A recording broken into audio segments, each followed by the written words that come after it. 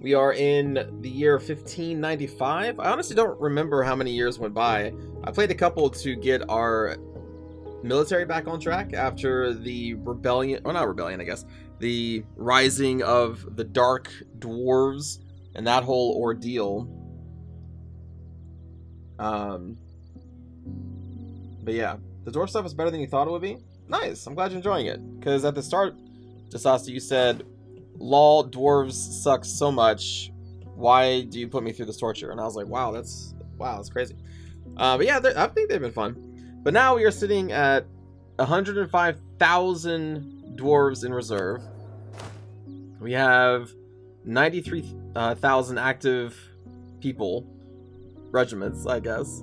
And I have allied with Korintar and Grombar because we needed some allies to push against Kugdir, who has, let's see, Bjarnrik, which is up here. They have Wyvern Heart, which is right here. And then they have Marhold, which never really got off the ground over here as allies. And we now are allied with Korintar, Kraktumvror, which again is our friends up here. We have our first ally, Verkal Kozanad, the hole down here. We still have the Wood Elves who have not been super reliable. And then we also now have Grombar. So we are allied with these, I guess, mostly half-orcs at this point. Orc/half-orcs. And we're in a position where if we wanted to, we could go to war against Kugdir, because we have enough allies to do so. In terms of research, we are no longer, well, by the time we get enough points, we will no longer be ahead. We do have the printing press. I don't remember if we had that at the end of the last stream. I think we probably did. We have, or I have built the regimental camps in almost every single one of our provinces. I have built barracks in most of the provinces as well for the manpower. I've also been building these soldier households, which I unlocked, which increase manpower as well.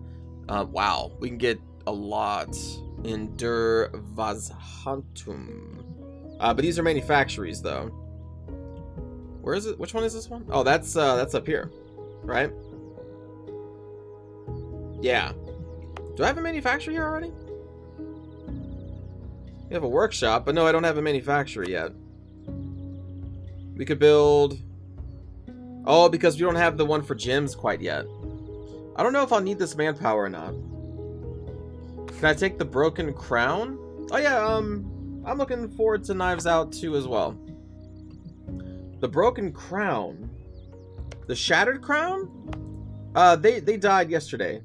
Gwaine. We took them out yesterday and took these two holds from them. And I have been purging the orcs ever since, trying to get them out of my provinces.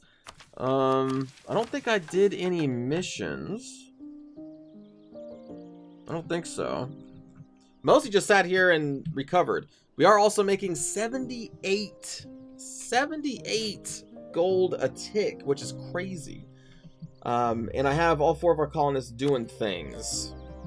In fact, they don't really have that great of a chance. Oh, because they're in these caverns. Right, hold on. The caverns are terrible. I kind of forgot. Are these in caverns? Yeah. Whoops. I kind of just put them in there in the lowest development and just kind of said, hey, go for it. But we should put them in something like the road, the dwarf road. Basically.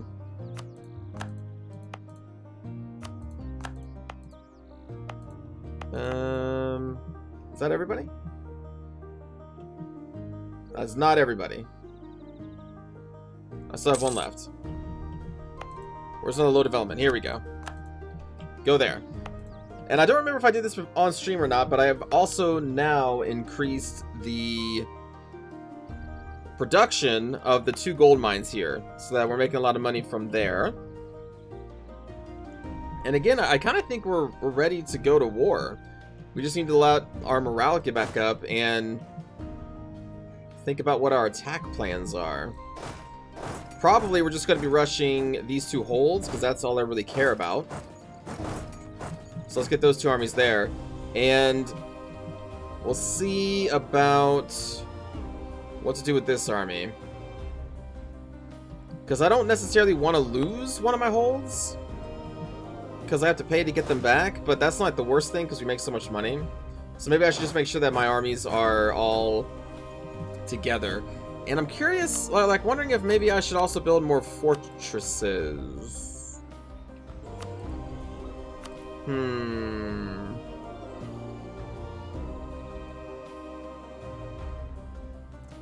Yeah, I don't know.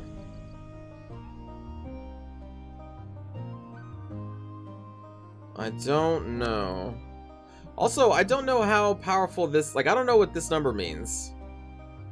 Improvement amount 70 to 28. Statewide governing cost. I assume that just means... it makes maintenance here cheaper? I wonder if it increases governing capacity. Like, there are still things about this game that I do not know. You thought the Dwarven capital was called the Shattered Crown? Oh, you know what? It may have been, but if it was, it's been renamed to Almdahir. And another thing is we need to take these 2 provinces so that we can then change the terrain around the mountain here, because this is a mountain, because all these provinces are currently under flooding because of a dam that apparently broke on the mountain, and we need to get that kind of dealt with. So yeah, a lot of things. But if we click on diplomacy and declare war for a conquest, we can grab Corinthar, Virkal, and Grombar, and that would put us, you know, kind of almost on equal footing with our enemies.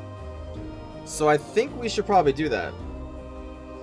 You didn't realize I was even out of the mountain pass because of the map mod?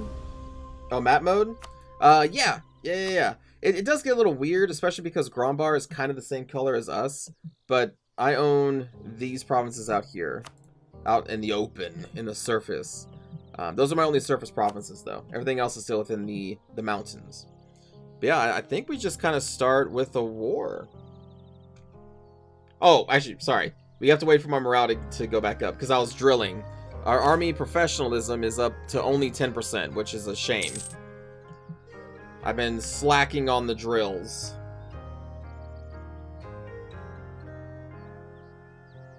Big time. Also, we're going to need to get these cannons in here. I don't remember how many we need for level 4 fortress to break it down. Look at all this money we're making, though, man. It's kind of nuts. I don't really have much else to spend it on, which is why I'm like, maybe I should just build more fortresses. But if you want to build fortresses, we actually want to build them off in these side tunnels, because the side tunnels have -2 to attacker dice rolls, whereas the Dwarven Road only has a -1. And if we build a fortress here, the enemy won't be able to walk past. Well, I guess they would, because there's a side tunnel that goes around here. We have to build multiple fortresses. But it's kind of best for us to build them in these side tunnels at these, like, choke points, kind of. You know? That's what I think, anyway. So maybe... And also, forts get really weird. When you build forts too close to each other, they have... Because, like, the way the forts work is, you build a fort, like this fort right here.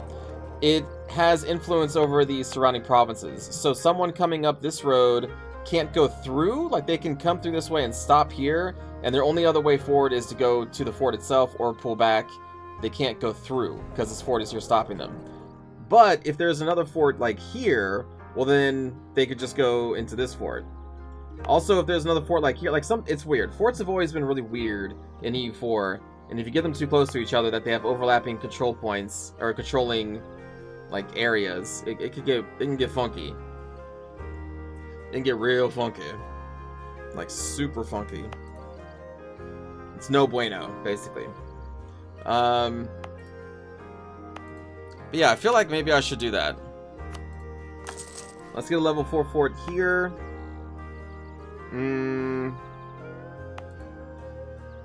A level 4...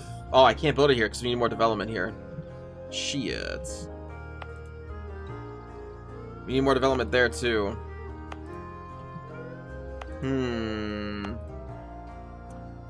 Well, I mean, I guess I can do that. We need... Well, we would need 7 for that one. We would need 6 for this one. 7 for that one. 4 for this one. So let's do...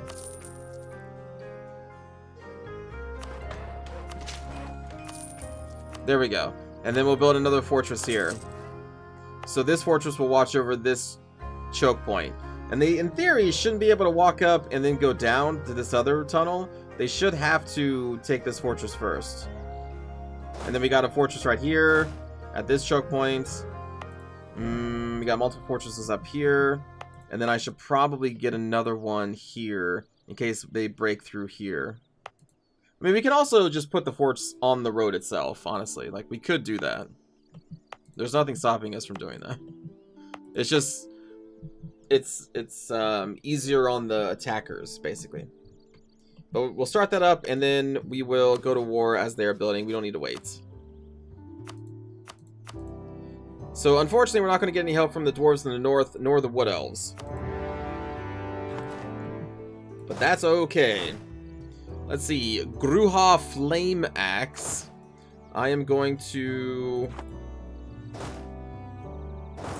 send... hold on. We don't need the cav, and we won't need most of these. So we're going to leave these back. We're going to try and save on attrition. Because when you're assaulting a castle, attrition happens. So we'll leave the people in reserve, because they can come in later. And now we're kind of in a massive war. So again, we got these guys. We got Grombar. They're already fighting out in the water. We got Corintar, who's going to be hopefully pouring in here. And then there shouldn't be anybody to my south. So yeah, this is where all the fighting is happening. This is a pretty big war. Pretty big war. Huge. Absolutely bloody huge. But I'm hoping to blitz through this lonely mountain. I'll call it the Lonely Mountain because, you know, it's a little mountain. We blitz through this lonely mountain here. What is it? What is... Okay, hold on. What does the game call this? King's Rock. Okay. We're going to hopefully blitz through King's Rock. And then from here, I believe we can go underneath the territory here and then pop out here. So, like, we're right there in their territory. And then this... Well, this, I think, just leads outside. Kind of like what this one does. But I believe this should go under the mountain and pop up right here. Did those guys get the new War God? I don't know what's happening down here with the elves. But this is definitely different from the last game that we had, for sure. Because the dwarves have piled out of the mountains. We have the Berzatenses that are pretty strong. These guys are strong. The Gnolls are still strong.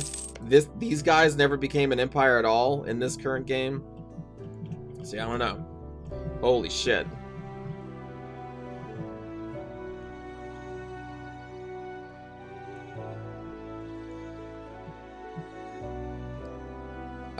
They should probably run.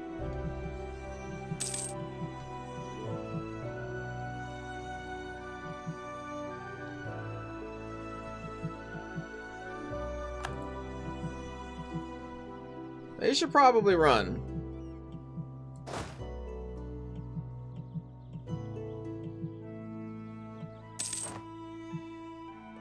I hope my allies don't get murdered. But yeah, I'm going to want to try and take all these. I hope, Wolfwiz. I really do hope that they are and they don't just get murdered.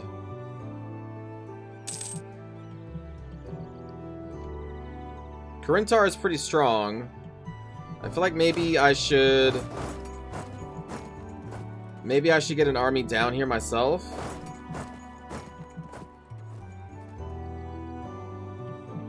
A stack of 30,000 strong Dawe. So we can at least influence what's going on out here in the surface world. So as I said, we are purging orcs. Mainly, I just need to purge orcs from these frickin' holds. I think we got it. Yeah, we got them away from here. So we have dwarves, which means we can now dig and make this hold bigger. But this hold, we can't because orcs are the majority. And orcs can't dig. Goblins and dwarves can, but apparently orcs cannot. Allies being useful in a 4X game? Lol. I mean, they can be. They can dig it? Oh, they can't dig it. No, they cannot. Okay, we don't care about that. No, they cannot. So we'll try to use this army. In fact, I probably should split this army, honestly.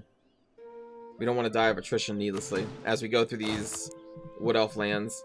So we should probably try to knock out Marhold and see if we can knock out the other allies of the Khudgar? Kugdir.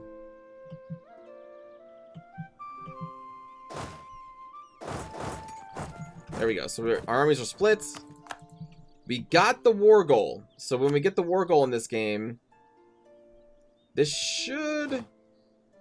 I think it's too soon. I may have to wait for a month to tick over, but then this is going to actually be giving us additional war score. Now my allies here are having a little bit of a problem, so I'm going to go over there and try to help Grombar siege this down. Because we got a bunch of cannons. And we're really good at sieging. Election. We're going to just keep Magnus Stormbeard. Because he has the stats. Also, we don't... Oh, actually... Well, the land force limit modifier... Actually, well... Our force limit modifier right now is 93. So if I click this, we'll take less attrition. And I can also hire... What? Like 45, 46 people? The thing is... I want the military tech, though. We get new cannons. We get more combat width. We can upgrade our barracks to training fields to get even more manpower. Our cannons, which is a kind of a big part of our... Ooh, but I may not want to switch them over. No, yeah, I think I would. I think I would, because we're safe to do so right now. So yeah, I don't think... that's hard. We could complete an entire idea group right now. But yeah, no, the cannons. We gotta get the cannons. Cannons go boom.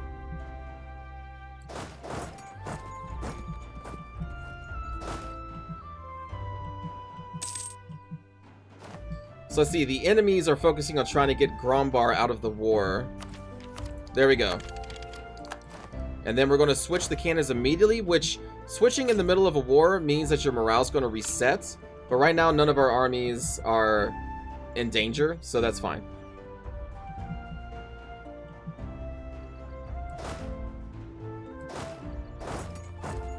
Okay, let's knock Marhold out of this war. This is looking a little sketchy. Claims on our rivals. Too long, friends. Too long has Kugdir threatened our borders, but no more. We have managed to produce very legitimate documents, which show that we have a historical claim on Dwarvrod 10. Which is good, because if you have a claim on a territory, then taking it in a peace deal is cheaper. Actually, I do have a spy network. I may be able to just get another claim right now. Oh, we can't fabricate while in a war. I forgot about that. It's been so long since I've had to fabricate. Because as the orcs, you don't need fabrications. You just... rawr, you know? We'll keep this person building the spy network, though, because it does help with sieges. So we'll keep you there. We have a free diplomat. I'll probably just leave. That's fine. That's fine. I see what you did there, yes. I know that song. The Venga Boys.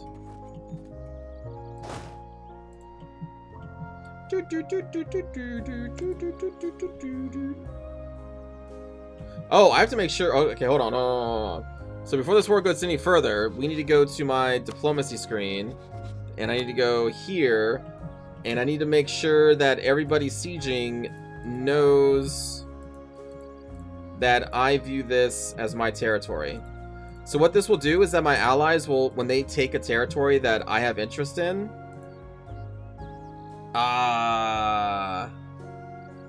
Okay, someone else already selected this as important to them.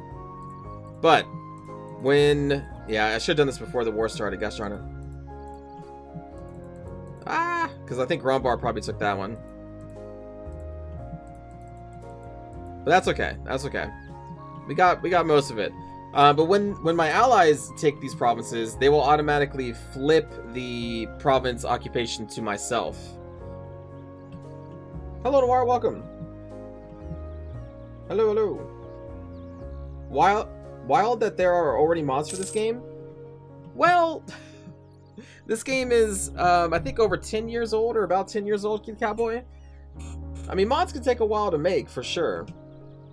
You're probably thinking this is Victoria 3, which we were playing last week. But no, this is Europa Universalis 4. You thought it was a new game? No. This is just a fantasy conversion mod for a game that has been around for a while. It's a great mod. Like, it's really fun. Let's see, so we're still sieging here. My allies are sieging there. How are we doing down here? Okay, so we could probably take Marhold out of this war because we have fully sieged them down. So we'll use our 1 free diplomats, sue for peace with them.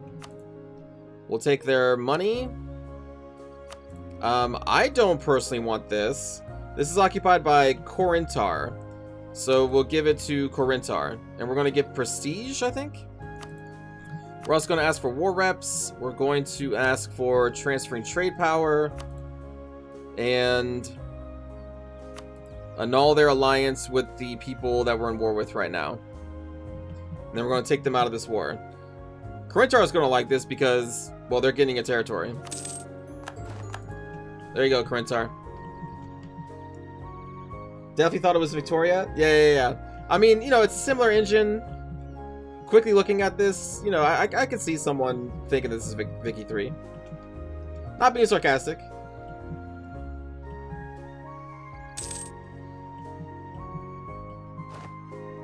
They have very similar looks. All right, let's get these armies back into action.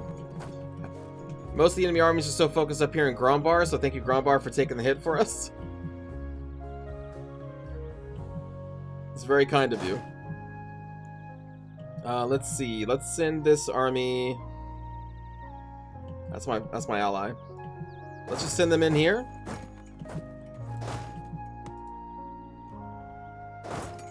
Oh, I'd have to go all the way around. The Cabinet of Curiosities. We've gotten this one before a few times. So we'll take the Innovativeness for 200 monies. That's really good for us. We'll, I guess, take this. So again, these are the territories that we're currently trying to take. Everything in red. Green is our ally. I would send people up here to try and take out Wyvern Hearts, but, you know, they're kind of rolling deep. Oh, you know what? Hold on. Oh, this is going to be black flagged until I get to my own territory, which technically we are occupying this. So when this army gets here, the black flag should leave. Meaning we can actually use them again. There we go. So now we're going to bring them back out here, and we're going to try and support Corinthar, our ally, in holding the line. Meanwhile, we're going to take this admin tech, giving us a mill. We got a mill. Oh, rebuild the old Dwarf rail. So, I knew that this was going to pop up at some point, because in all of these road provinces here, the old ruined rail. Hello, Kieran. Welcome. We can rebuild it. We had to have admin tech 16, have at least 15 gold. Don't worry. I got 15 gold. Start construction of railway works. Ah, in Dagrenrod 1. So here. We're starting here. And then Eastern Entrance, which would be... Where is that at? Here? Natsvirod 1? This one? Dagenroad. Okay, so we're just going to go through all of these. Okay. Well, that was definitely not everything. Did that take points? It didn't take points, right?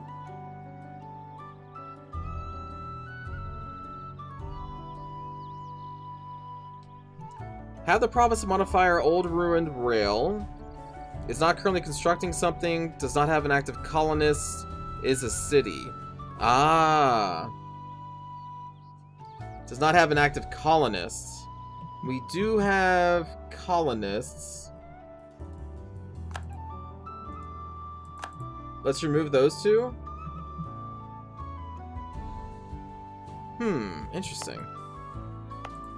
I wonder why I didn't get messages for everything else.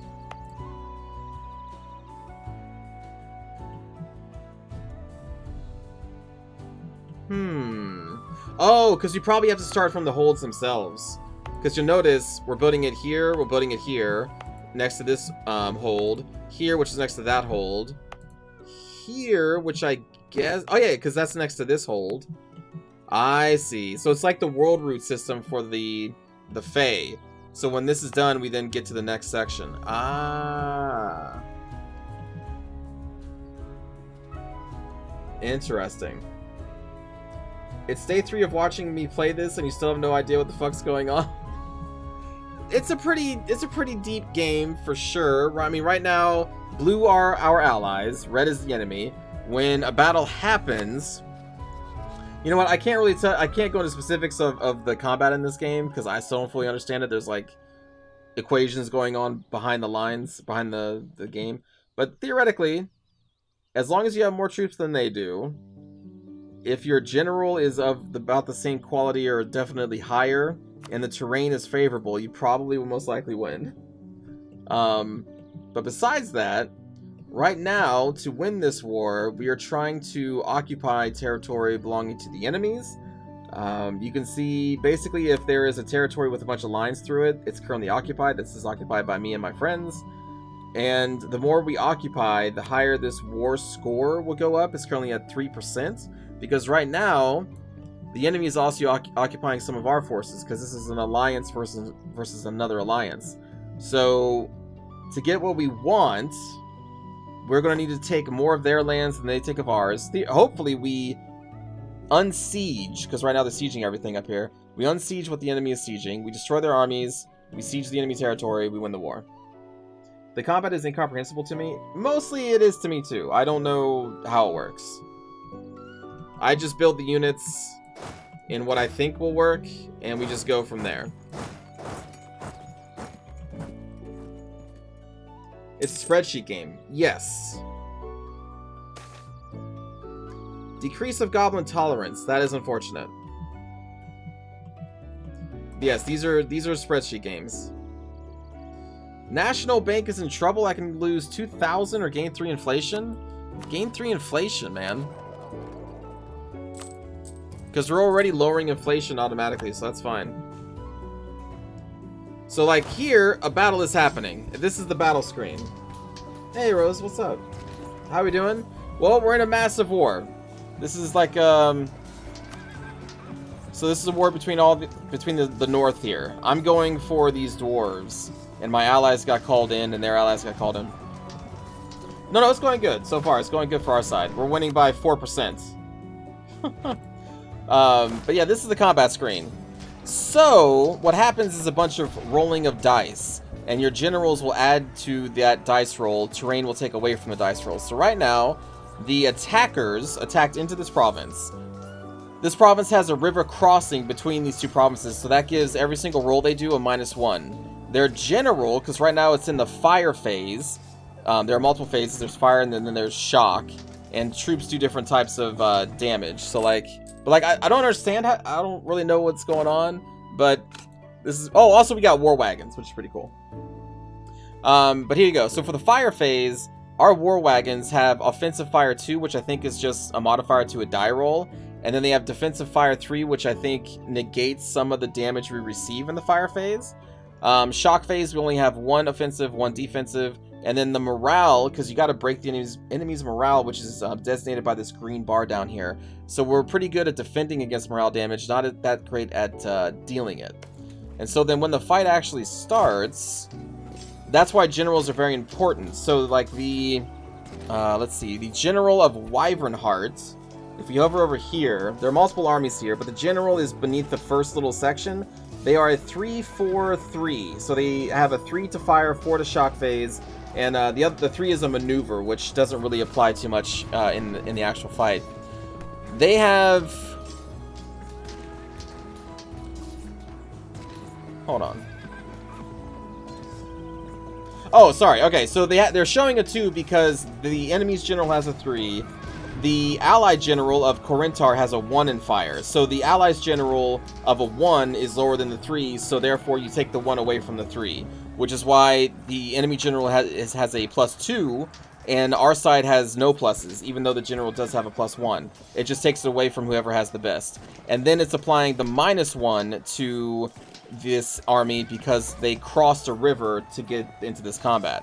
So in the fire phase, the army rolled a 0, which is very bad. Their general is providing a +2 and then a -1, so they have a roll of 1.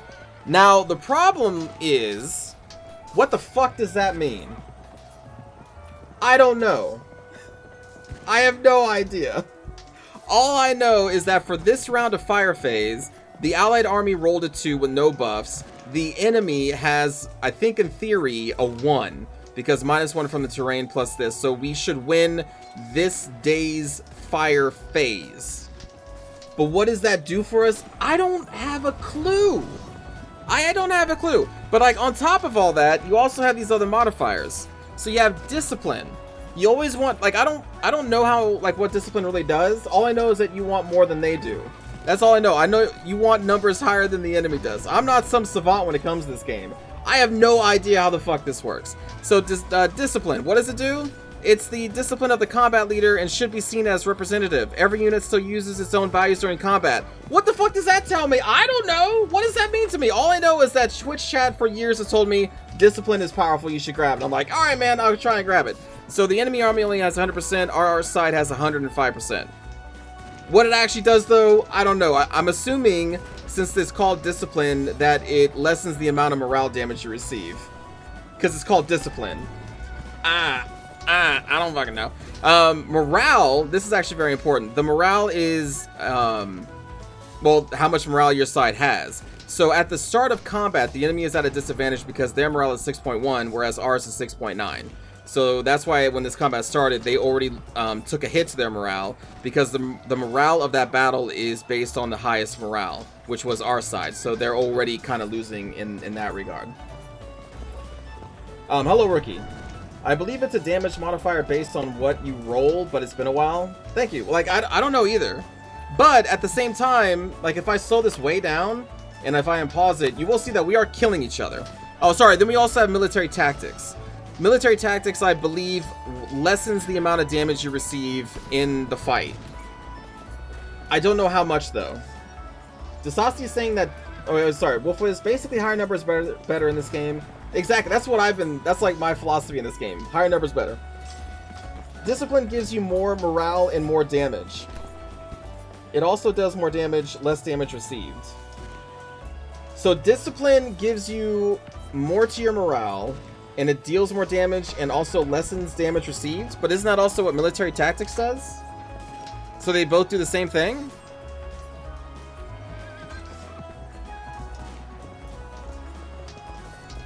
Because I know military tactics decreases the amount of damage your side takes. But I don't know what a 2 means. Discipline buffs both. Yeah, exactly, Noir. That's what it boils down to. You want more positives than the enemy has. I do want to know how the combat actually works, like, behind the scenes, but I don't know how much a value of 2, like, what does that even mean? But if we unpause this... Oh, also at the same time, these are the actual units on the field. So this is the combat width. Combat width is going to be limited by the terrain you're fighting on. This doesn't show us. This doesn't show us. But these are all of our units on the field. So it's showing you that this one regiment, Pitt's 1st Mercenary Infantry, is currently engaged with these guys, which I think are Cav. These guys, which are infantry. These guys, which are infantry. They're fighting against 3 and 3. I don't know, man. 105% discipline means that all of your attack and defense is buffed by 5%. Okay, but what's the military tactics then? Why not just have discipline then? Why is tactics even a thing? Seems like reading a wiki like it's a college exam is necessary. Yeah, I mean, like, if you go to the wiki, you'll see, like, they break shit down into equations of what's actually happening, but I'm like, I don't want to do math. Tactics is only defense. Okay. So, still better to have higher tactics. So, we're taking less damage. But anyway, we also, so, like, our side has cavalry, which is flanking the enemy, trying to crush the sides of their line. And we also have cannons on our side, which is currently firing. And I'm assuming that the higher you get in a roll during a phase, the more damage your units do, right? Like, that's what that is? Oh, there we go. Combat width is right here, 30. So, our front line could have 30 units, which means if this army were to reinforce the Corintars, then it would actually be really good for us, because then we would have all of these front lines filled, and they would, like, all be flanking these guys. It's better to have more. But, like, if we unpause, you'll see the tick numbers of people actually dying. So we're at speed 1 right now. The battle is actively happening. Now we're in the next phase. This is the shock phase. So this time they did really well. They did really well. They rolled a 6. Our side only has a 1. So I think the damage numbers should be favoring their side? Maybe not, because they just took a massive morale hit. Maybe just because we're so outnumbering them. Then we're in the next phase, the next fire phase. We rolled a lot better than they did. It's not showing me the little damage numbers. Shock phase, they did really well.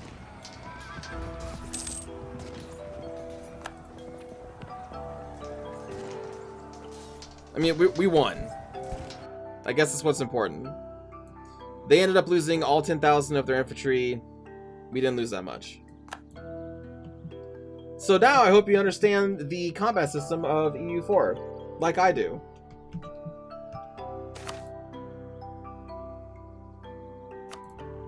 We'll go back up to speed 3. Do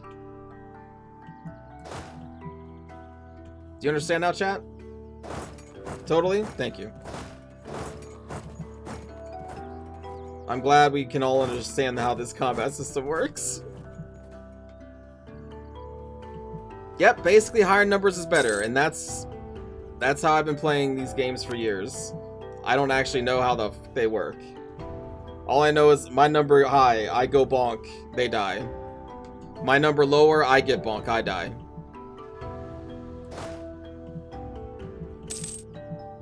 Alright, let's push, actually, yeah, let's push with this army of Corinthar. You seem to know a bit about the World War II one. Well, the World War II one has a different combat system that's, I feel like, easier to understand. I do know how Hoi 4 works for the most part. Because Hoi 4 is all, well, you know, we're not going to get into that one because I'm not playing that one right now. But yeah, I kind of understand how that one works. Alright, so now we've taken both of these holds. I will leave 1,000 troops to go take this little passage. And the rest of our armies are going to pour into these caverns.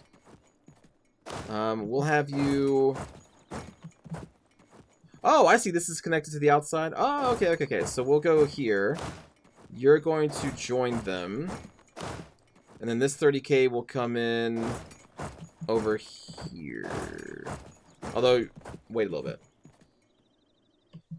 Is this kind of like Heart of Iron? No. No, nothing like Heart of Iron.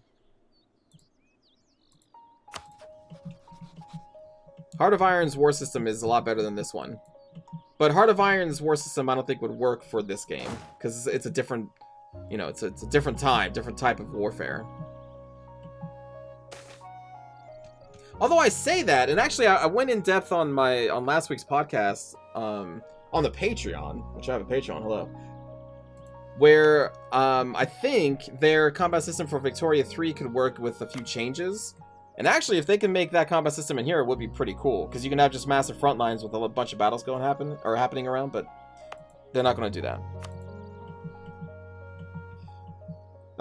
You mean the style of game? No, the style of game is also vastly different. Hearts of Iron 4 is all war. This one is about building empires through war, but also through building up your settlements, your cities with like different buildings that give different buffs. There's a whole bunch of buffs. There's cultures. There's religions you got to worry about. Converting people, getting converted.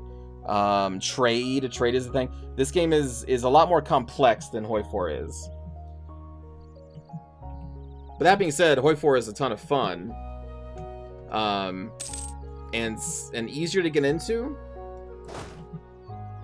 which is very nice. Let's try and de-occupy these. I gotta pay attention up here because this is where all the enemy armies are. Over here, it's just kind of, we're doing whatever we want. Let me split this army in half. We'll send 15,000 there, 16,000 there.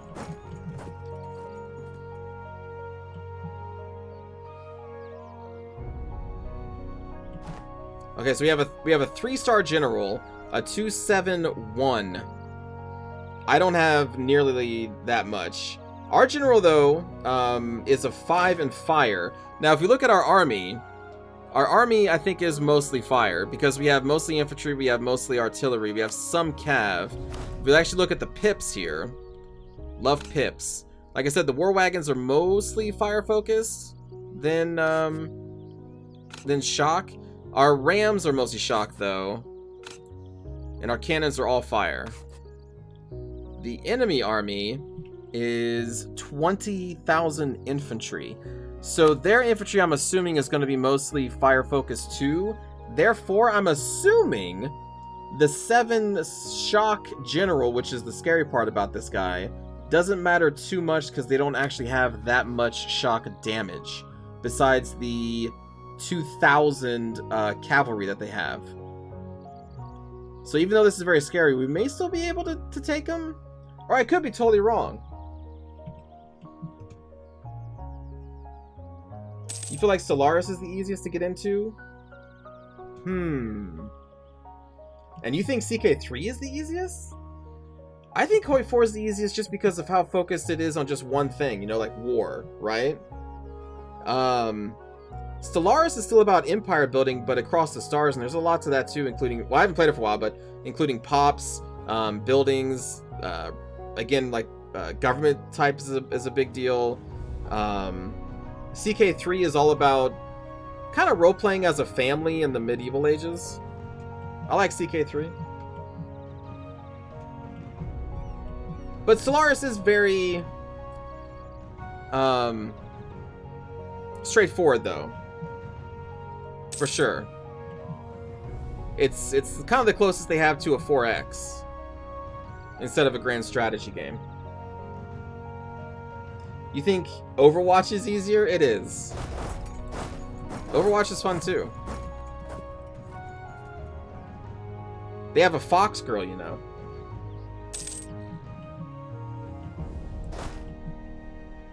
Alright, let's see. This guy has 0 in sieging, which is bad, but they do have 6,000 cannons. I'm just going to throw... I'm assuming my guy would take over the sieging. So right now, this, the minus 49% chance...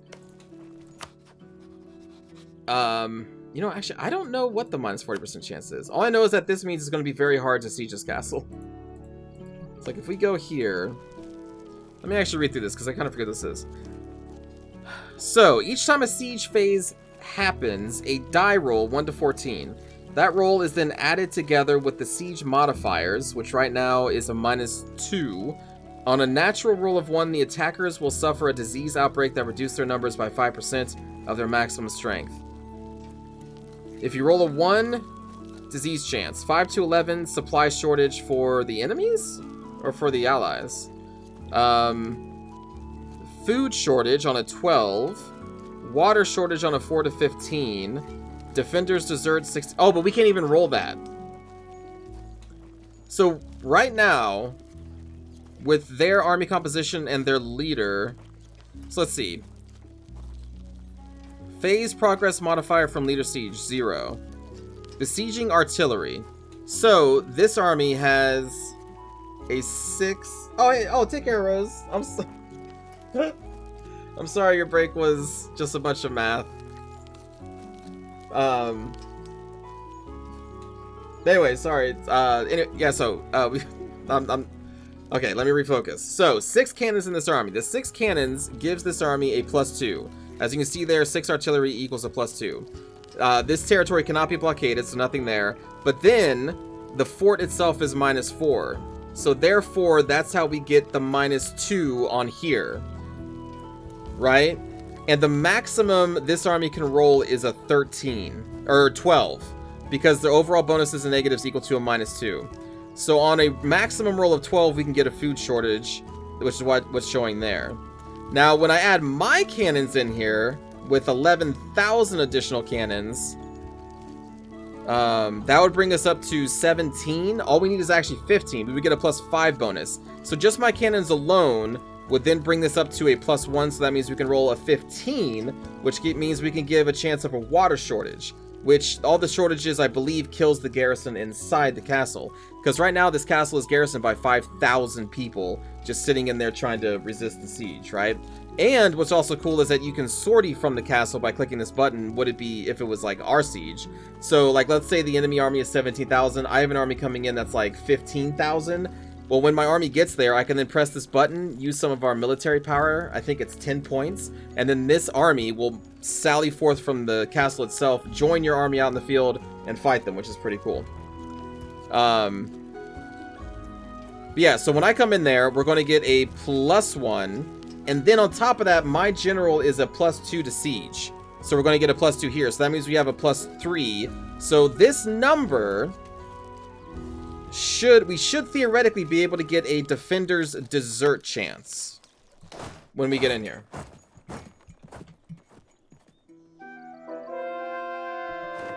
Also, we just converted some people. So while this war is happening, we have little dwarven missionaries going around to these conquered provinces and taking, basically just convincing them to worship the ancestors instead of whatever bullshit they were worshiping, right? And what this does, I've kind of gone into tutorial mode because I want Noir to understand this game and everyone else. So the importance of keeping under one religion, there's a couple reasons. So up here you have a tolerance meter. Every single religion has one. You have the tolerance of the true faith up here, and what this means is that in any territory that its main faith is your faith, which is shown right here. Green is us, red is not us. So this faith, or this province is now true believers. So we give a +3 or a -3 to the local unrest, right? So if we hover over unrest, which is right here, in all of these little modifiers that you see, you will see tolerance towards the bottom, -3, right? So having their province be my faith is actually lowering the chance of a rebellion happening here. So you can see at the top of this list, by base, there's a 13 unrest. 13 unrest is pretty high, and eventually will lead to a rebellion, an army spawning that you have to deal with, right? But look at all these other bonuses we have. Green are good, red is bad, right? So because we have reformed authoritarianism, we get a -1, which is good. Our republic traditions, which I think is this, yeah, is this number up here, is also contributing to another -1.46 right now. We currently have another buff called Generous Quest Rewards through our adventuring states, which I won't even get into right now. But like basically all these bonuses make it so that this province, even though they're very, very upset, there are more positives than negatives, so these black orcs will never rise up against us. Right? But other things that are important to notice, or to know, and this is different. Different religions are more accepting of people than others, but we are not very accepting. So in any province that is viewed as a heretic, they get a -2 penalty instead of a +3. And then anyone that is considered as a heathen, which we can see here, there's only one heretical belief, the Rune Father worship. I don't even think there's any more Rune Fathers around. I think these were the Obsidian Dwarves that we killed last stream. So we basically view everything else as a heretic. So any province we take over, these are all the religions that's popping up here that shows up as heretics. So all of those get a -3, which is really bad. So we're trying to convert them so that we basically take away a -3 and get a +3. But then on top of that, the more territories in your place, in your empire that are unified, you get this little modifier here. So this is our unity. 90% of our empire follows our faith. And that gives us maximum absolutism, which is actually a feature that doesn't, is not even active yet right now. That's the thing that pops up later in the game, so that's not even a thing. But it does also give us some clergy loyalty equilibrium, and more importantly, is that it's going to eventually take away all the negatives. So this stat is mostly you want this to be 100% to not get negatives. National unrest, stability cost modifier, that's a big one, and then yearly corruption can also be a big one. So that's why this is important. The maximum absolutism is going to be kind of cool, but it just doesn't really matter right now. That's going to matter in another like age or two. Purge the unclean. I mean, honestly, most of the factions want to purge. Sorry, I got into tutorial mode.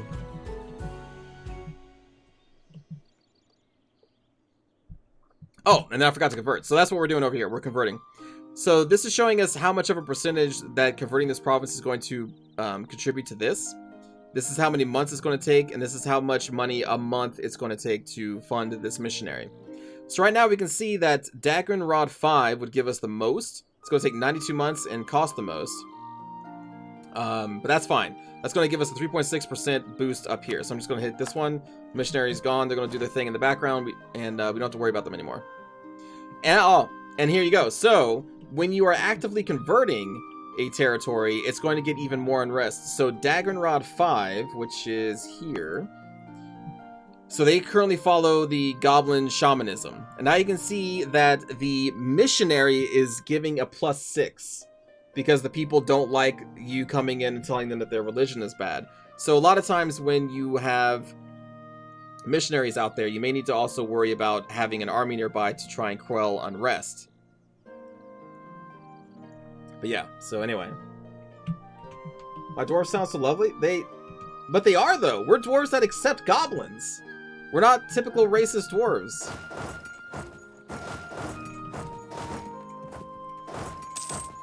Oh, anyway, and then the siege. So now you see we have it in the green. We have a modifier of a +4, so now we can get the Defender's Desert, which is a 21% chance of doing that. I'm assuming... I was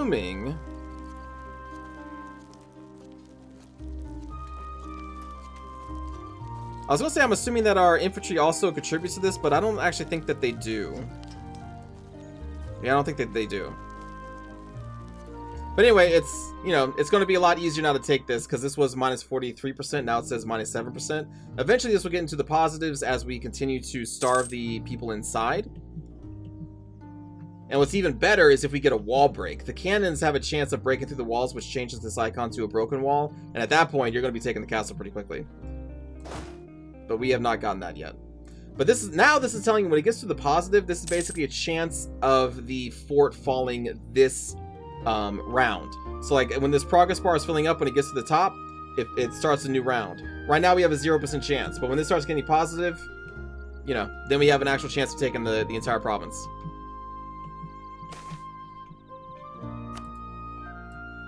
Okay, so we push the orcs out of here.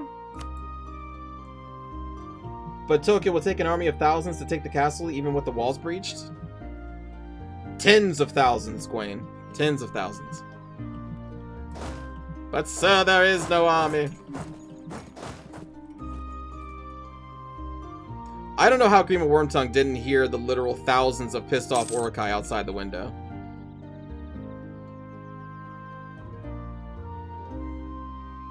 You think they'd be pretty loud. Uh-oh. Okay.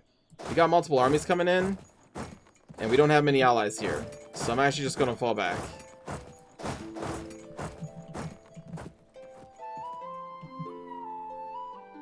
Also, yeah, when he arrived in Isengard, you think he would have noticed the thousands of orcs.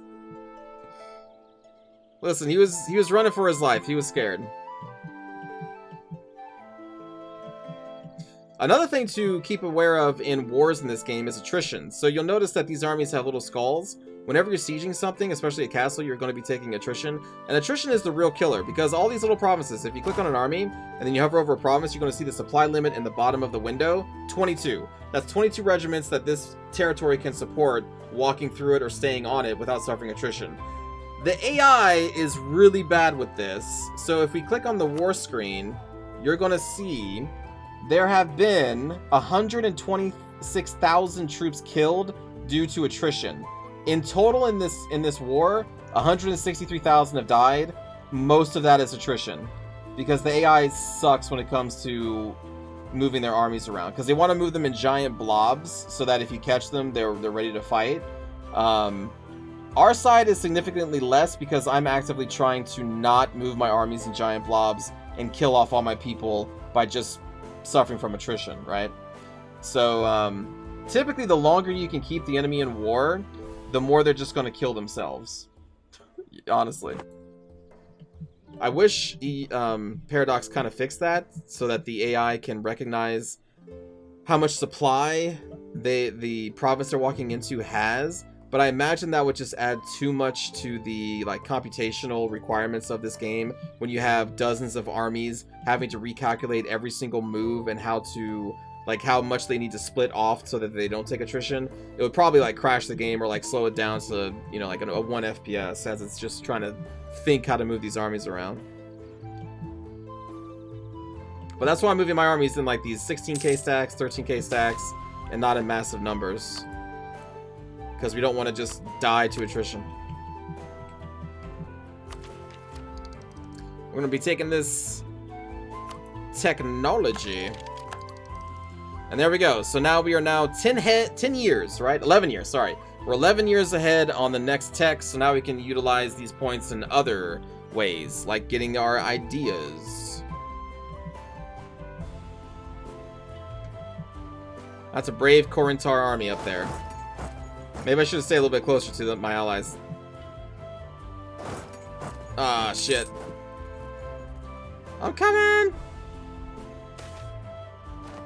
Hey, the rail's been restored. That's the first one. For the first time in a millennia, wheels shift upon metal rock as a section of the ancient Dwarf rail system has been restored. It has taken great effort, but now surely the vast flow of people, goods, and armies will make all of this effort worth it. Reconstruction continues. Okay. Gain 1 prestige. What does this do for us? So it lowers the development cost, which is huge. Local trade power +2. Supply limit +1. State maintenance gets a lot more expensive.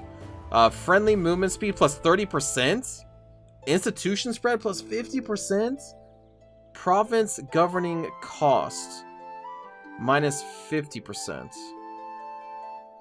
Oh, governing costs. Where's that number listed out here? Probably in here? No, that's development. Governing capacity. 1 point. So I think this is how much this state takes away from our governing stat, which is here. I think. So each one of these rails lowers the governing impact, so we can basically rule more territories, right? That's insane.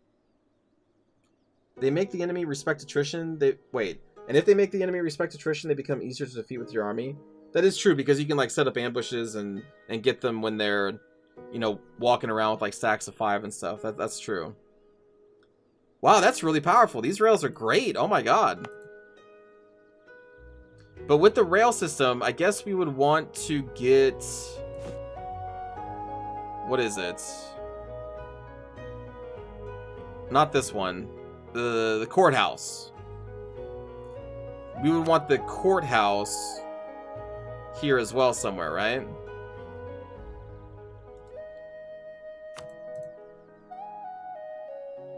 Damn, I guess with the governing mechanics, courthouses are a lot better. Because both the courthouse and the state house would combine to lessen the impact of the governing costs required for each of these provinces.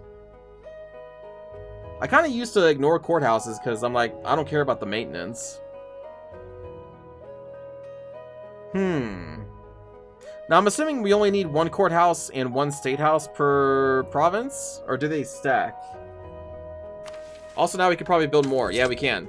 Yeah, now we can build more. Courthouse has got to be in all provinces once you start blobbing. Oh, in all provinces. Oh, right, because it's only lowering the state maintenance. The governing isn't statewide, it's only province-wide. Whereas the state house is a statewide governing cost.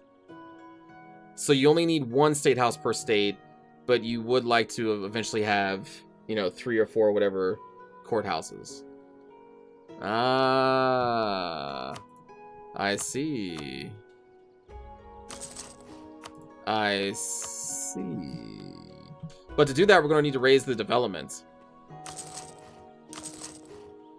So what this is showing us is the impact it's having on our governing, then? That's what this number is?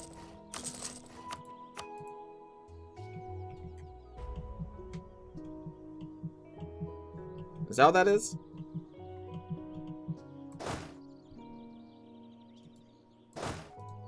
Looks like we won that fight. Hello, Torn. Yeah, the gov cost discount is what shows up in the macro builder. Okay. I didn't know what that number meant.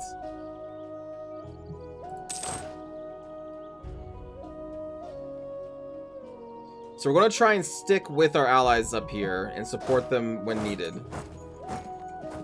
Actually, can I just attach them to the armies? That may be better. Well, maybe not, because they're going to make me suffer so much attrition. I just got to keep an eye on it. How are we doing over here? We're almost through this castle. Let's wind around over there. Take that. Plus, holds get extra state maintenance, so courthouses are nice there. Are there any enemies worth separate peace deals yet? Well, this would be the next enemy to do that with. We haven't really gotten much of their territory occupied, though. And I don't really want to pull away from this clump of allies, because this giant stack may jump on them. But yet they are moving in deeper.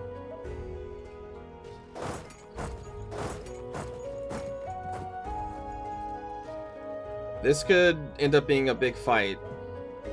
Now, see, like right here, they are having, what, 2%?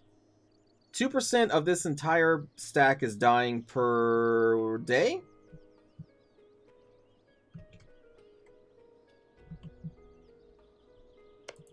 What is this province? A forest? With a river crossing? That wouldn't be too bad. Hello, Lena. Oh, shit.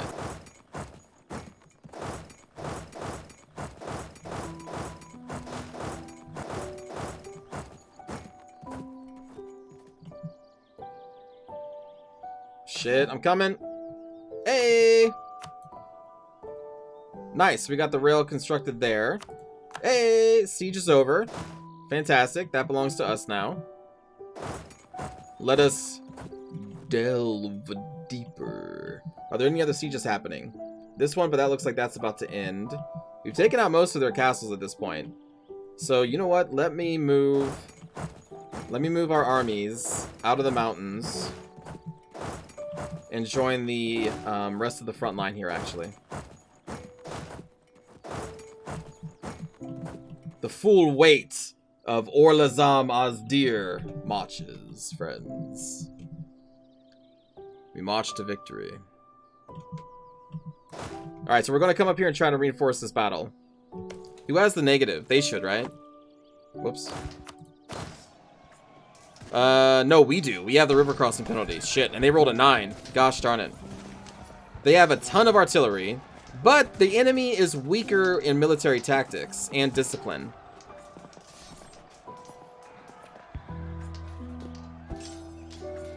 And we have upgraded cannons.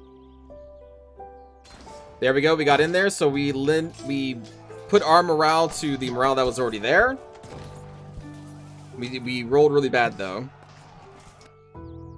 Ah, and they retreated. Okay, they retreated. Good call.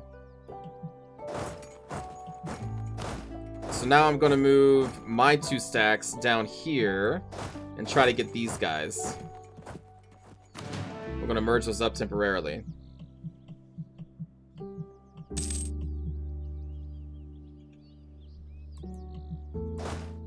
Okay, they have other armies coming in, though.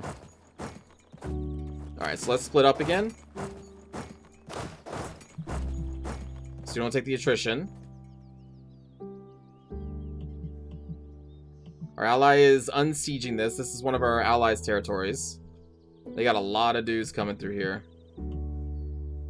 They didn't even try to defend their holds, though, man. Bad for them. We'll take the Diplo power.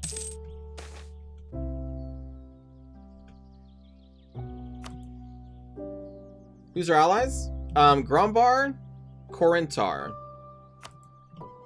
The enemies are these dwarves, Wyvernheart. We already pieced out Marhold. And then also these guys. Bajarnrix. I did start this war for a conquest of this mountain.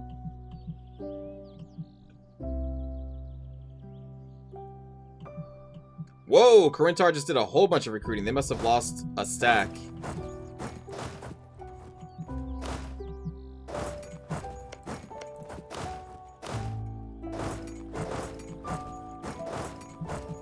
Alright, get up to the front lines, y'all. The enemy doesn't know what to do. Like, it kind of wants to engage me, but it knows it's going to be bad terrain for them. I also have reinforcements coming.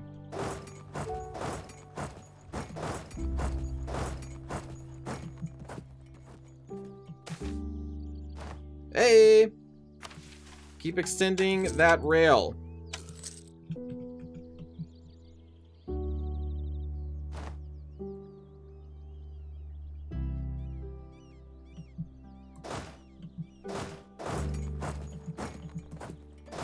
I'm not going to engage until we have all of our dudes here.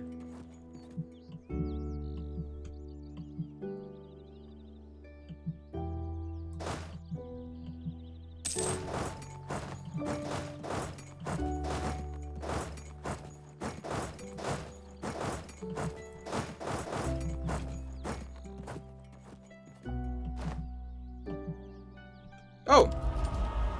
Oh, it's these abilities. There's nothing else I need. The only thing that we can maybe do is adventurer armies. But I don't really hire mercenaries unless I need to. Alright, merge and then split these in half. Push up, push up, push up, push up, push up.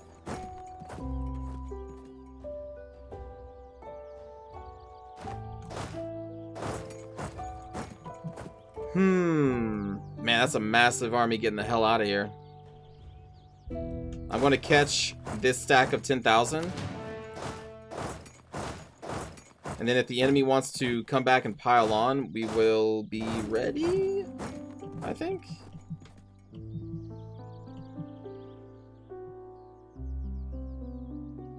Nah, they're probably just going to try and get out of there. Yep. Very nice. In fact, we can even catch them too.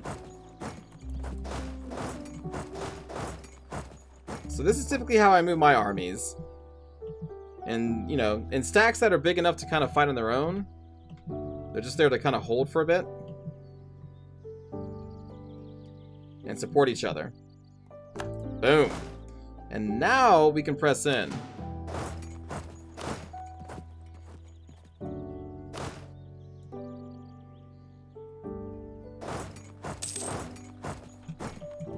And just start slowly sieging out Wyvernheart.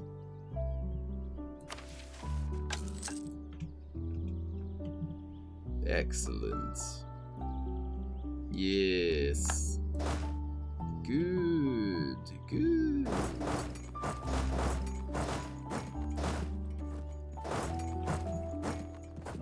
Hello, Shajin. Welcome. We're currently in a war against my other dwarf people here in the mountains and some surface dwellers. And we're currently winning. We have them Basically, we're corralling them up here in this corner. And eventually we'll be able to separate piece out Wyvern Heart here.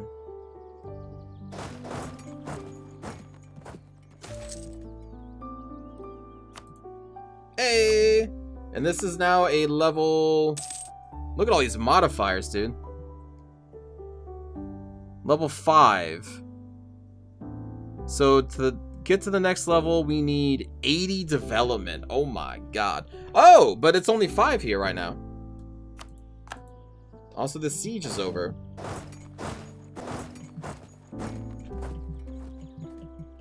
It's only 5 development?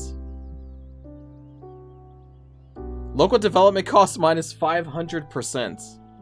Whoo. Okay. Okay.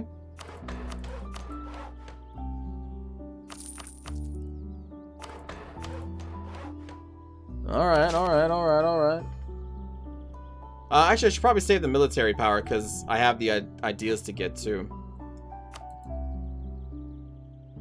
Der Vazatun. Let's get that built there. What else can we do? Any more manufactories? Yeah, we can. Build those. No more like soldier. Oh, training fields. We can upgrade our barracks to training fields. Unfortunately for your ally, those armies are probably destroying the value of that corner of land. Yeah, but that's Grumbar. You know? They're orcs. I'm only not racist towards goblins. We're racist to orcs. We're purging them right now. So, you know, it's just tragic it's happening to them, but like, oh, anyway. Grumbar has land that we need. Around the... What's it called? King Rock Mountain? King's Rock.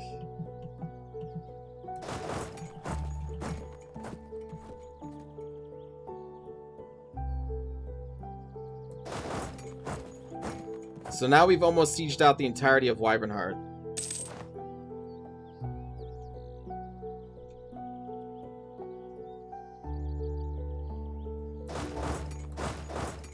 Alright, let's get into friendly territory here.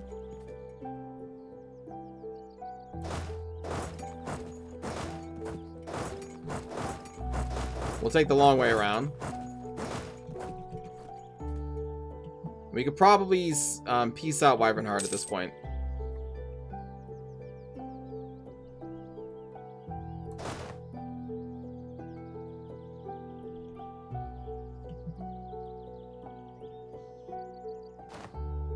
I just want to get my troops out of here. But let's do it right now. Let's do it right now. So, let's see. Right-click, sue for peace. We can have them release some orcs. Don't know about that one. Can't seem to take anything, not even for my ally. Which, you know, okay, that's fine. I didn't make any promises to my allies, so, like, I don't actually owe them anything.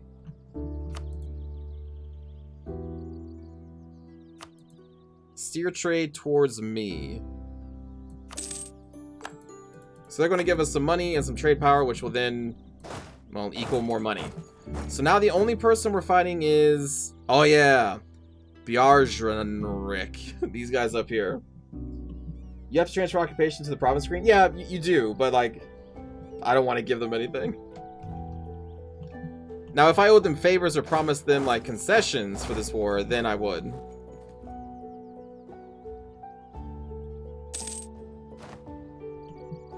Oh, shit, this army's actually by itself. Oh, shit.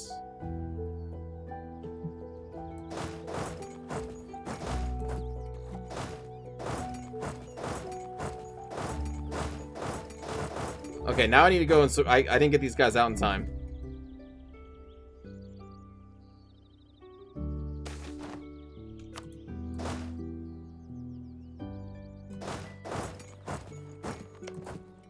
That would be at a -2. We don't need to fight them.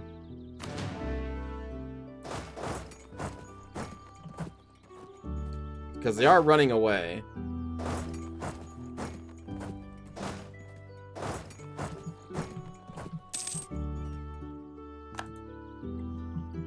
Now we have all of these. Wow, they're suffering peasant rebellions. Can I just end the war in general? We only have a 51% chance, or 51%. But that is enough to get the territory that I want. True Forge Hall. Is that an actual hall? Coalition? Oh, just against these. Oh, that's not an actual hall. Or hold. Where is a hold?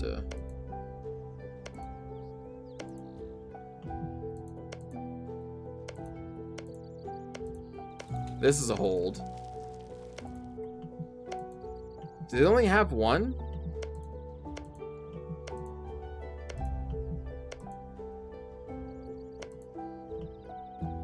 Oh wait, no, that would be a hold.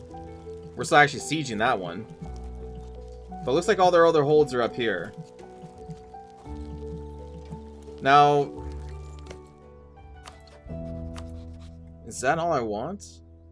Any states you can get? Let's see.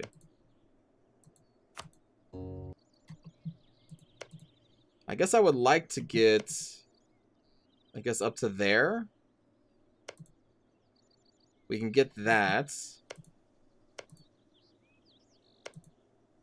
We're definitely getting this.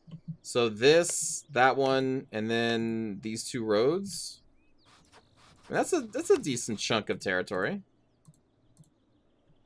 Ah, but we can't get it yet. But that's a decent chunk. I think that's what I would like to get. So let's keep the war going a little bit longer then, because we're sieging this out. Oh god, I'm just dying up here. We need to split up.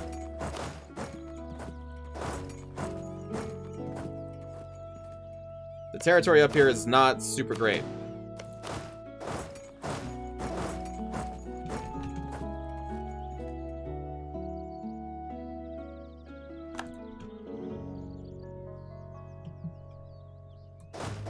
Let's unsiege this. Move you there. Move you up here. Again, I want to try and keep my armies all in a tight little pocket so they can go and respawn wherever they're needed.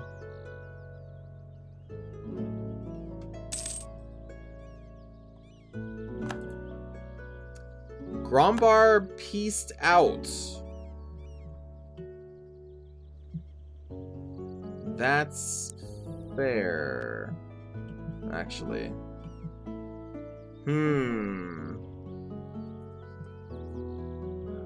Okay. Well, I guess that means they're going to be coming down to Corinthar, where most of their forces are over here. Okay, so now we want to back out. And pull back to Corinthar. But that did actually give us more war score, though, didn't it? Because all those unsieged provinces are now ours. Well, are not factored in, I should say. Yeah.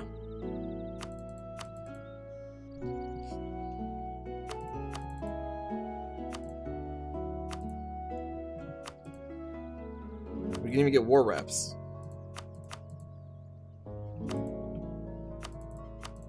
Just barely. I think I'll take that. There we go. Woo! Alright. Well, that is a way to go.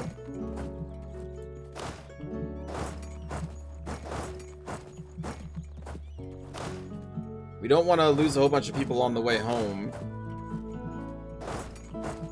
But look at all these holes we got. Mission fulfilled.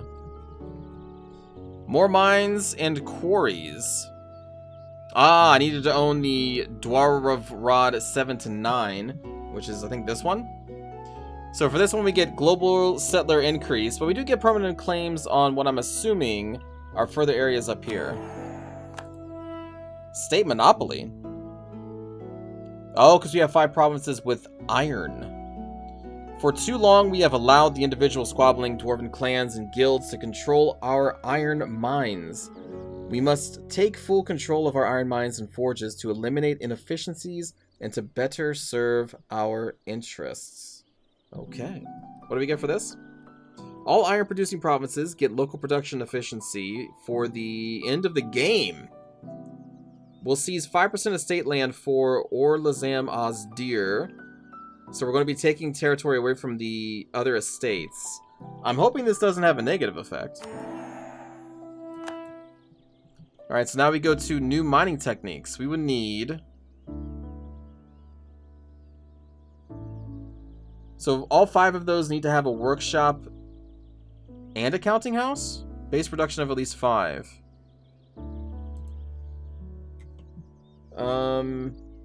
Okay.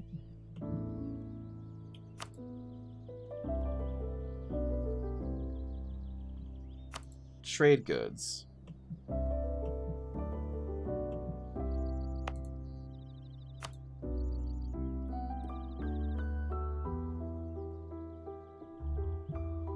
Workshop or counting house? Counting house is the upgraded workshop. Ah, okay, okay. And then they need base production of 5? Alright. Well, we know what this one does. This one does as well. Now this one does. We need to get this up by 3. We need to get that up by 1. Oh, this also doesn't have a production house. We'll destroy that camp. There we go. Grab that. Okay. We don't have any more Dipple power to really throw into raising our production, so we're gonna have to wait. We're probably gonna suffer a little bit of attrition as our armies go back, but that's okay. Holy shit. Okay, so we start with the capital of the old Dwarven Empire. We take the last of the quantity ideas, giving us less attrition suffered on land, which is really good for us. And then our land force limit modifier is going to get up by 50%. So right now we can only have 100 people. So now this should go up to 150.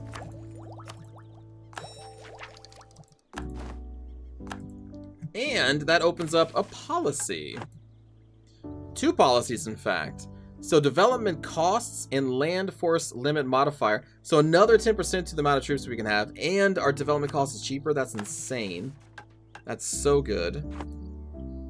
And then land force limit modifier, an additional 10%. And then settler increase, which doesn't matter. But another 10%. Holy shit. These policies, though. So now we can have 165,000 troops out on the field at once. With such a relatively small empire just stretching down this mountain. Wow. I accept for your military access. Go make your war. So what I'm trying to say is, yo, we strong. 165,000. Grombar, currently, I don't know what their max is. It's probably higher than 80,000. But like the centaurs to our east are about that much. They're only 40. I guess Goed in this one didn't get as strong as it did in our game. 92,000 from Laurent. 73,000 from this dwarf hold. And we knocked down Kudgir a little bit. A little bit. Can you deflood the lands now? I probably have to core this? Let me see.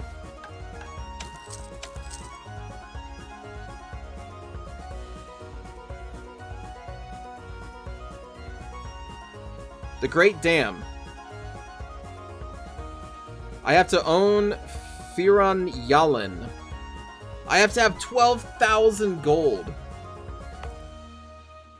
Wait, Fira Yalin. What is Fira Yalin?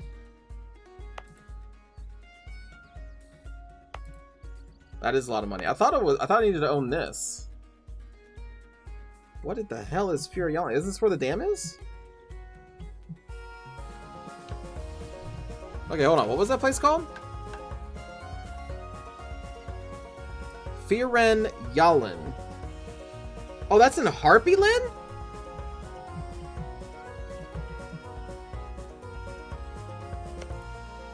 Wait, what? So this down here is the reason why this land is flooded?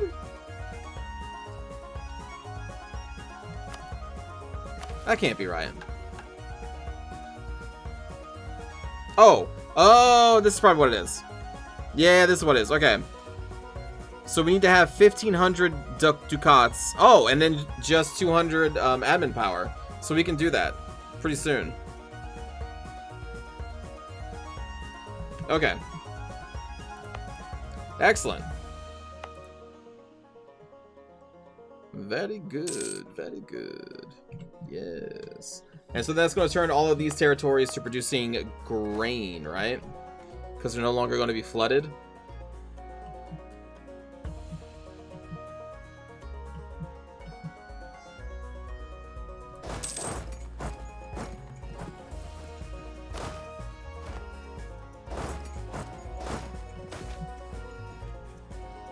Rail in Dagonrod 8.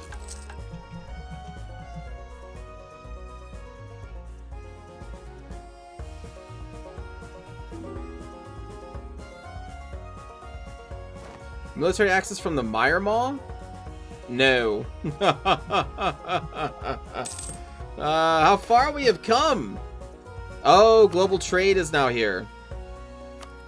So, new era of technology.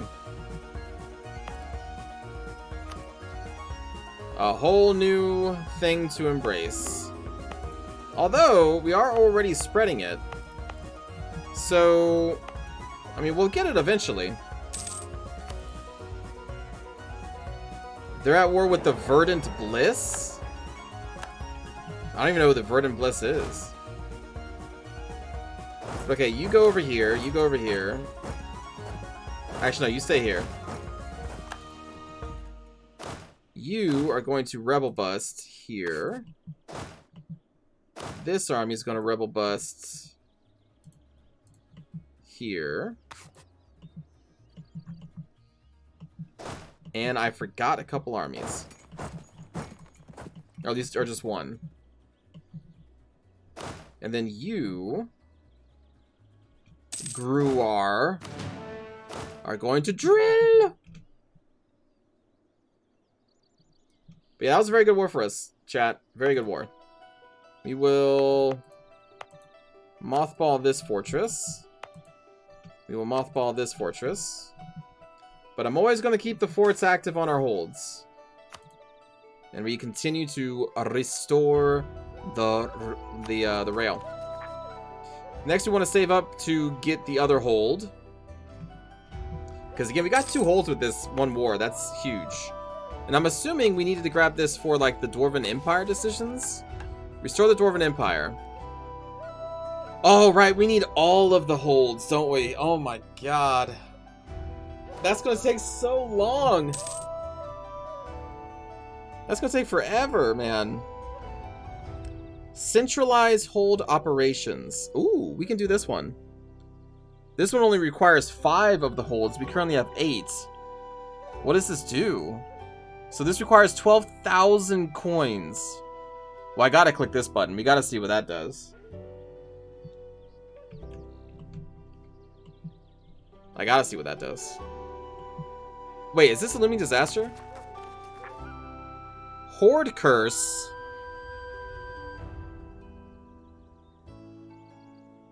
What? Why?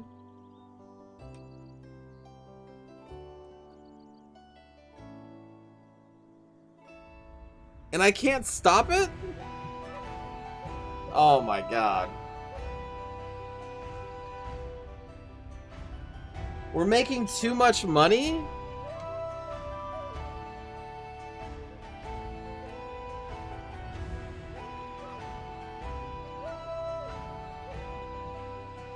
Okay.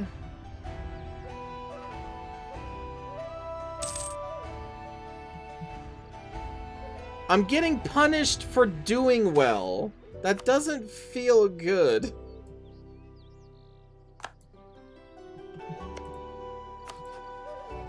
Like, congratulations, you're doing really well. Get fucked. Let me fabricate a claim.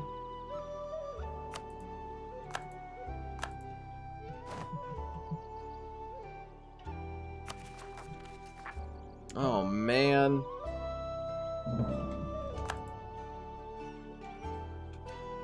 Right? Wolfways, we have multiple things that require me to save 12,000 gold, and yet if I make too much money, it punishes me for it. But I guess that's just the thing with dwarves, right? They are always so greedy, so they gotta get punished for being greedy. And I can't stop. Like, this is just gonna happen.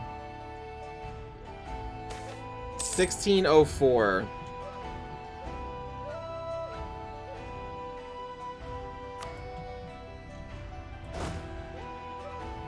Alright, well, I guess I should try to save as much money as we can, because we're about to make nothing. We're going to be making absolutely nothing when that hits, man.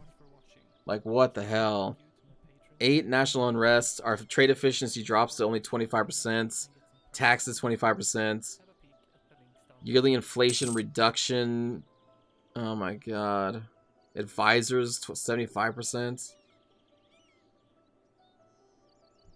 They just destroy your entire economy and want rebellions to happen. Once you solved it, it'll be fine? Yeah. Yeah. Once I solve it. Shit. And here I was about to expand our military, but I'm not going to be able to afford them. So there's no purpose in doing that.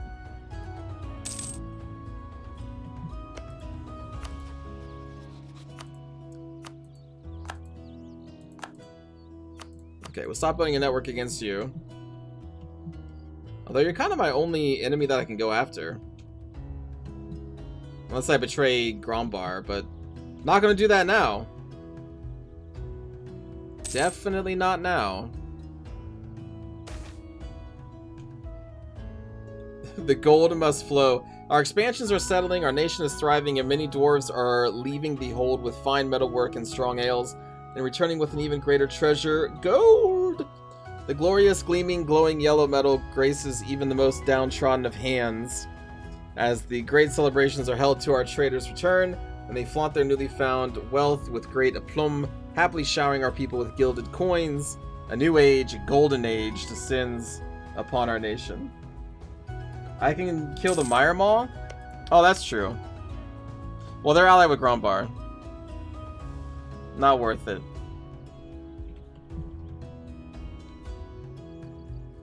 Oh boy. Oh goody.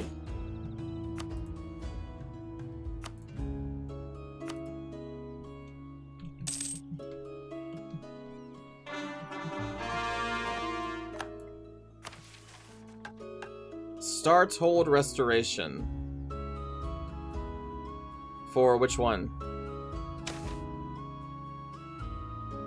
Ah, the capital, yes. We will definitely do that. Orcish Minister. No, we're purging orcs.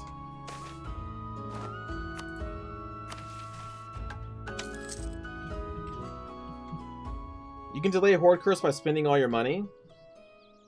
You can?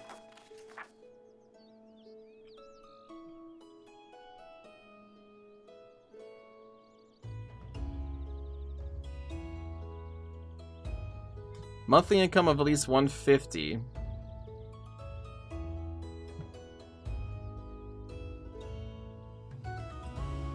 Have at least 1,000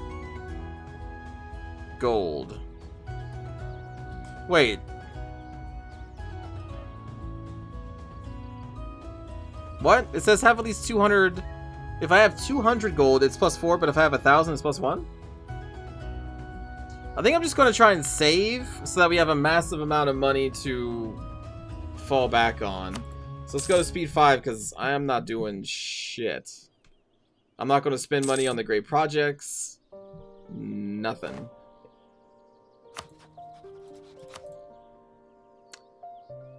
These are all my allies.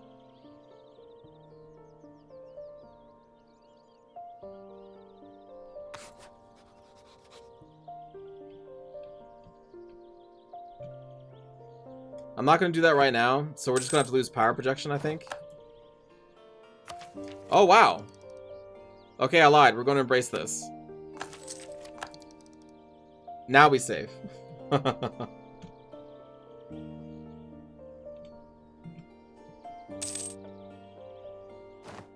We have become one of the great powers again. I have an extra merchant? Oh, shit. Let's see. We're already transferring from there. We're transferring from there. And we're transferring from there. I have 1% of power here. I could put this merchant inside our home node to have a slight bit more of trade power, but we already own 94% of it. So I guess I just send you down here and transfer?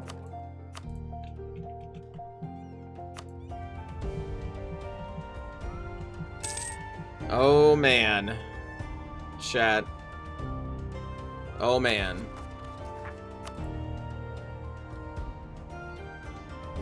I think we gotta... Oh, wow. 24 regiments. And where? Dwarven Rod 7. I'm gonna have to save money on costs.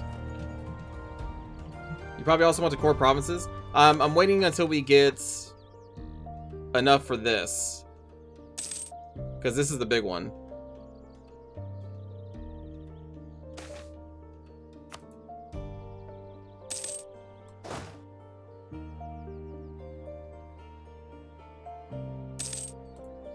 Okay, let's provoke.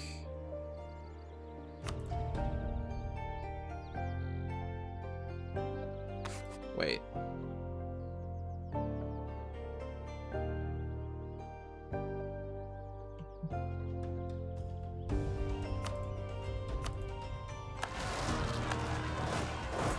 Go kill those. They're like all through here. So just handle them one at a time. Make that a core.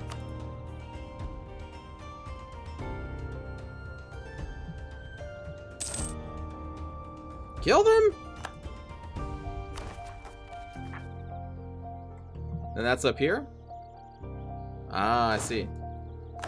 Stop drilling.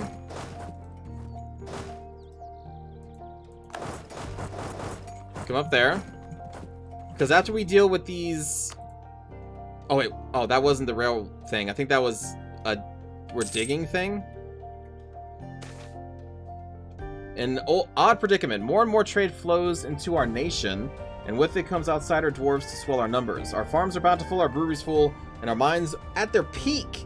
And yet our nation shows signs of struggle. Banditry has forced our traders into dour moods, and the rapid increase of guards has dampened the once celebrated return, and their gold is no longer bandied about in celebration, remaining in the traders' hands. Guild leaders have begun collaborating with production owners to line their pockets, leaving the workers voiceless.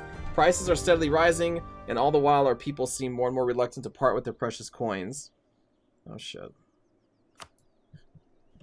Oh shit. The dwarves are being greedy, chat.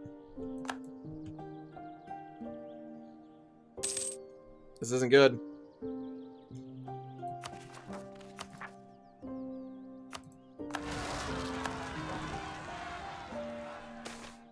There we go. What's this one? Some thought that our decision to favor quantity over quality was foolish, that it would lead to a decline in leadership, or even make our army a bit of a joke, but they were wrong. Our new larger army has unlocked the talents of our military minds, leading to even better levels of organization. Nice.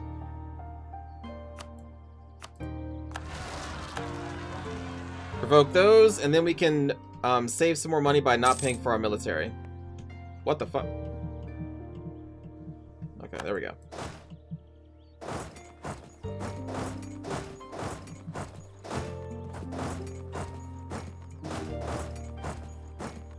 Okay. How much money can we save? We need to save a lot. There we go. Now we're making 120 a tick.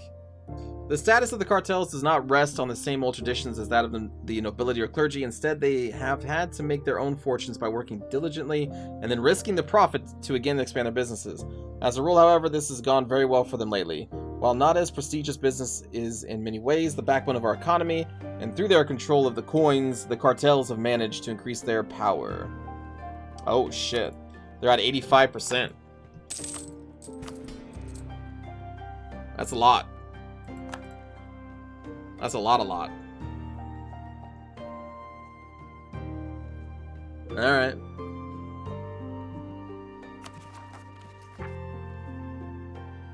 Yeah, how are these 0% overextension? Is my empire that big that these literally don't even matter?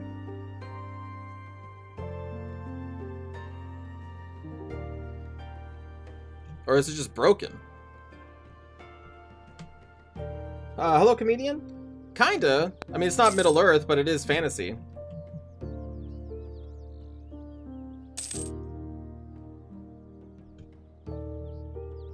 Ah, okay, now their influence has gone down. Alright.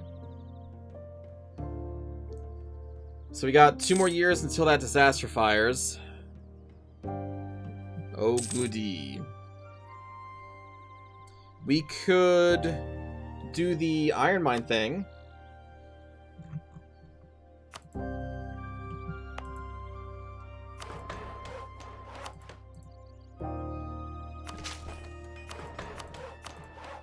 So then that is at 5 with a workshop. And this is almost done. So now if we go back to decisions, or not decisions, missions.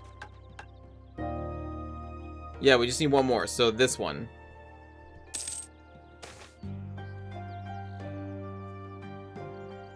Trade efficiency or national tax? Probably trade.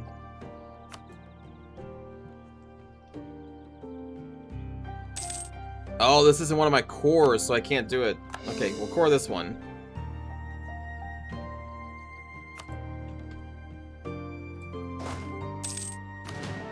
Merge together.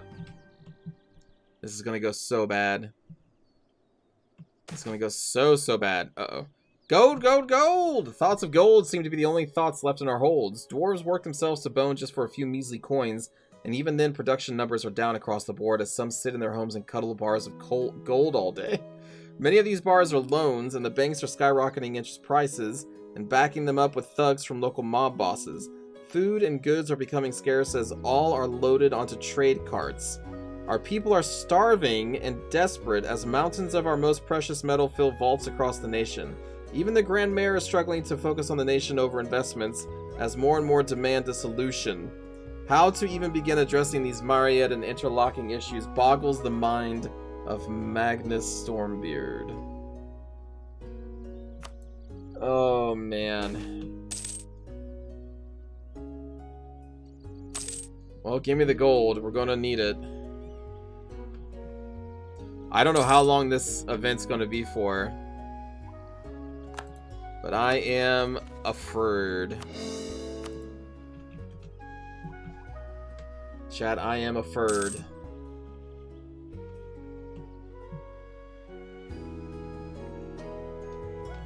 The Horde Curse. It fired. Was it supposed to fire? Oh, I have too much money, so it fired earlier. Corruption and greed dominate our country.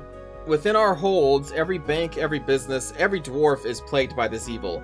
Unable to perceive the world other than through money, it would seem that a vice that has hidden in plain sight within the most repressed aspects of dwarf nature is now spreading across the country like rust through a sword.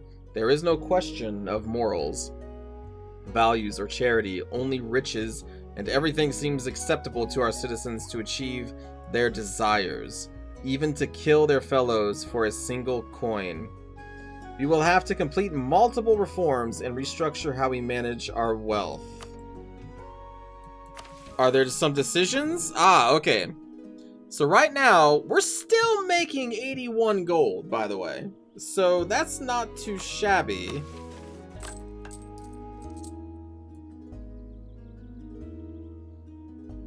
Oh my god. Even at max rooting corruption, we're still suffering corruption.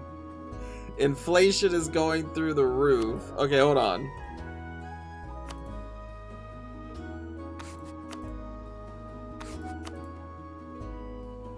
We have, yeah, that won't affect. We have nothing to affect it here either. So that eventually is going to get very, very bad. But okay, bring down monopolies.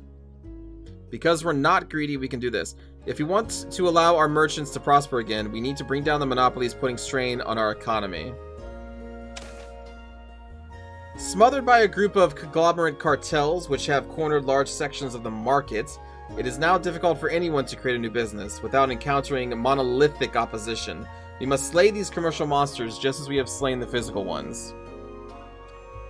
Oh shit.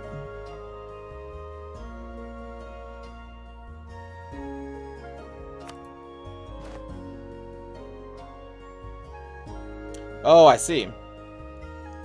I'm gonna probably have to do all of these though, right? Curtail the horde-cursed barons. The more reforms we've already taken, the less this will cost us. Okay. Yes, I'm gonna have to do a lot of these.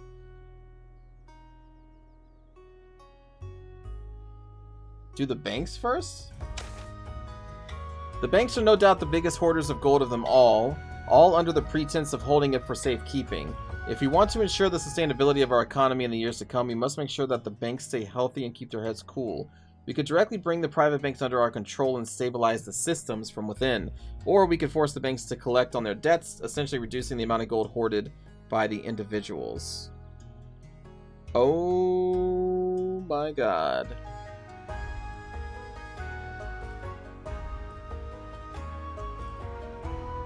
I'm gonna have to lose one stability then.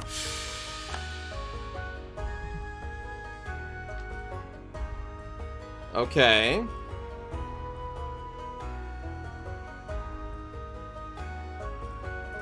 Well, he's not greedy. I guess it's just gonna take some time to get those decisions back. Okay. And then, holy shit, stuff is rising.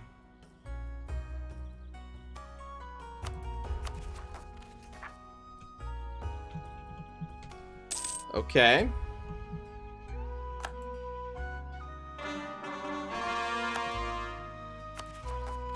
Good. Make some more cores. Now we're only making 14.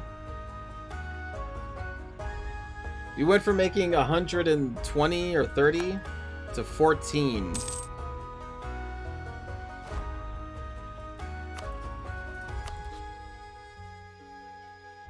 Oh, interesting. That would be these dwarves down here. They're allied with my ally, though. But I will need their territory eventually. Let's do it. It's fine? I don't know. Is it fine?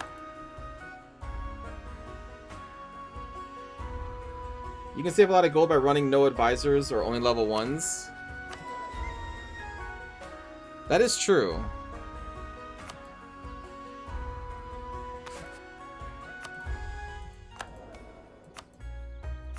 Oh, this guy's making our people cheaper, though.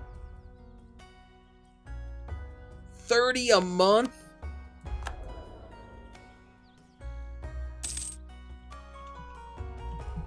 Right, because the advisor cost went up too, right? Can I do this? Only 121 crowns. Yes, we can. Yes, we can. Okay, so we're still making money for whenever the other decisions happen again.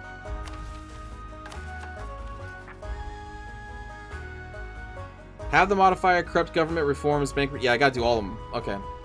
Every single one of them. Alright, well, chat, I'll be right back.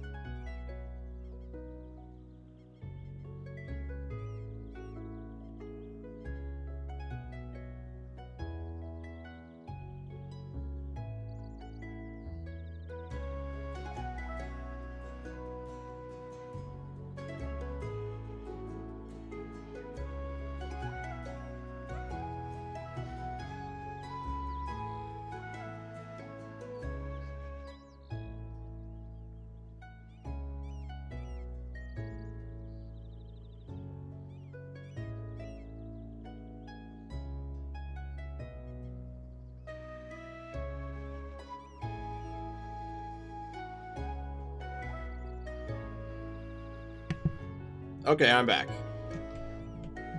Hello. The pressure we put on our banks to ensure that they quickly collect their dues has been passed on to all their contractors. As we could have foretold, our citizens are vastly overprotective of their gold, and as such have risen up in arms? Wait.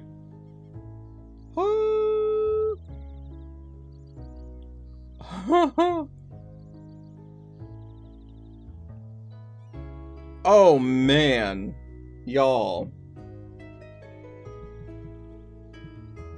Oh my god.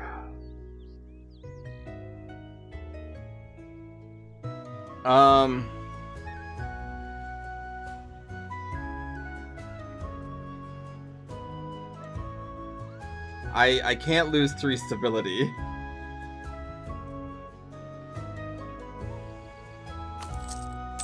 So we go in debt then. Oh my god.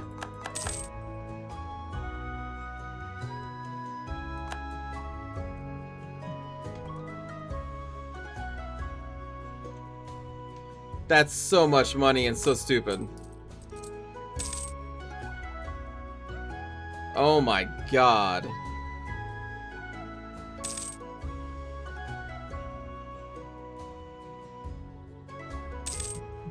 Oh my god. How many loans do I have? Is there any way I can get more money?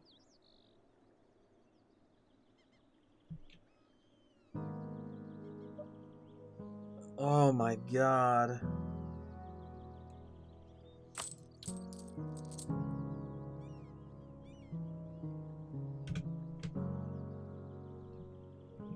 This is fine. There's only like 6 more events. Man, they really don't want you doing well as the dwarves in this game, do they? The mod developer was like, hey, you know what? Fuck the dwarves. You do well as dwarves, you pay the price. Hero was like, oh, I thought it'd be kind of cool to restore a dwarven empire. Nope. After several tumultuous months, we have finally adjusted the accounts of our banks. We can now continue with our reforms.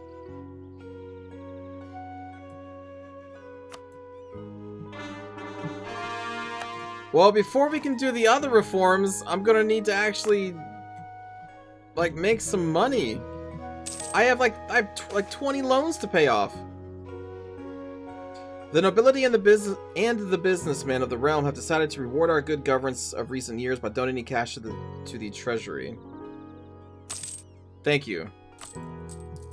You greedy fucks. Pardon my language. Each one of these loans is 522. Oh my god.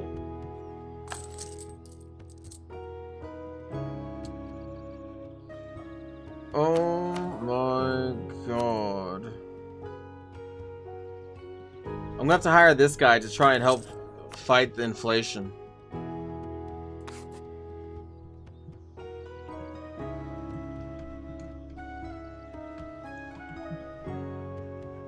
Oh my god, how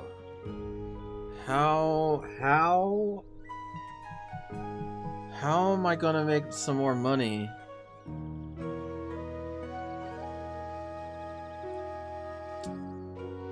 Oh my god. What the hell, man? New currency reform? Have 17,000 crowns? Ah, that would actually help out a lot. Okay, so we need to save up 1,700 ducats.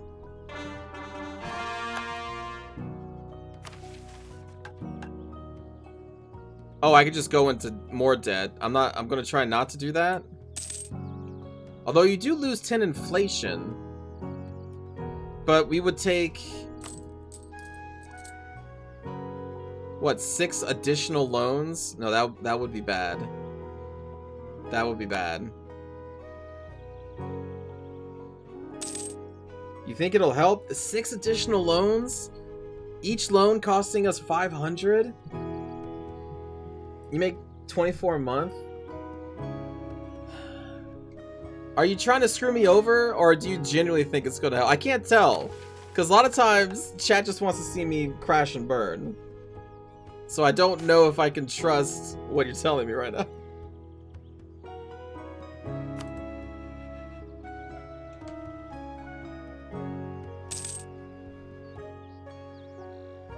It does help that. Okay, hold on. How bad is the inflation right now? It is rising by 0.13 with our advisor.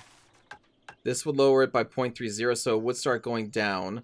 Our interest rates, so all of our loans would be cheaper to pay, and reduces inflation cost by minus 50%. So I could press this button at a, well, it will take lower points.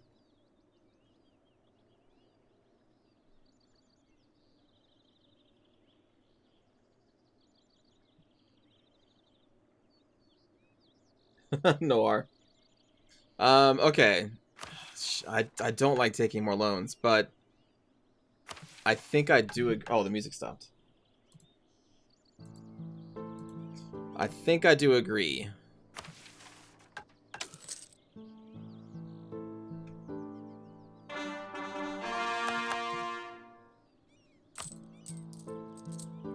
Because now this is going down. We're not really making much money though. Because what's our interest payment?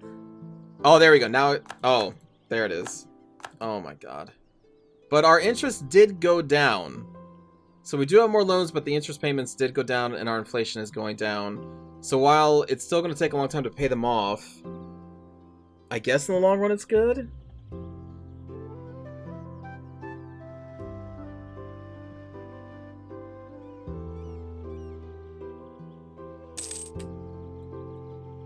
Yeah.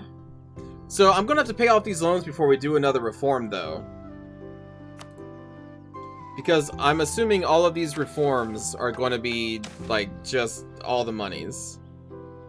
Oh, it's based on how much money you have now. So I'm going to have to climb out of debt to just go back into debt, and then climb out of debt to go back into debt for the next one. So this is, okay, so 1, 2... and then the big one. No, 3. So there's going to be 3 more massive debts, climb out of debt, and then a 4th one, which probably is even going to be worse. This event sucks, man. Your empire is stalled for so long. Ah, okay. Like, I can't do this right now, I don't think. Because I need to pay off some of these loans.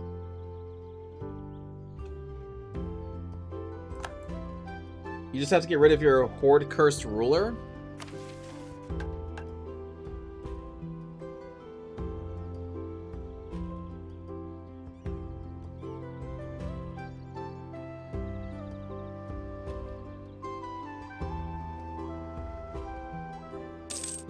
Damn, so at the end of all this, I have to get rid of my really good ruler too?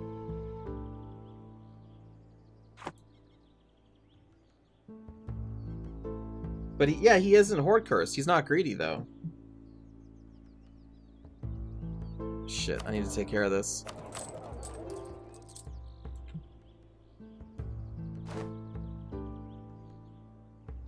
Where's this happening? That's a big area, man.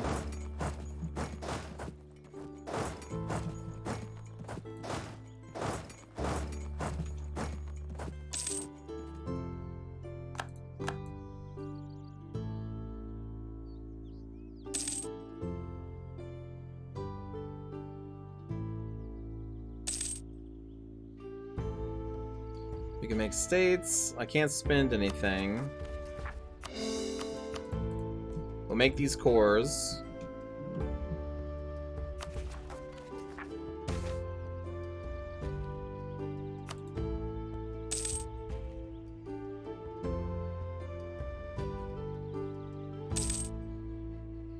If I say handle them, they're gonna spawn with 46 regiments.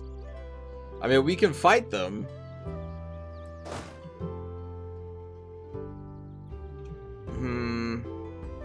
How much money am I making? I'm still making 39. I kind of feel like we should. We need to get rid of... Oh, they're going to fire anyway. 0.5 years. So we'll wait for that one. We'll provoke the other ones.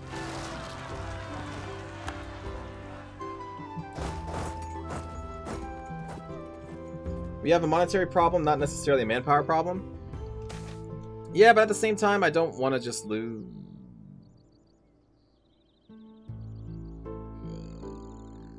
Shit. I don't want to just lose more manpower than necessary. In case, like, something happens, at least I have manpower. Okay. Next is these guys.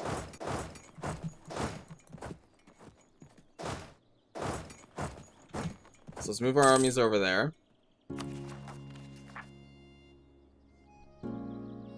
We can just provoke these, actually.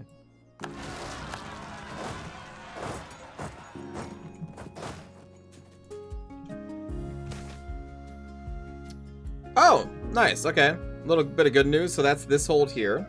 So we can change it between 4 different things. Now, this is producing mithril. So we probably want to make this a foundry because of local good production.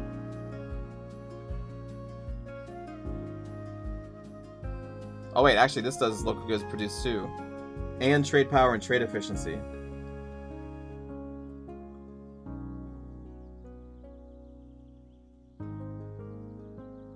And I'm assuming this is a very powerful trade node because of its mithril.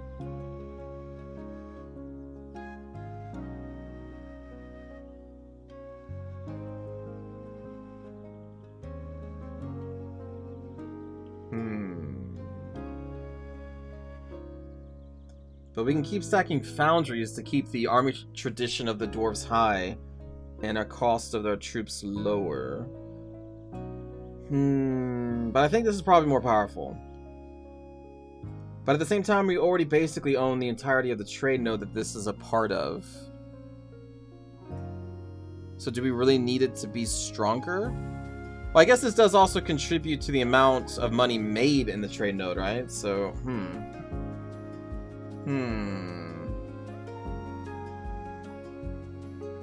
Yeah, we'll do artisan.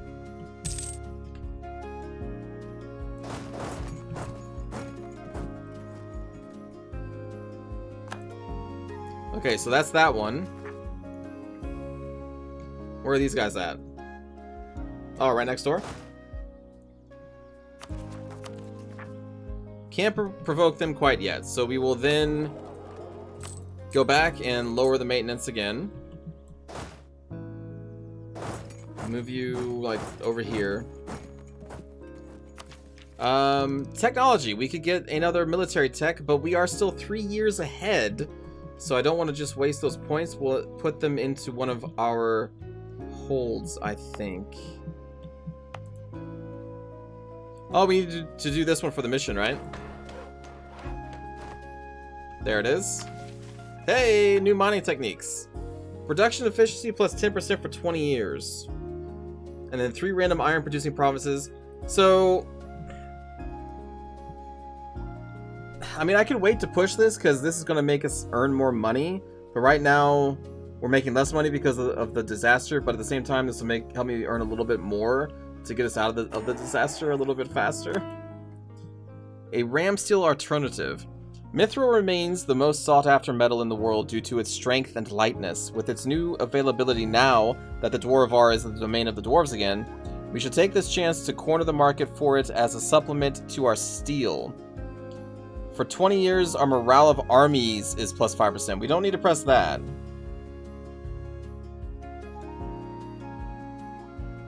Although if we did, we could do this one.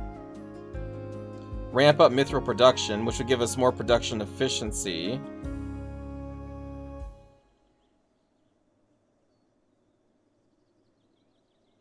Oh. And we need to get this up to 30 to do the other one. You know what? Then sure, let's grab both. And then we can do this one by raising this up to 30. Boom. Had just enough. Boom. There's the mission. So, the road of regaining our steel-making prowess has been a long and it's been a long road, but one that is progressing nicely. The next step should be to construct Setzun, or sky forges. Out in the cold mountain air, at the highest reaches of our hold, we can direct the near-constant howling of the winds into molten step of steel-making, which will help oxidize and remove unwanted impurities, giving us local goods produced until the end of game. This will replace the modifier from the previous mission. Is that a +1? This is probably like a +1. That's a huge buff. Until the end of the game. With both ram steel and mithril production up and running, we can finally take advantage of the unique properties of both to complement each other for our armor. Mithril, of course, is much lighter and stronger than ram steel, but is correspondingly much more difficult to create. As our ram cavalry is already smaller and lighter than horse-based cav, our troops suffer in cav-to-cav confrontations mass-wise. We can fit mithril armor where strength is of more importance, and other parts for ram steel to break 2 rocks with 1 swing. For the rest of the game, our cav is 10% stronger. If we are trading in iron, we'll gain an additional 5%. I mean, we have iron, but I don't know if we have the trading in iron, because that's an event, right? But now our cav is actually stronger. But now we need, because this entire tree starts with these 2 provinces, so I can't do any of this until we go to war with Grombar. But we basically completed the entire right side of, I guess, our production, like our forges and stuff. And now our cav is 10% stronger. I'm kind of curious what the other side of the missions do. Oh my god, and there's a whole more! Look at all these things down there. We really need to go to war with Grombar. If we're producing the most iron out of any other nation in specific trade nodes, then we're trading in iron. Is there a way that I can check if I have that modifier? Oh, it would be up here. We're trading in mithril, but not iron. But at the very least, our cav is now 10% stronger. So that's cool. I'm assuming as we take over more and more of this part of the Serpent Spine Mountains, we'll get more and more of the iron nodes, and then we will eventually be trading in iron, making our cav 15% stronger. We are totally in a position to attack the orcs. Yeah, we are! I'm glad we agree. We don't want to have any tolerance decreases of goblins. They are our friends. We live in peace and harmony with the goblin kind. Alright, so how big of a hold is this one? This one is only a level 1. We need to get the development up to 40. Up to 40.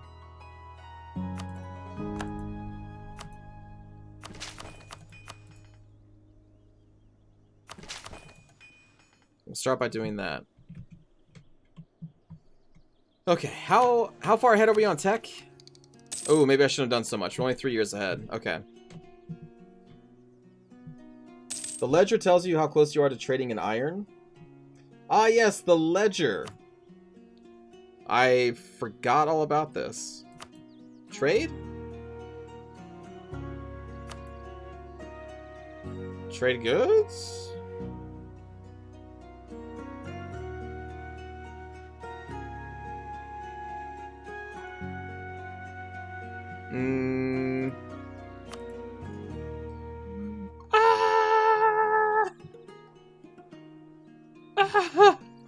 Okay, I believe you.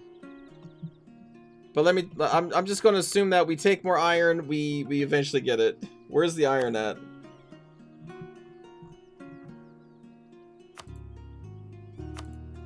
Let's see. So, we need the iron here, here, here, and there. Oh my god, 3 more mithril over here. More iron through here. And a lot of iron through here. We'll just take all this. We'll take all these territories and we'll eventually get it.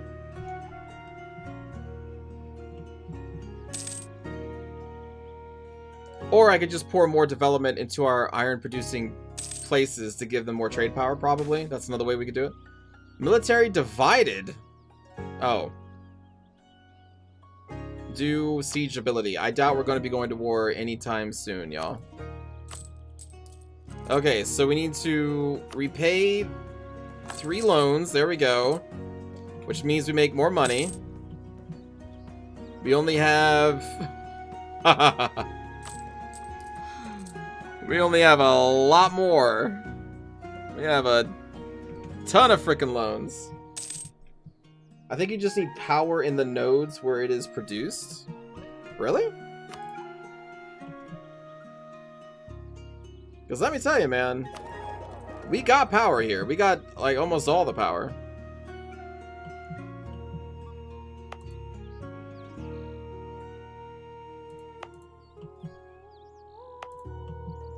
Because, like, this iron is going over here. I think we also need goods produced. What?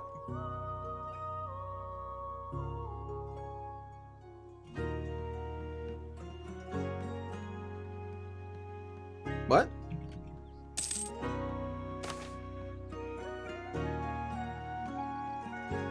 Lose the military.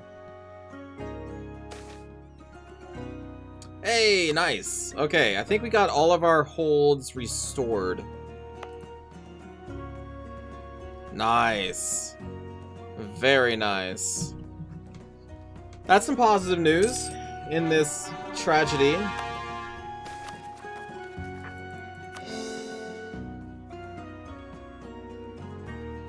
Okay, hold on.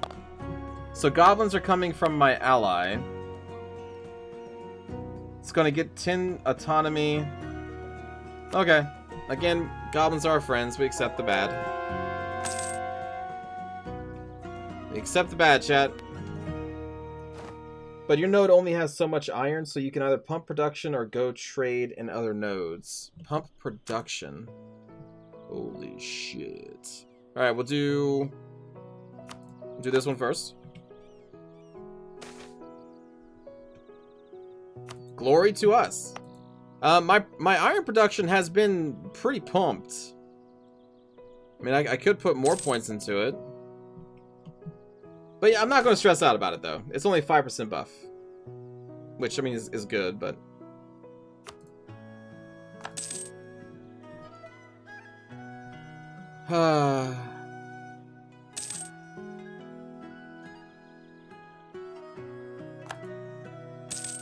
We could go make people produce less iron by taking their iron. Exactly! That's what I'm saying.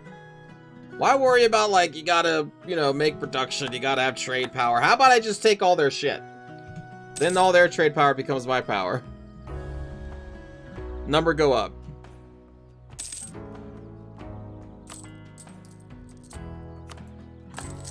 Repay some loans. And then the cool thing is, the great news is after we repay all these loans, we get to go into debt again, chat. It's like that one meme with that one superhero show where he's like, when do we make money again? That's the fun part. You don't!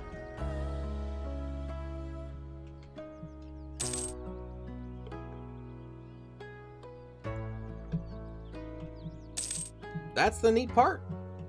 Meanwhile, there's some wars going on over here. I was not called into this. Ooh, we do want to make this a state. We have... Wait, not that one. This one.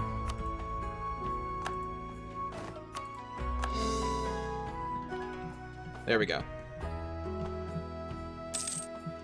Look at these people having fun. With functioning economies. Is it the religious war? Let's see.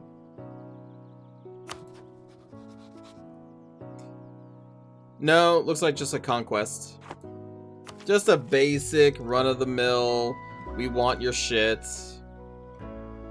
In 1 year, we can take this tech. How is the religion, anyway? Oh, wow, it's really just split down the middle, isn't it? Half of the empire is still regent, half of it is Coronite. But I'm pretty sure one of these sides is stronger than the other.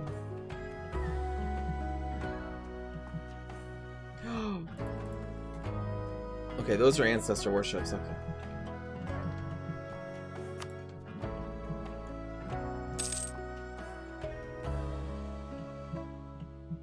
So we'll just watch all these little banners move around as my country recovers from its issues. We have so many freaking loans.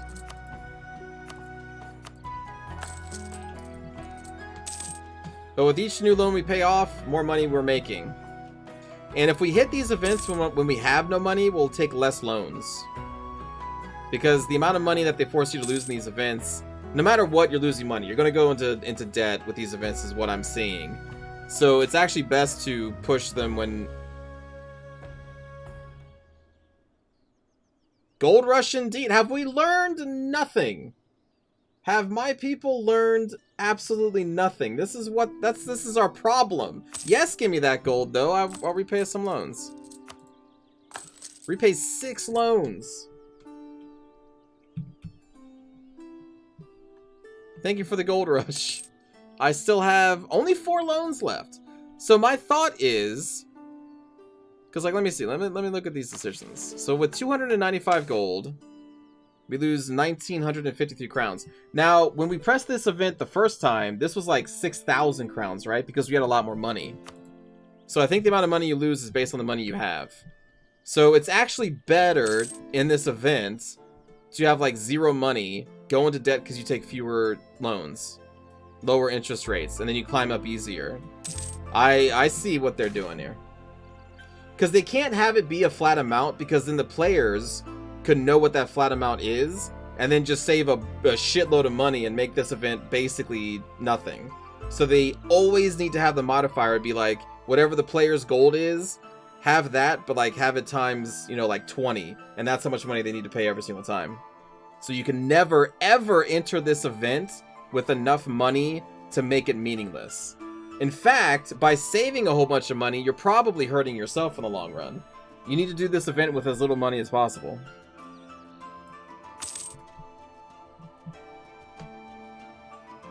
And now I know. I see why they coded it that way. It's a smart way of doing it. Alright, let's take the flintlock musket so our cav becomes stronger. And we get more supplies. And now we're ahead on that. We will upgrade these Ram Rangers to improved Ram Rangers. Ooh, Mecha Ram Cavalry. What the fuck? Alright, improved Ram Rangers are more suited for the battlefield, often carrying multiple long muskets to pick off enemies before their infamous charge. Oh, that's cool as hell. So their Rams just have, like, holsters where you would put javelins. There's just loaded muskets. And eventually we get Dragoons, and then Mecha Rams. I want to see what the Mecha Rams look like.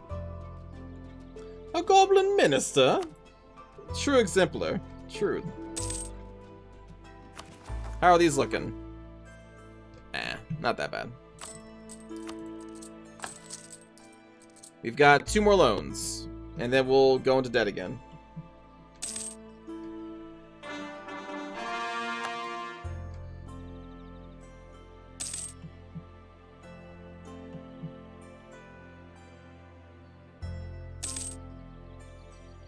Our corruption is still going up through all this, too, so that's bad. Oh, I didn't actually click on it. There we go. Whoops.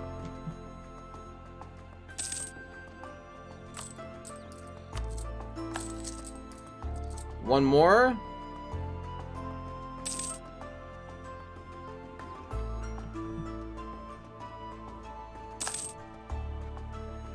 It's a good thing no one wants to be aggressive towards me right now, because this would be the perfect time to do it. So with 51 gold... 1857. Yeah. So it got a little lower. What's this one? 1857? 1857. It's all the same, no matter what. Your choice will have permanent consequence. Focus on fair pay working hours. Well, we'll come back to that one. We'll bring down the monopolies this time. We'll bring down the food monopolies. And now we take a bunch of loans. My general left me. They have had enough of this. 5 loans this time instead of, 20. Much better. We can pay that off so much easier. You think it's based on income, not current amount? It has to, at the very least, be a combination of the two. Because when we started this, I had banked like 3,600, and the event that we just took was well over 6,000 to do. Been AFK for an hour, how is it going? We're suffering a disaster. Disaster. That we can't prevent. We made too much money, so now we have to basically lose a shitload of money, and our country is stalled as we go through all these reforms to get rid of this disaster. So I'm just watching what other people are doing, because I can't do anything. I'm very sad. It's going great. At the very least... Oh, a new age is here. At the very least... our aggressive expansion is bleeding off, so that's something.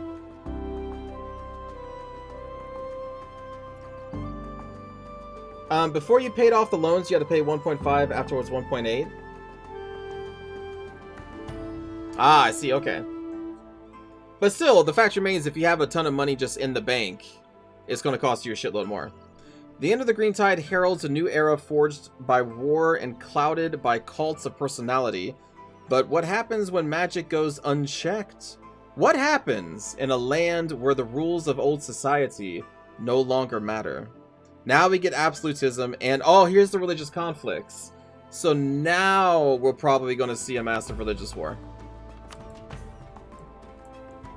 They tell us of the Eskani Wars of Consolidation. Eskan has known many forms of war. Is this Eskan? This is the Counts League. These people over here. Many forms of war over the millennia, which have left its lands well watered with blood. There was Kestan II Beastbane's crusade against the Deepwoods, which turned vast forests into ash and slew countless centaurs, satyrs, and other fey creatures. There was the War of the Sorcerer King. That's a video game, by the way.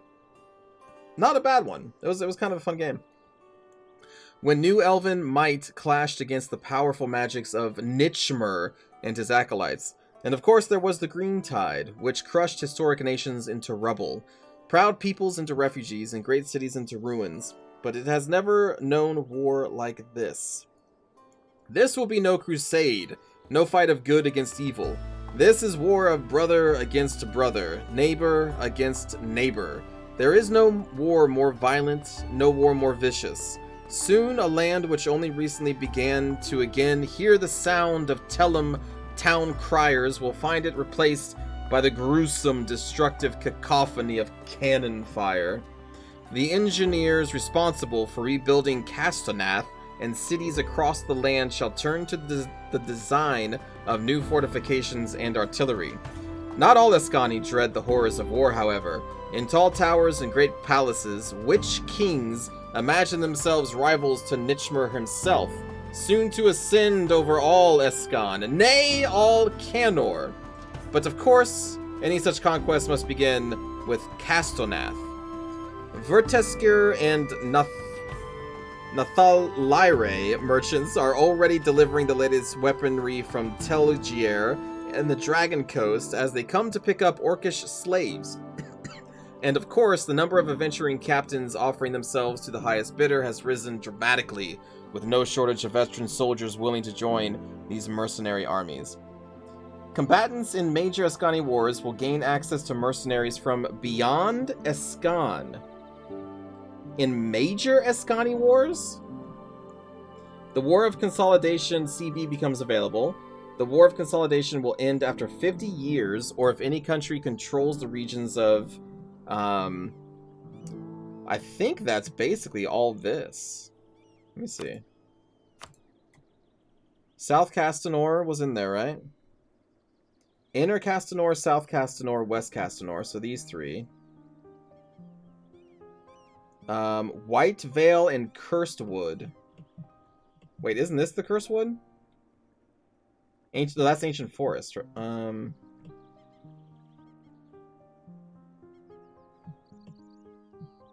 What are these other two? Oh, areas. Sorry. They're talking about areas now. Much smaller. Whistle Vale and Cursewood.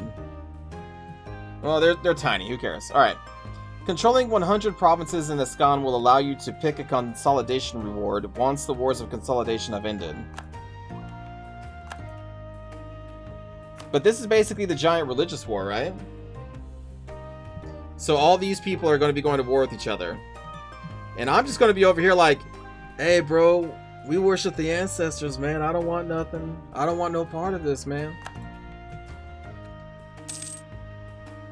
Ah. Here's all those new mercenary companies they were talking to us about. The Moorlords, Company of Allen, the Old Alinic Woodsmen. I mean, theoretically, on the other side of this war, we could actually switch gears and take ideas for mercenaries as well. Because after we get through this, we're going to be making so much money that I probably won't even need to have a dwarf come to harm in wars, because we could pay for so much. Maybe. Theoretically, we could. But for right now, that's a dream, because now we are still in massive disasters. Yep. Big old disasters. This is going to be converting the old dwarven capital. So let's do that. Let's keep expanding that dwarven rail. We can pay for that. That's fine. We're still destroying the orcs. In order to reap massive profits, both figuratively and literally, a huge cartel has created itself, jealously guarding large amounts of seeds in order to place a stranglehold upon our farmers. Opening these so-called seed banks and ensuring that no entity can monopolize our agriculture is absolutely vital to our country. Oh shit, we're losing another stability already? And even more monies? Shit. Okay, I am going to pay for these stability boosts, I think.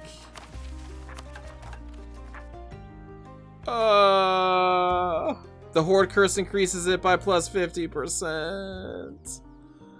Oh, that's so much admin power. But now absolutism is a thing, so that's what this is over here now. So, what does this give me? I don't even know what this gives me. I don't remember what this does. But all of these estates are taking away from it.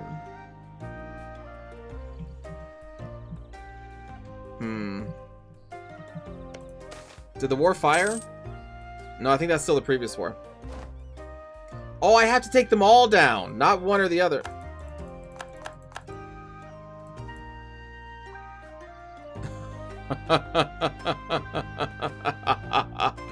Bring it on, man. Metal Monopoly's next. Sure. Oh my god. This event sucks. It gives admin efficiency? Oh. Claims on our rivals. Yay, we got rival claims.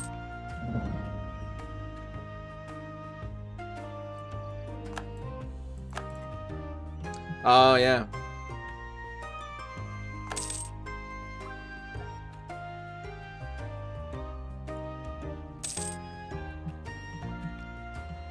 Yo, shit is happening up here, man. 8 regiments rise up in revolt in Castle Hill area for bringing down the monopolies. Metallurgy is one of the central pillars of our dwarven economy, and having it run by a small cabal of stubborn dwarves threatens to destroy all of our livelihoods. Naturally, these steel giants have access to a multitude of arms and refuse to fall without a fight. Well, naturally. Naturally. Okay, so the Castle Hill area? So I think that's this area here. We need to bring up our maintenance. I think this is Castle Hill. No, that's Elmdeer. Where's Castle Hill?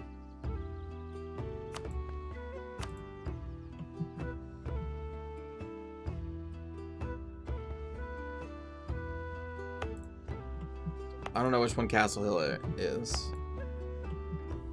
I would have thought it's this place. Happens in 30 days.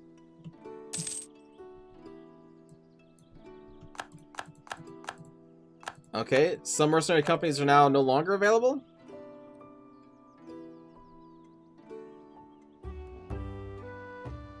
At least it's only 8,000 regiments.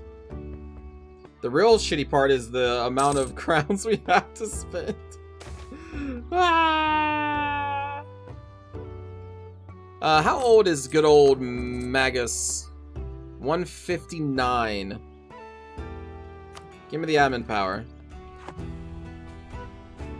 Now it's 9 regiments. That is okay. This is the Castle Hill area.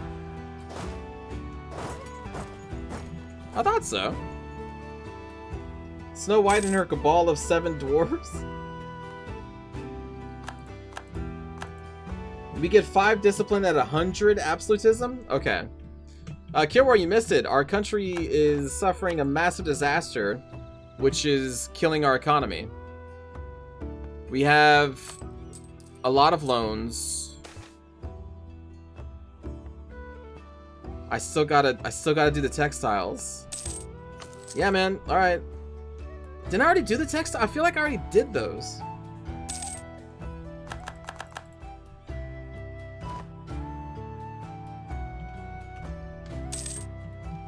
God, we gotta do something like this so many times. I did food? I thought I did food, then textiles, then metal.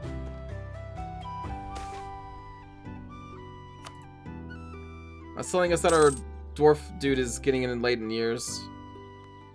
Oh my god. Oh, let me... Well, hold on.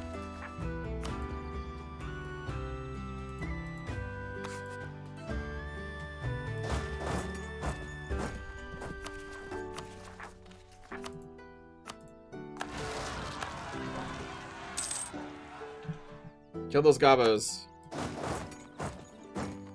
Do I have anything I can pawn? No.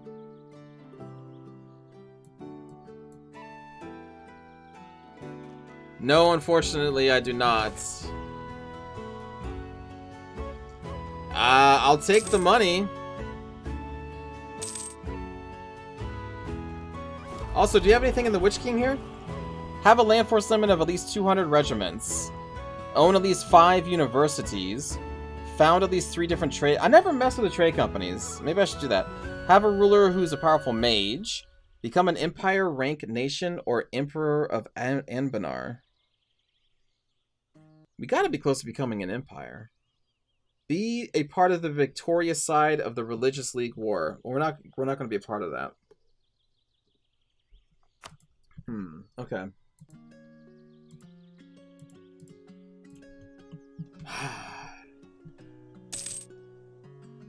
Well, I guess what we could do is also not pay for any of our forts.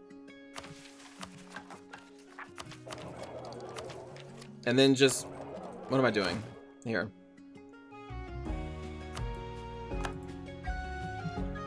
That'll save some money.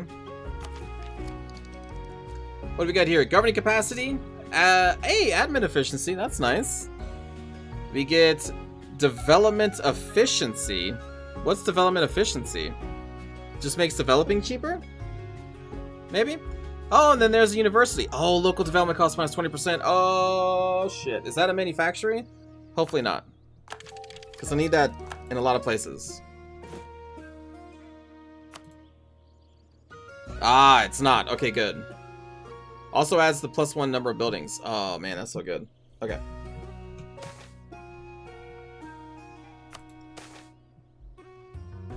What? Again? How many times do I have to pay your fuckers off? With a huge hold on our textile industries, a single dwarf can effectively dictate the fashion and style of our fellow citizens.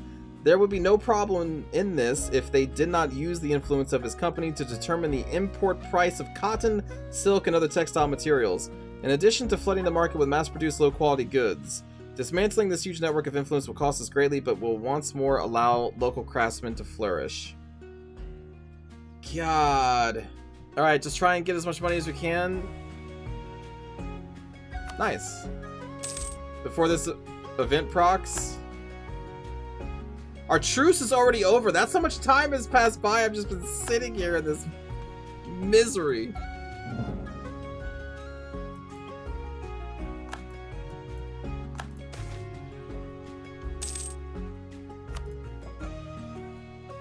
God.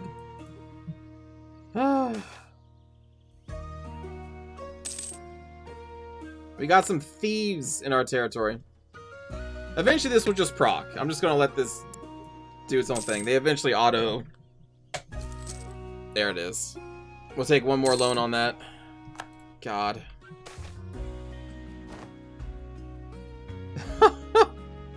I'm even gonna lose money with it being finished? Smothered by a group of conglomerate cartels which have cornered large sections of the market, it is now difficult for anyone to create a new business. Without encountering monolithic opposition, we must slay these commercial... Didn't I already do this? Oh my god. Let's just let the event auto-complete, I guess? Ah, whatever. Okay, yeah, bring it on.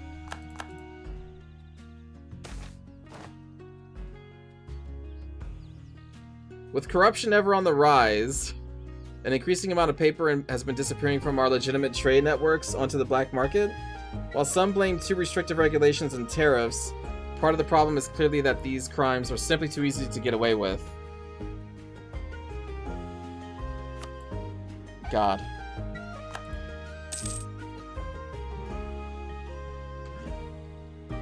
My God.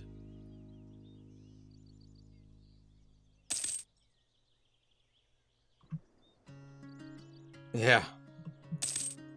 Yeah.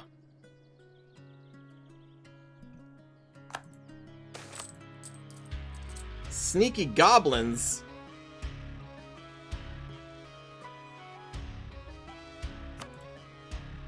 Those sneaky gobbos. How many do I have? I have 24 loans.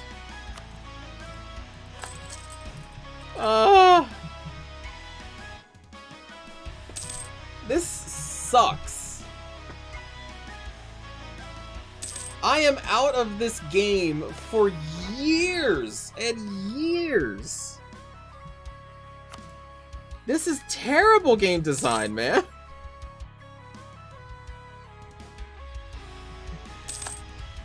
Like, just 2 of these events is big enough, man. But there are still like 2 or 3 more after this. This disaster forces you to not do anything for so fucking long. He's like, I have an idea. How about when you're playing my game, how about you don't play it?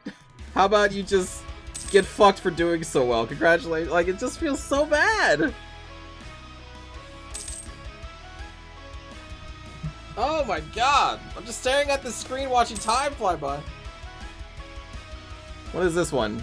A Rebellion Society, a powerful group of academics, reformists, and radicals that gather to discuss all manners of topics through the lens of logic, reason, and unwavering truth, have come to officially petition for a public space in Dwarf 10. While the early incarnation of the society was reserved for the educated elite, since their studies of the God Fragment, they have also begun to welcome the common folk and aid in charity works. Supporting their presence may be beneficial if you wish to keep relevant in these modern times, and perhaps even aid the most needy.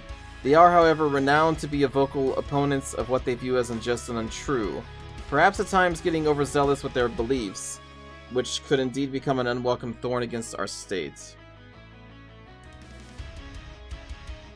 So this one specific province.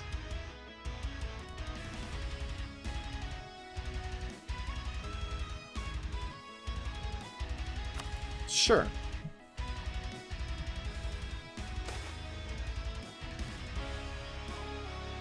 Oh my god.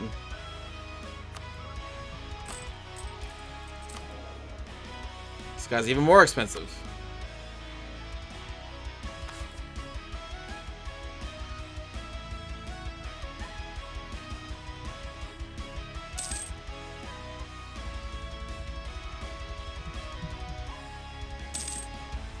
That's because I love war?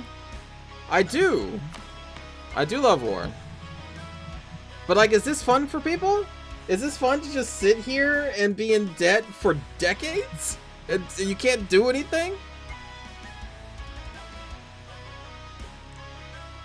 Let's see. Advisors are cheaper.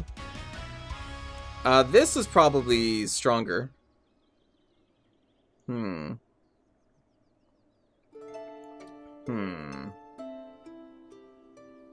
Actually, I think this is probably stronger.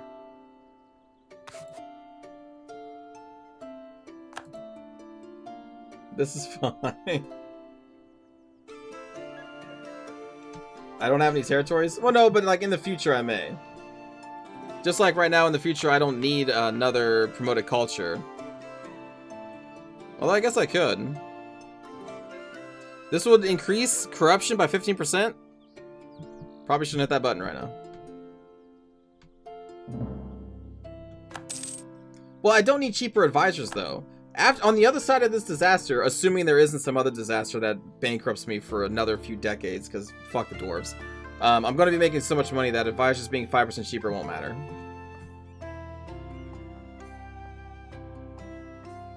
I know, Elena. This corruption is going to be going up high during this entire event.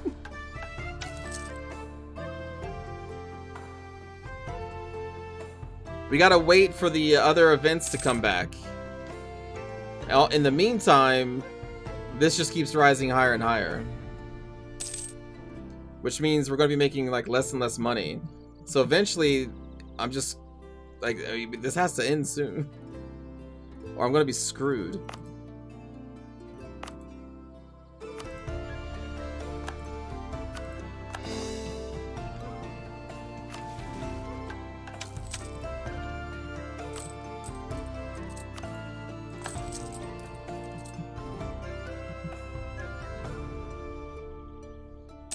Can your corruption ever get too high? Oh, yeah. Yeah. And we're going to be making less and less money. So, okay, also all of our power costs are now 16% expensive. That's terrible. Minimum autonomy is rising in our entire empire. And the higher the autonomy rises, the less money we're making. So yeah, this is very bad. This event is terrible.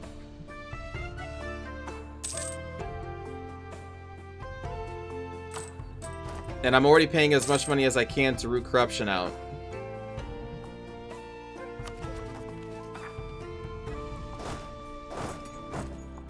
Alright, we're gonna have to deal with that, rebellion.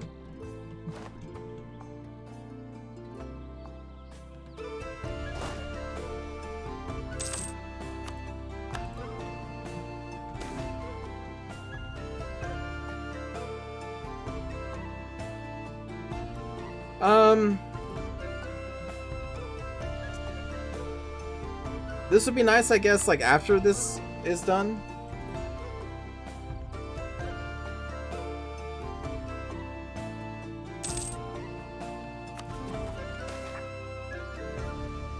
Governmental functions breaking down. A corrupt administration operates less to sustain itself and more to sustain its members.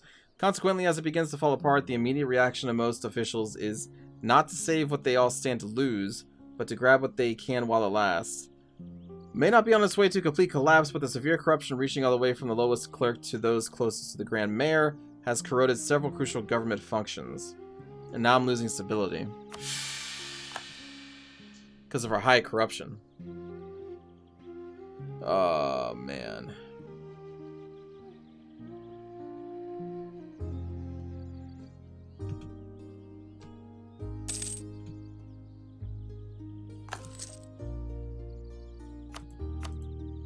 Oh my god.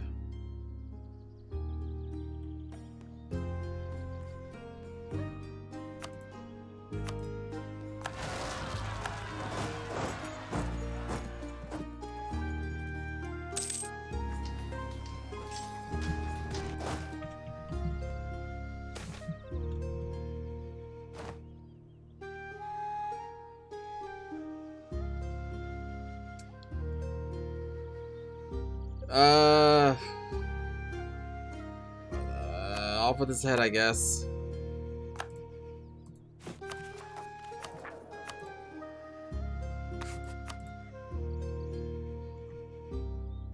Yeah, we can't really afford to get any of those guys.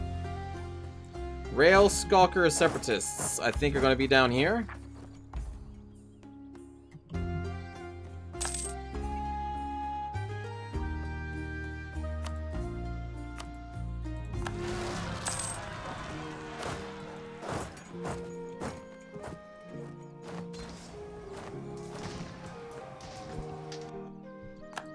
Okay. Next one. Back up here.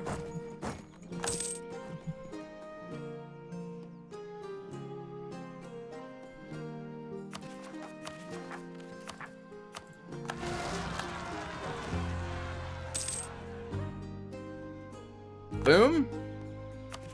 Next one. Where is this?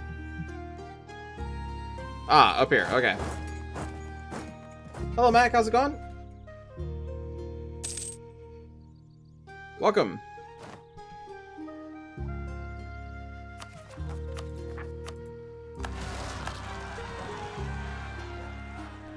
Okay, so we handled all those. Now we can lower the army maintenance again.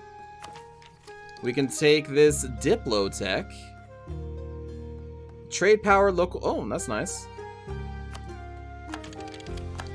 Boom. Alright. Good. Merchant cartel reform. Our trade efficiency will rise back up.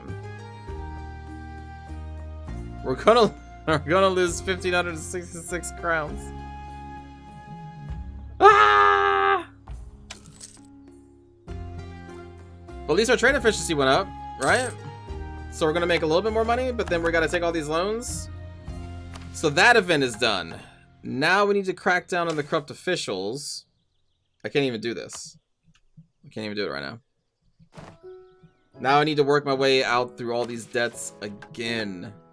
Man. This sucks, dude.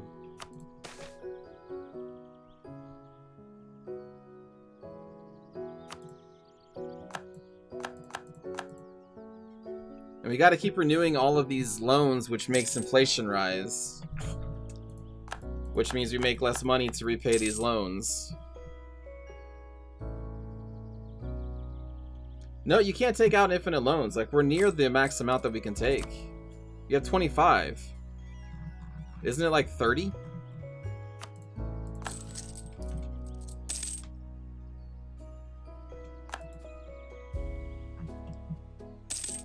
So now we got to continue to do nothing. Get out of debt. To then just do this again!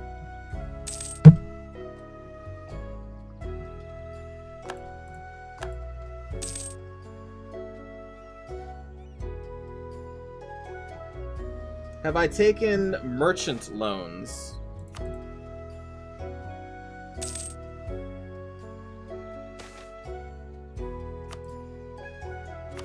No, I have not taken out merchant loans. What is that? What is merchant loans?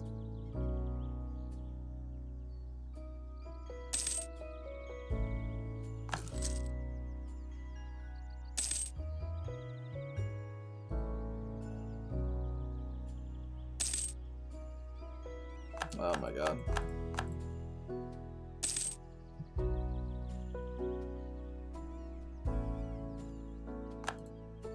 Oh, it's an estate thing?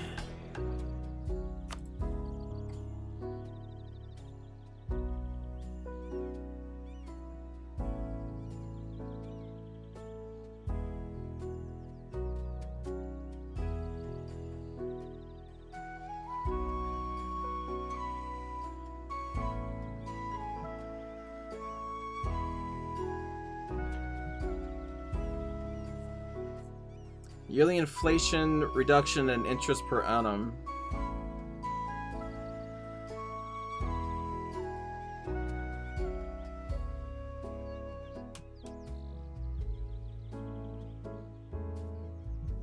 I I don't see anything about loans. It's much higher than 30? Okay.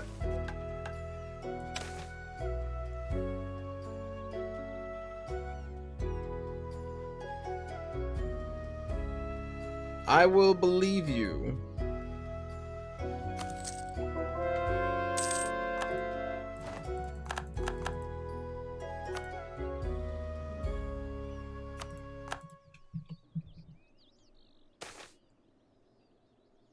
Ooh. Lose 1 corruption. That's not gonna do too much. But I will gain the stability though. Oh, this thing is back?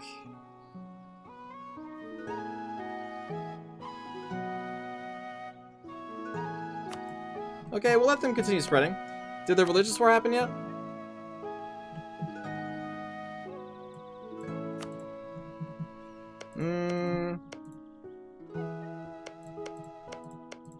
Yeah, it doesn't look like any wars are happening there.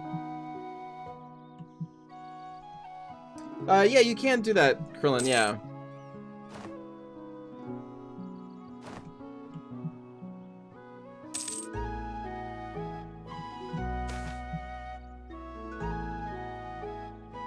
Damn.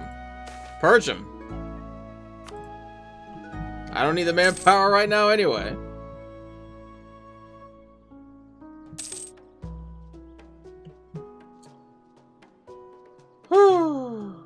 Goblin Cartel.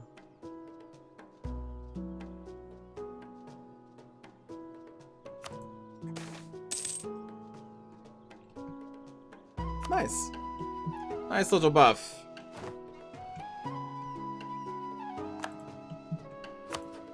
We could sell our people. I have no diplomats to send.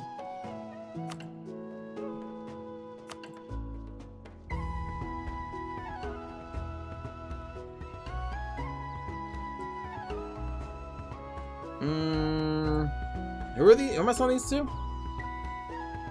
Oh, these are... No. I don't want to help them. We can invest in a new tech, but this is 5 years ahead. So we don't want to do that. So we will spend it on upgrades. We need to get this hold to 80, I think? Boom. And now we can deepen the capital even further for only 655 crowns. We're probably going to wait. I'm having a little bit of a monetary crisis right now.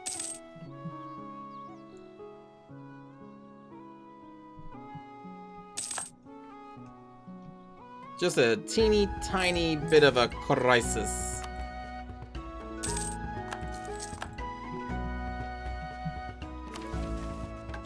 Keep... Oh, what? No, not that one, not that one. I thought that was the expanding the rail thing. You can develop the other holds? Nah, man, I want to develop this main hold. We're going to get this hold down to the other side of the world.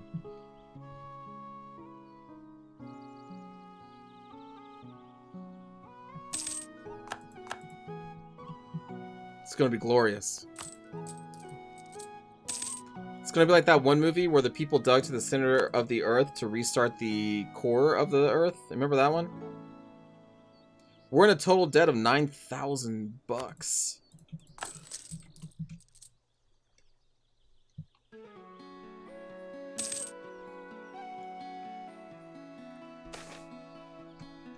Yes, the core. Oh, shit.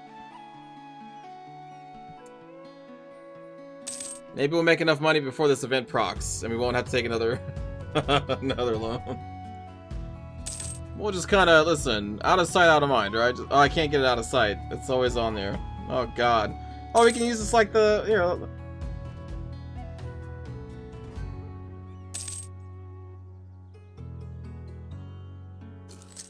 Hey! I have to take another loan. I didn't escape it.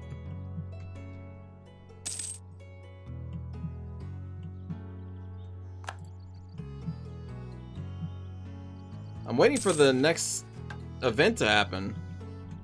I guess they're giving us some time to maybe repay.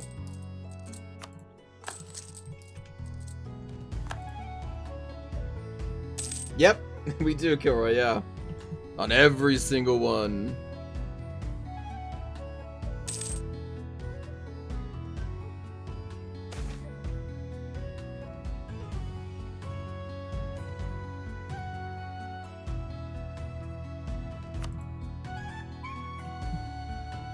The screensaver of debt. I haven't actually seen the core in a long time, but I did watch it. Corrupt officials, hey, they're removed. What is that? A loan? What? No. Get out of here. Laws and corruption reform. Hey, lose 15 corruption. National tax, advisor costs, and yearly corruption goes down. Hey, we're getting out of it. We're climbing out. We're climbing out. Look at that shit. We're doing it. Don't worry about these loans we're about to take. Listen, don't worry about those. They don't exist. Oh, shit. Free 1,000 coins. Let's repay some loans. Booyah! Today is the 25th anniversary of Starship Troopers. What a fantastic movie.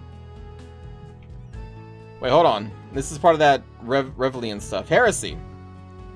A prominent member of the Revelian Society has been accused of heresy, claiming that it is every man and woman's duty to be good and look after each other first and foremost, rather than the specific devotion to the ideals of their chosen patron deity.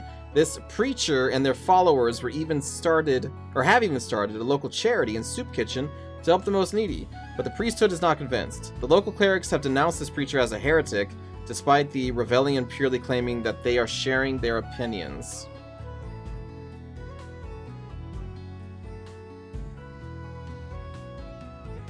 If it helps, then so be it. Yeah, if it helps, then so be it. Shut up, clergy. You don't know what you're talking about. If history has told me anything, the clergy are to be feared and scrutinized. But yeah, Starship Troopers is one of the best movies I think ever made. I say that not even sarcastically. That movie still holds up today.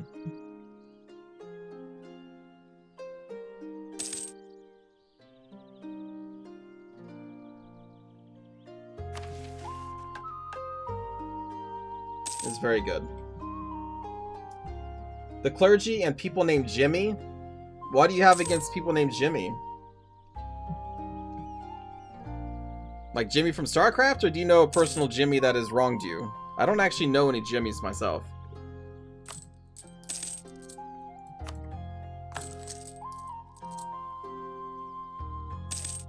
Jimmy Seville?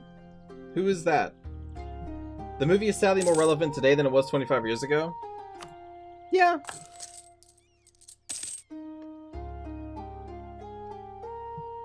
But like, even if you don't want to think about what the message is of that movie, well, like what it's really telling us about, at the very least, you can still enjoy it as just a nice adventure or action movie about a bunch of humans shooting some bugs in the face. A British entertainer? I don't know them. I'm sorry.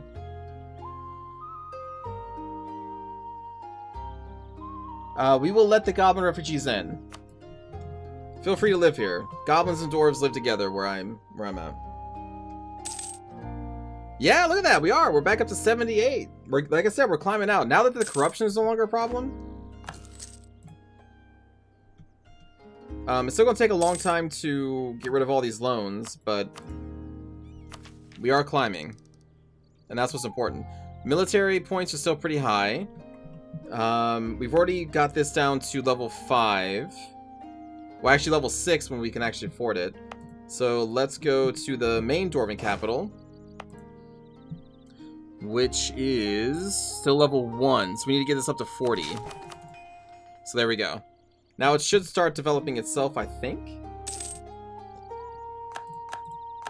There's a message in Starship Troopers. I thought it was a movie about shooting dirty bugs. Exactly. And about co-ed showers. As a young boy, that was one of my favorite scenes. Look at that. Mac even said I'm taking showers. Yeah. Rico, lover boy. You did. You beat me to it. As a young man, I was like, oh shit. Look at all these boobs and butts. Corruption. Yeah, I guess we just lose the 25 admin. That seems to be okay. Oh, we have uprisings.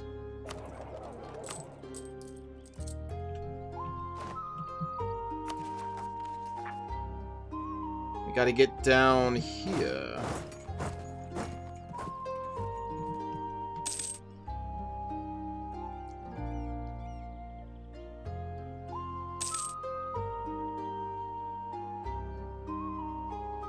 Let's just kill off these filthy rebel scum.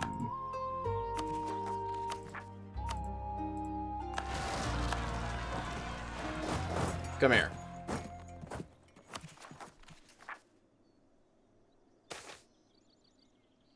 Whoa, we are truly blessed. Give me that money. Oh my god, give me that money. Hell yeah. You know how many loans you can pay off with this? 4. Damn.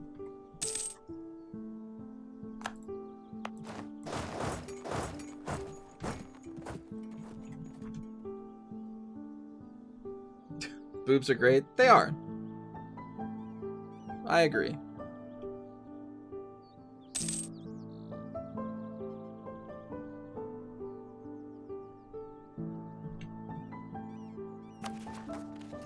Okay, now we can stop paying for the military. Goblin cartel stuff, we'll just say it's fine.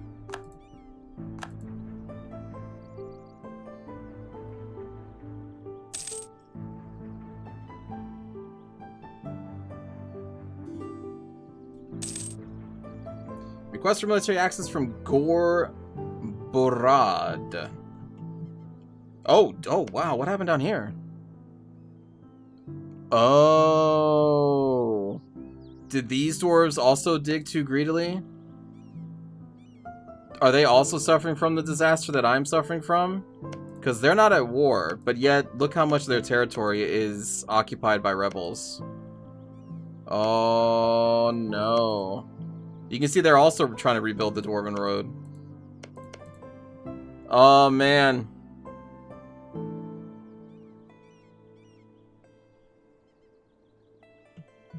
What happened because you dug too deep?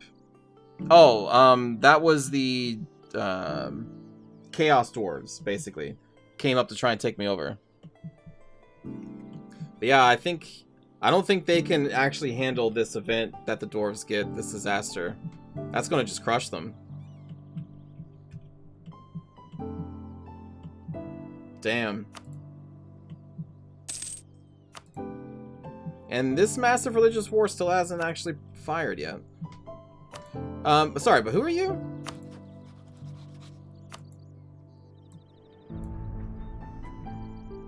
That's the Skewer Drake. Where are you? Where is this person?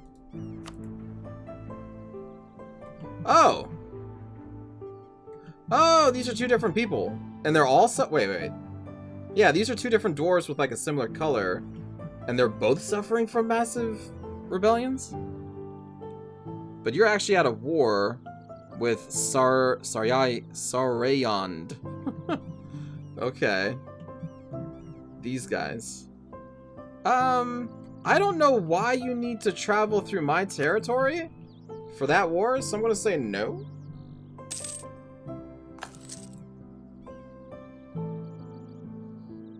Oh man, come on. Let me repay. Just stay on the screen for a little bit longer. They're the true successors of the Phoenix Empire? Oh no, we renewed it. God, I missed it. No. No. God.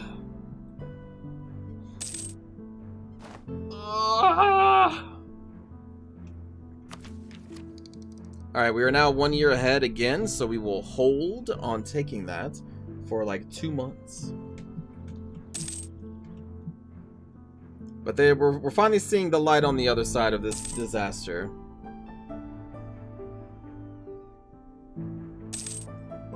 Well, I mean, I think. I don't know. There's still 2 more things we have to press.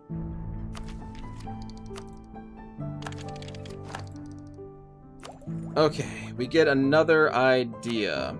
I still have no diplomatic ideas. I think I'll probably take the trade.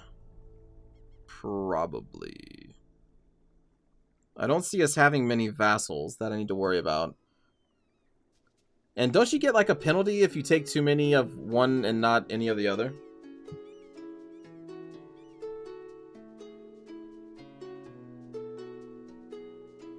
Yeah, okay.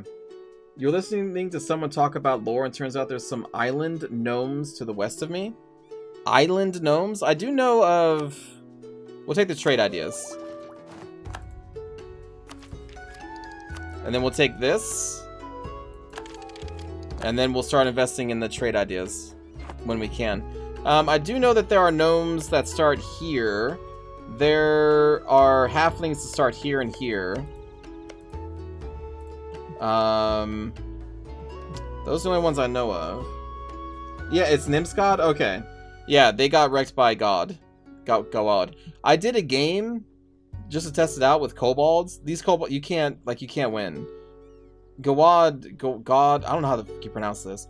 It takes over the 3 kobold nations so easily, like immediately. I don't know how you fight against Goed and all their vassals. Oh, over here? Oh, this Lonely Isle is, gnomes? But yeah, so there's 3 different kobold factions here. Green, red, and blue. And I've tried as all 3 in quick games, and I just get rolled. Like, I have no idea how to, do it. Oh, are you talking about this little island here? One of these little islands? Cliff gnomes, there you go.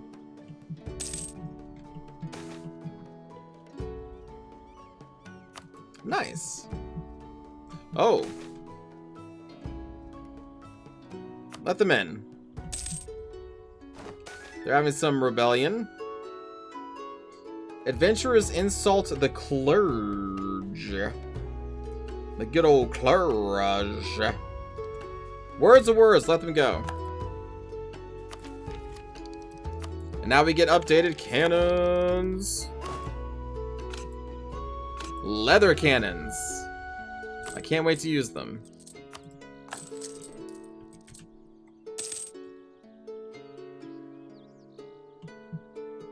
In another 20 years. Okay. Looks like Lorentz in a war.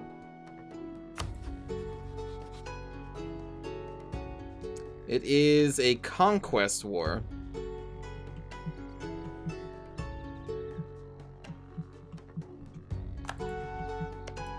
They have slandered me for the last time. I will send you an insult.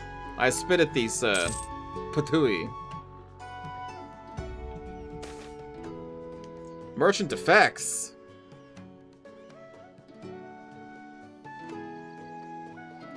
Give me that mercantilism. What's our mercantilism up at this point? Repay loan. It is up to 23%.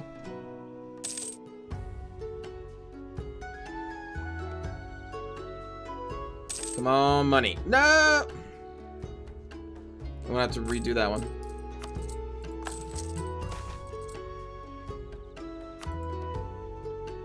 But at the very least, our corruption is going down, and we're making our money back.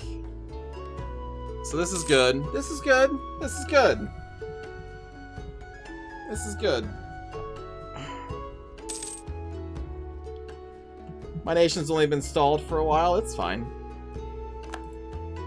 No, we're not out of the disaster. No, we still have to press these 2 buttons. We're climbing out of the last part of the disaster we just suffered. How many? We only have 19 loans left, don't worry. Yep, back to murder soon, chat. Back to murder soon.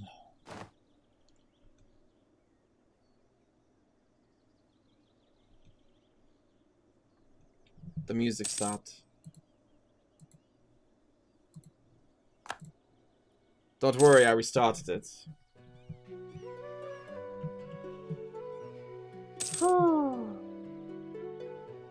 Yep, it's not 25 anymore. Listen, man, we're getting there.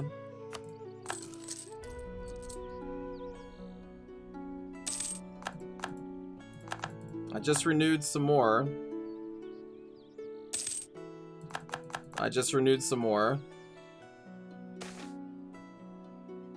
Damn it. Stability, why?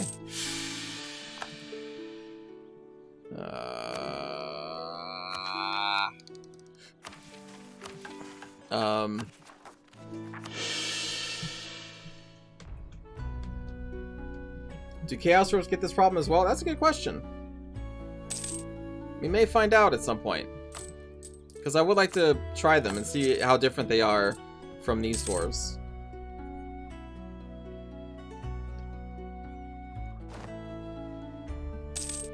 Look at all these little flags march around. Doing things, killing people. What is this for? The attacker. Ah. Oh, it's a consolidation. Esconic consolidation. They're going for the CB. I like this song a lot.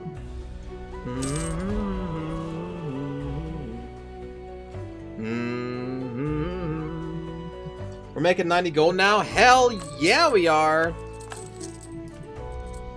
Isn't that great? 95 gold. So here's a little thing. Whenever I see the word conversion, I think of that song by System of a Down. I think it's Chop Suey. Conversion to a version 7.0, something like that. Looking at life through the eyes of a tyro. You know that one? Eating seeds is a pastime activity. Oh no, it's toxicity. The toxicity of our city. Alright, this gives us 20 trade power. Hell yeah. Our trade is strong. None of you? No one knows that song? Okay. A generation of cowards. Purge them. We're not using him anyway. We'll get him back, don't worry. Now, like, this feels good. We're repaying loans, like, every couple seconds now. What do you mean no one knows us? Well, no one in chat was saying anything. I'm just sitting here singing to myself. Everyone in chat's like, what the f is he talking about? Hold on. Goblin minorities demand representation. Okay.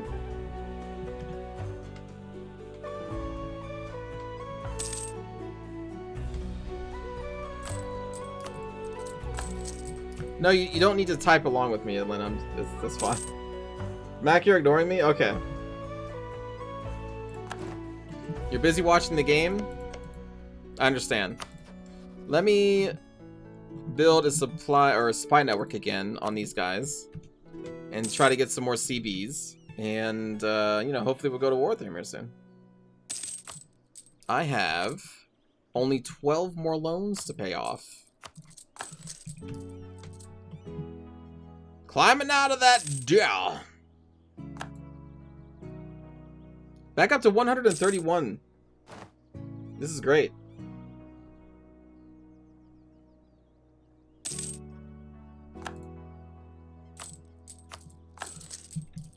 Self to aversion 7.0. Nah, I just got the song stuck up my head.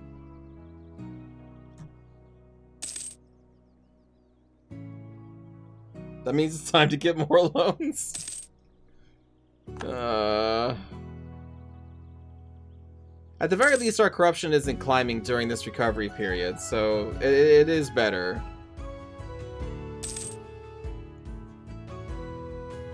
It just feels so bad to be out of the game for so long.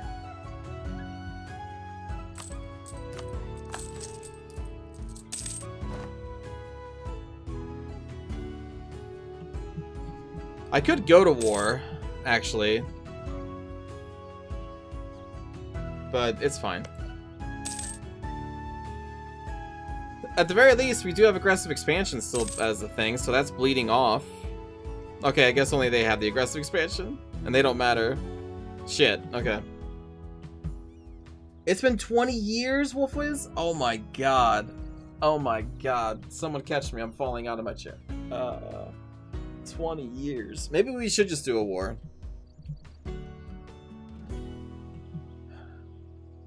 Cause like, what's the well? What's our negatives that we're still suffering here? I'm training in the fungi.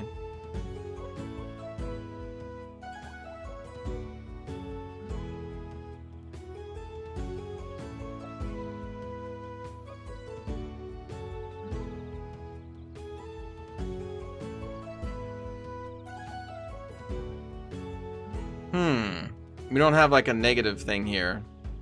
We definitely still are suffering some negatives. I know to our stability costs and some other stuff. It started in 1603. Oh my goodness. Oh, it's on the disaster. Oh, right. Wait, what is this? Court and country have no current disasters. Absolutism is at least 50. At war. Unrest is at least 1. Stability less than 3. Oh my god. But let's see. This is giving us more national unrest. Our trade efficiency has been countered. The yearly inflation has been countered. The interest has been countered. The inflation cost has been countered. Corruption has been countered. And I think the autonomy has been countered. But we still do have some bad things. But we could in theory go to war. Oh, they're now allied with Goed. Well, that would be something. Goed would join in. Grombar would not. Because they are 1,800 in debt.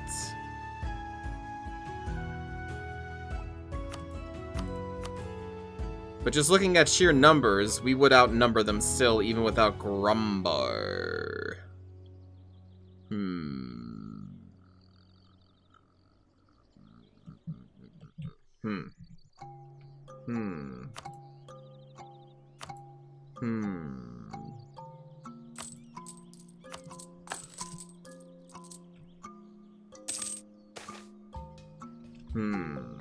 What's this?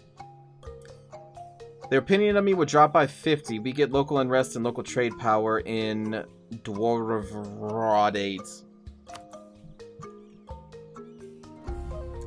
I'm thinking about it. I'm thinking maybe we should, because I want to do something. We haven't done anything for so long. I'm starting to go crazy. I'm starting to get war sick. That's when I don't war for so long. I get war sick. Makes perfect sense, right? Also, I could even increase our military by another, like, 51.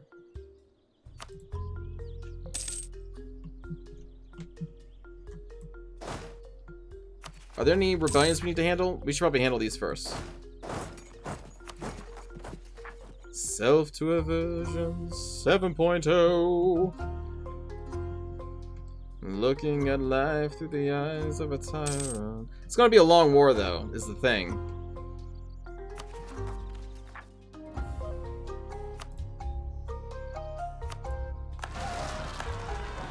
Perfect.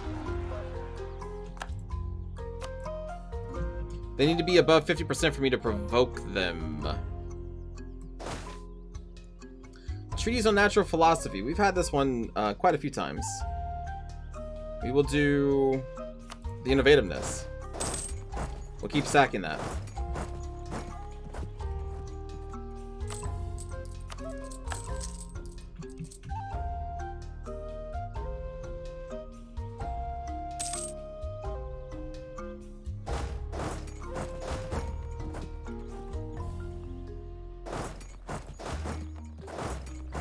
Okay.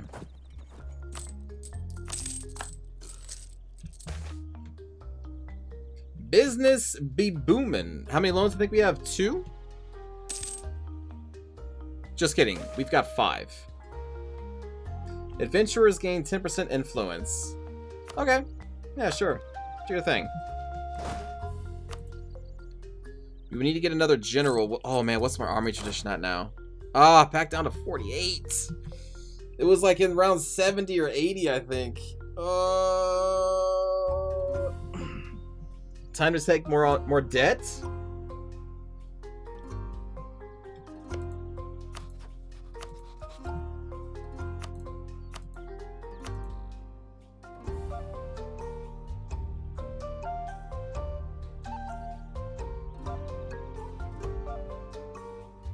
Does you paying my biggest loan matter? Not really, I don't think. Bring you back. Let's do it, man. Well, I mean, these numbers are pretty close.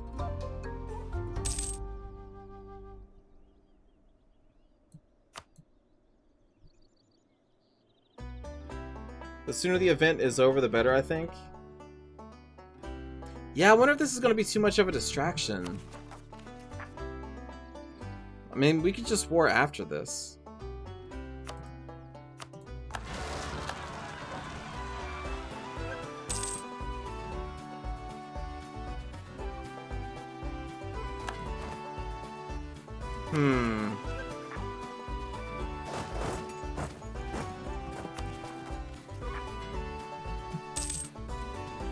Yeah. It's probably better just not to do it. Unless it was like a guaranteed, like, easy win we could just blow through, but that's going to be a very long, protracted war. 40k? Okay, we may not actually want to... Well...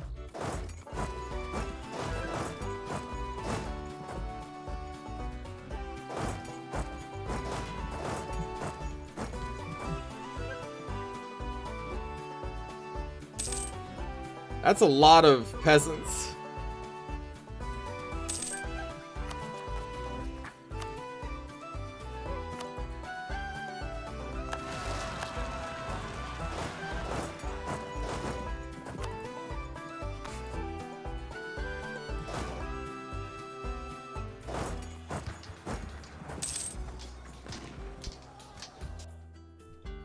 Okay, well, that wasn't bad.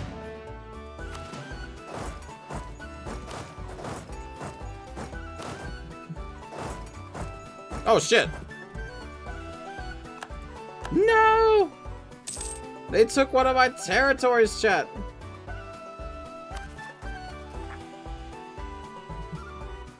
Where's this at? Down here?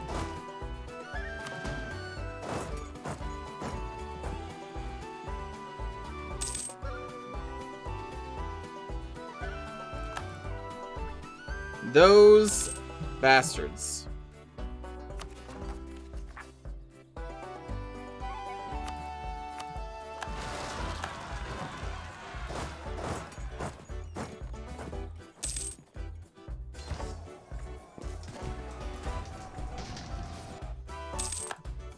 Forcing me to kill these poor innocent people. Alright, we take the merchant. Another merchant. We will repay the more loans. And that's it. That's all of our current loans. So now we can maybe do the other disaster. Yay! Say yay with me, chat. Yay! We can do another disaster thing. I do not think I have any trade power in any other node. So this person will just go in our home node. Finally out of debt? Hell yeah, man. I gotta sneeze. I am back. Okay. Who's ready to go into debt again? Because I know I am.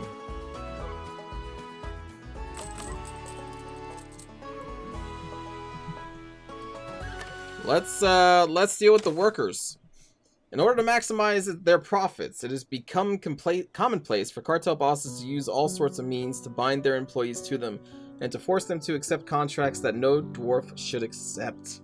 Workers are bound to two evils: low pay and extremely long shifts. Thankfully, to tackle one will hopefully fix the other. Focus on the fair pay.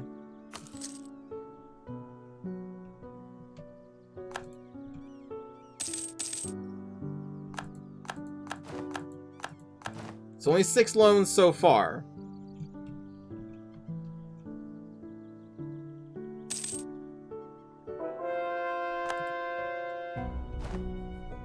$7.0.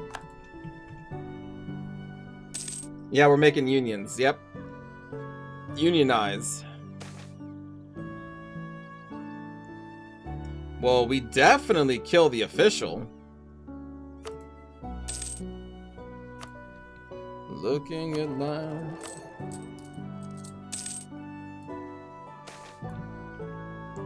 Goblin refugees coming in. Welcome. Yeah, we don't have any corruption. We are now free of corruption. We're climbing out. Look at this fantastic harvest. Are you kidding me? Holy shit. We only have 1 loan right now. This is amazing. Ah, the heretic thing again. The clergy will lose all their influence, which is increasing our taxes.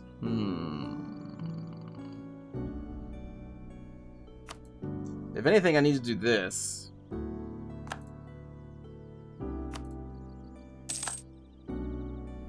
We need to start removing all these powers we have given to the estates so that we can raise our absolutism.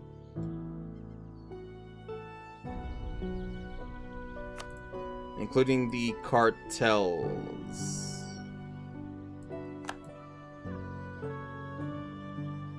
This we actually still need because we have bandits in our territory.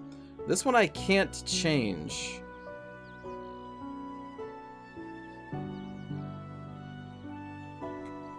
Huh. I don't know if I would want to, because, I mean, I like the yearly army tradition. But we definitely need to get rid of all this clergy stuff. But I need to wait for their loyalty to go back up. Goblin cartels.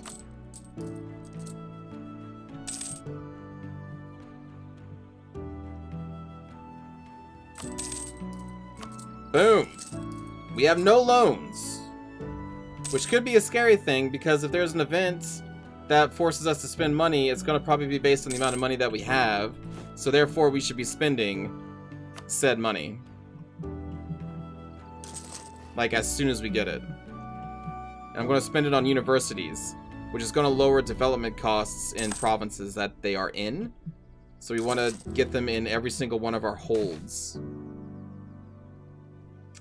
Okay, there it is. With our hard work, we have managed to reach a deal with the cartels. From now on, all work will be remunerated, not a word I have said out loud, at its fair value. Production efficiency goes down, taxes go up. Huh. Not exactly a fantastic exchange.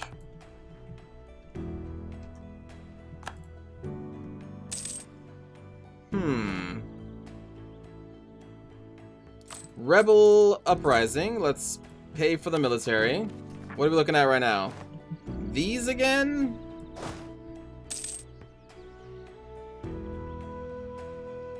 Alright.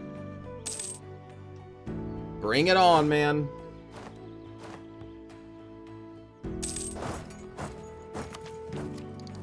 We are ahead of time still.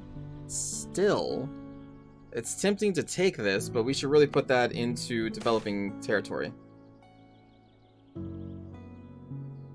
We'll,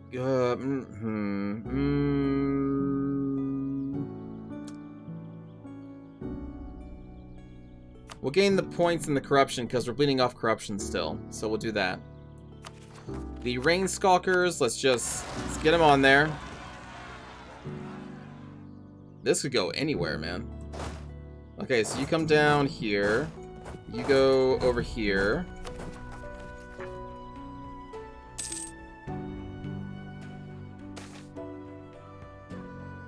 Gain a stability. Okay. Throughout our nation, dwarves are forced into contracts that make them slaves in all but name, working to pay off debts placed upon them by their employers. We shall eliminate many of the loopholes that allow this practice to remain legal and end slavery for good. Alright, alright, alright.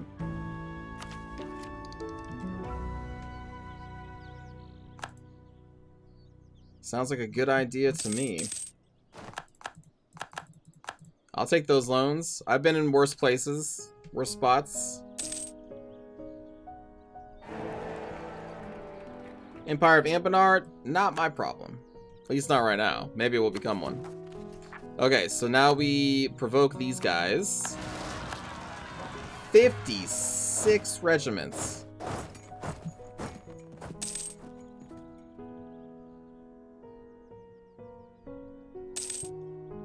But we will crush them with 93,000 pissed off dwarves.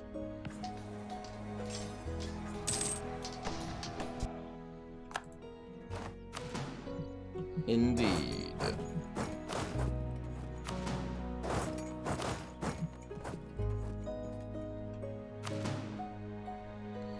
Alright, what's the next one?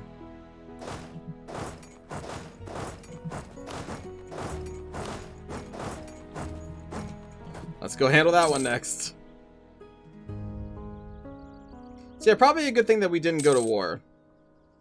Because we would have to be still dealing with all of this stuff back home. Ah, salt crisis.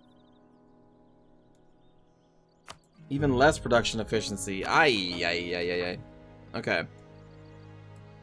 Oh, this is a horde curse thing. Oh, their support is waning because our troops are here. Well, where's this at? This is up here?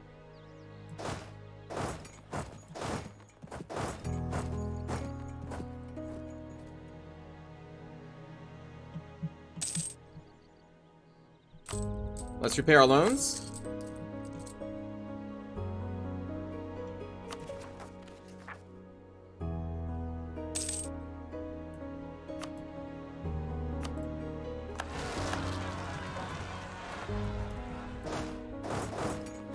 Get up here. We will kill them. Okay. Oh, wait, they're still alive. Alright, there we go.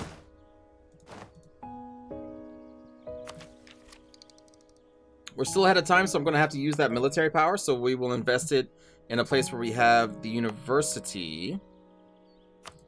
Which should be here. This is still very expensive. Oh, because this hasn't actually developed at all. On its own. That one's not really working.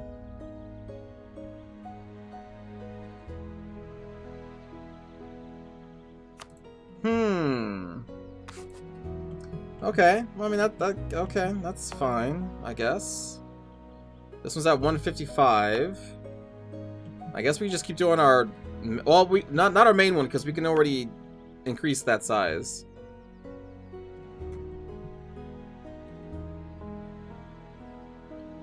That one needs to become 70, so we just need one more, so we'll do that. And that maybe will dig itself? Maybe?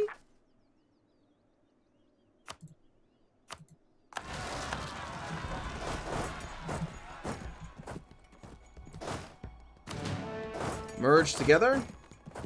Split you off.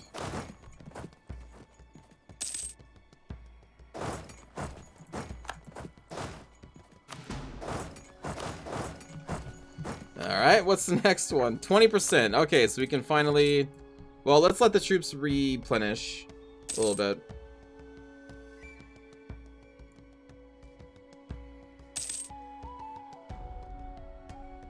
Our inflation is rather high. My capital will get 10 years of state maintenance plus 100%. That's, I mean, not great, but it's not the end of the world. It's fine. Repay loan? How many do we have? Still got a couple. We got a couple. Ban indentured workers' contracts.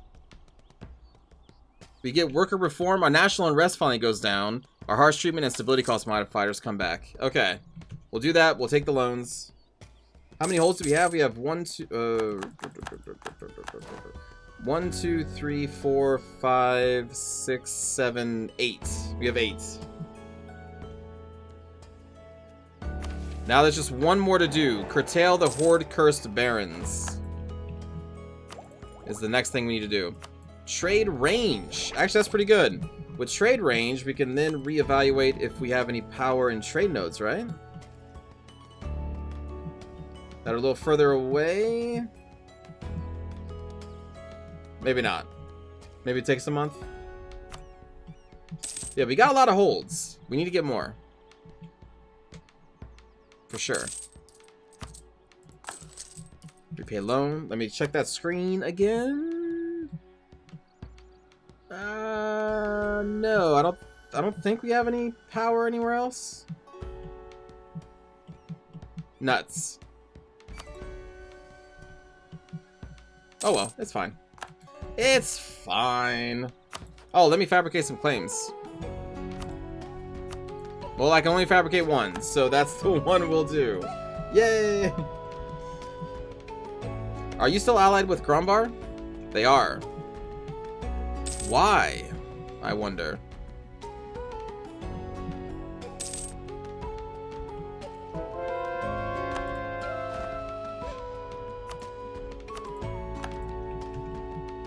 You're next, buddy. Oh, also, we can maybe hire some more people now. Well, no, maybe not. Well, we can afford this guy. But I think the advisor cost negative is still in effect, I think. But national unrest is pretty good.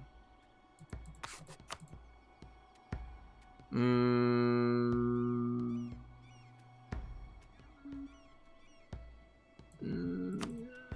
sure. Okay, we'll hire 2. Lose army tradition or gain corruption. We'll gain the corruption. It will bleed off very fast. That's okay. We only have one little itty bitty piece of unrest now, which is fantastic. Advancements of mage power. The status of the mages does not rest on the privileges of the nobility or the clergy or the wealth of the merchants. Instead, their fortune and power comes from their innate magical prowess. As a rule, however, this has gone very well for them lately. Despite being few in number, through the vast influence and power within our society, the mages have managed to increase their power over our country. It's only 10% influence, it's fine. Do not worry. I'm not worried. Shut up. Repay some more loans. Maximum monarch points. This needs to be at 40. I've already raised the military by a lot, obviously. Actually, no. I think this was at like 29 when I took it over. So we would have to raise the admin up to 40. So we'll do that. Okay. This is already at 40. So this should start digging itself. This needs to be up to 40 as well. So we'll spend some military power there. It's actually very cheap, too. I don't want to spend any of our Diplo power because we're putting that into our trade ideas.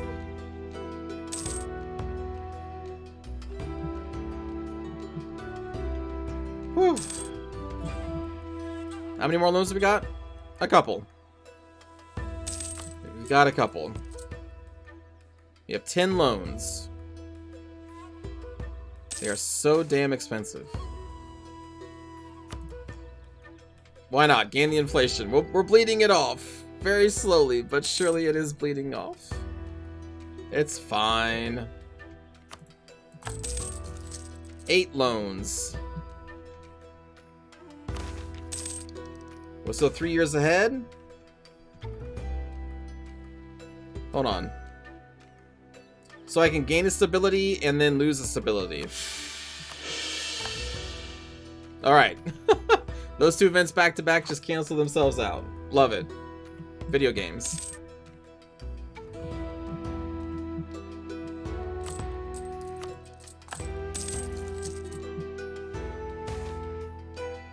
Goblin minorities migrate elsewhere. Really? They want to go to the Mire Mall?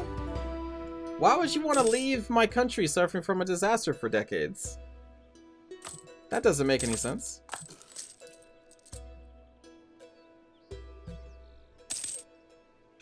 Okay, well, we will repay one more and then click that button.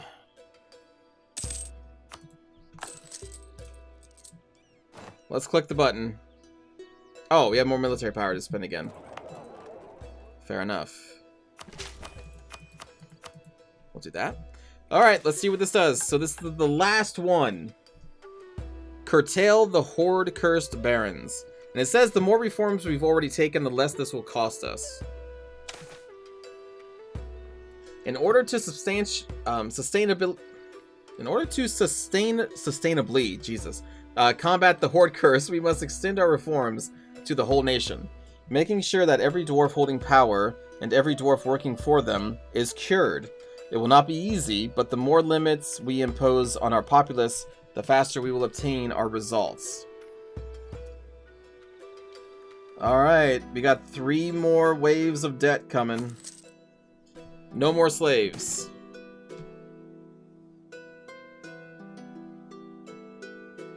In order... Okay, what? Maybe even more than that.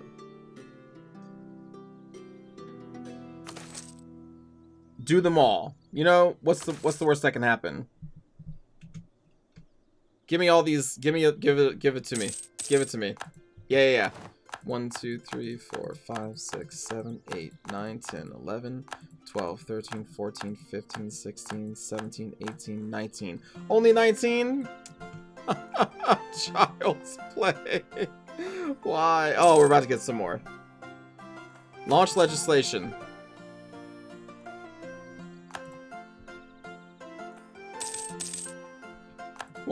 Or 20, 21, 22, 23, 4, 5, 6, 7, 8, 30 loans.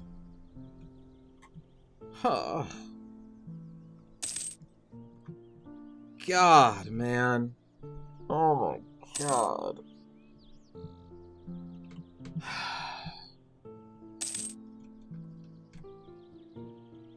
I am so tired. Did you have to do them all at once? No, but I wanted to. I just want this done. I want this fucking done and behind me.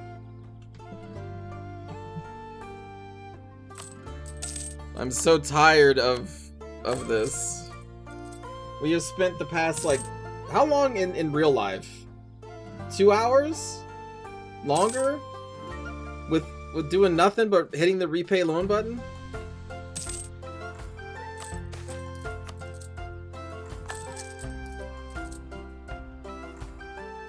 Keep our good leader. Ever since you got out of bed? When was that, Elena?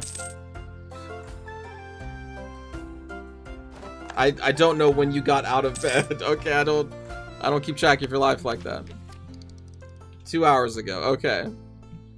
Thank you.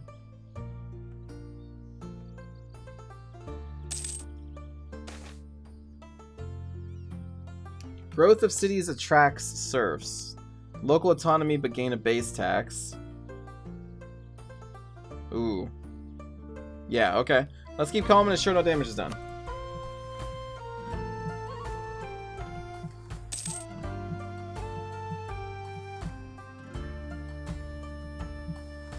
What is up with all of these armies spread out? What are they doing? There's no wars going on.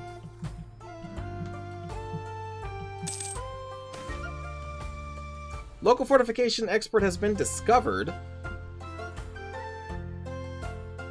Watcher's Rock gets local defensiveness until the end of the game. Sure. Watcher's Rock. We did it. It is difficult to part a dwarf from a coin. Some say impossible. We, however, have managed to do the impossible and separated not only one dwarf from one coin, but many dwarves from many coins. Oh my god, I'm surprised this doesn't say, like, lose 10,000 gold and take 50 loans. And it then crashes your game and destroys your computer. Oh my god, we did it. We did it. Gain a stability. Gain 25 prestige. And we get national unrest and minimum autonomy minus 30. Oh, right, I forgot the autonomy, yeah. For years, the Horde Curse has assaulted the minds and hearts of dwarven people across our nation, but we have made great efforts to combat it. Now it seems that we are rid of it once and for all. Wow. Wow, you get so much stability, holy shit. I guess they expect you to be at -3. The Reformists, for 100 years, our national unrest is -2, development is cheaper, yearly inflation reduction, and innovativeness gain plus 50.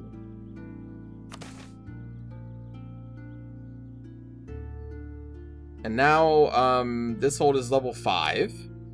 Okay, another cool thing. So we got 30 loans, but like that's it.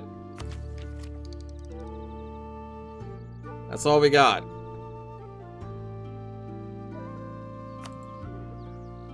Let's take this tech.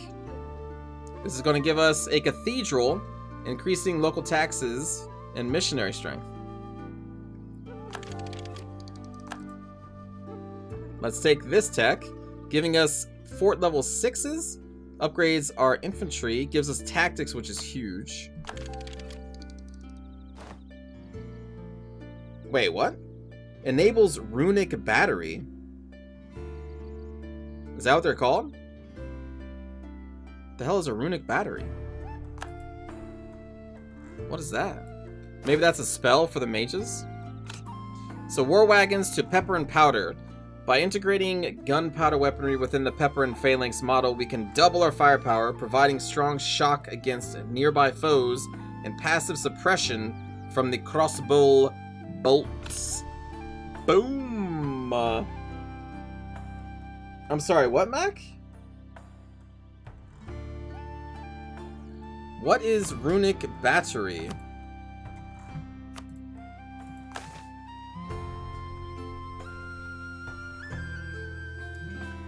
That's not in here. Maybe it takes a while to update. I don't know what that is. Hey, Adventurers defeat the Thieves Guild. Wow, bunch of positives. We get more money, more prestige that we don't need right now, but we got money. It's a special Obsidian Dwarves thing. Oh, so I can only use it if we were the Obsidian Dwarves?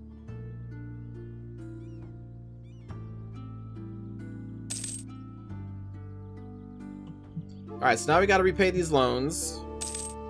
But there's no more disasters, like we're past it. That's it. Now I'm gonna actually spend some money. I know we're in debt, but I'm gonna spend this money to make money.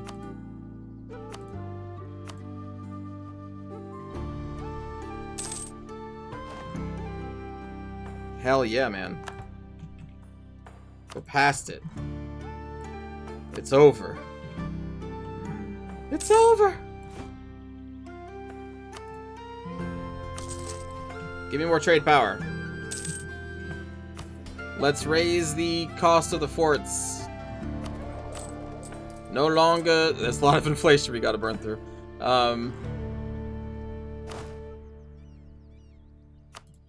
Activate all the forts.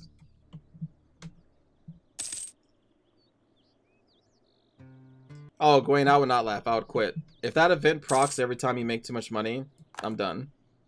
I'm not going through that again. Nope. Mm-mm. Mm-mm.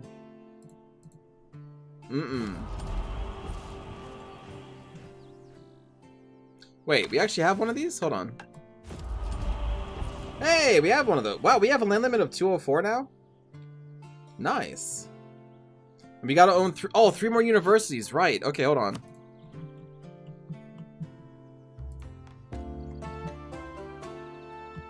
Let's see. Build one there. Already got one there. Goblin refugees. Add them in.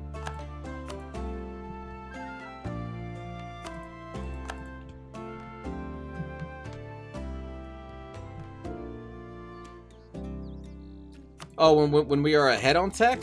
Which I guess we are now, right? So, yeah, that's a good point. We should probably reduce inflation. Economy.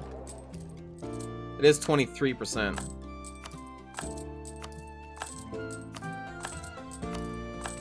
Oh my god. We have so much inflation. But it's over. Like, you know, well, it's not over yet because we still got to repay all these loans, which add to inflation. So I guess it's not really over. But I want to get these universities up so that we can start getting more reform points in the age of witch kings.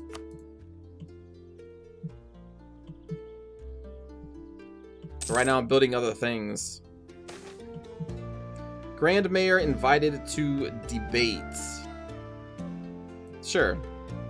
I think I made some decent points. Against the Revlians.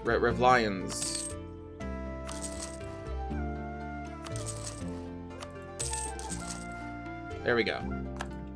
So now that's going to get those points.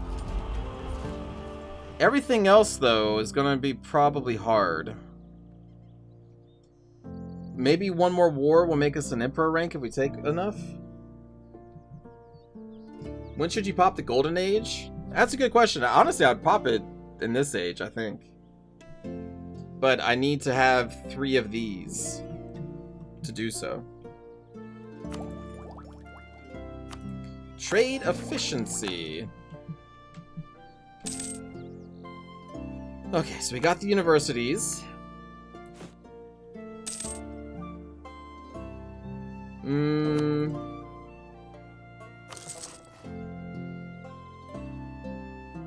Wow.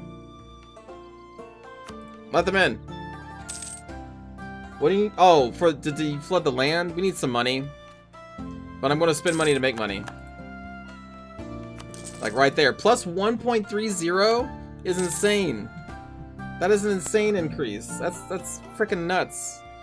That's like the cost of one of our forts.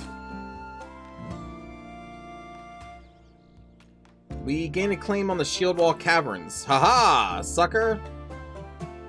Foul knave.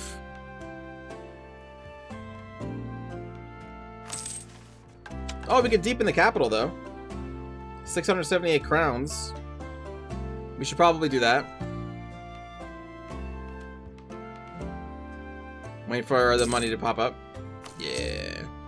Take 12 years. So now we're going to deepen this down to level 6. Several of the leading members of the government are deeply worried about some changes that were recently proposed. Yeah, there were a couple changes. I agree. There were. There were a couple.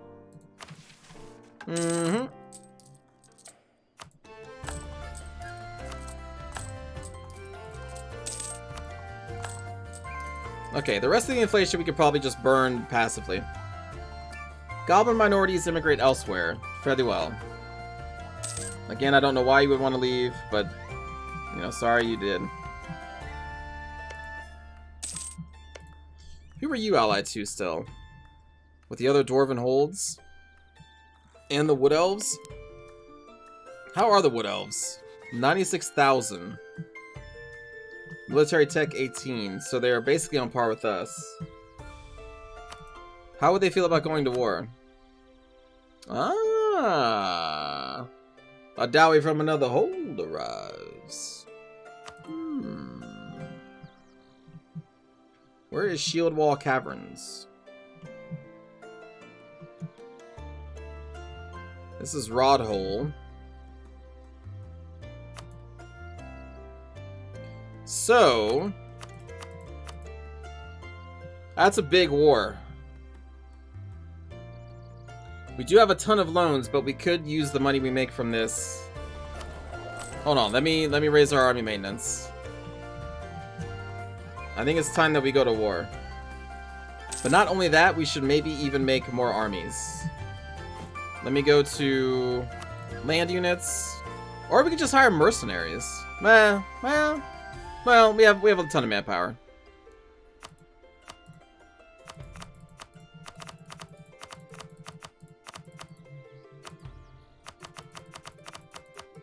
Our cav is very strong.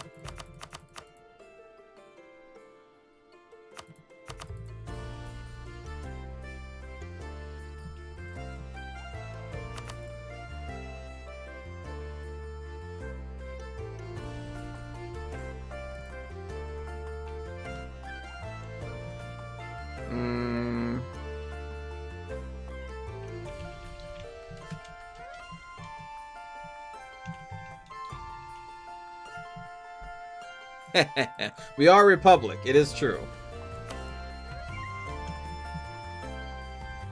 So this is going to cost how much? Like a ton? We get local development costs plus 20% for 5 years. Well, that's fine. So we will recruit a whole other army.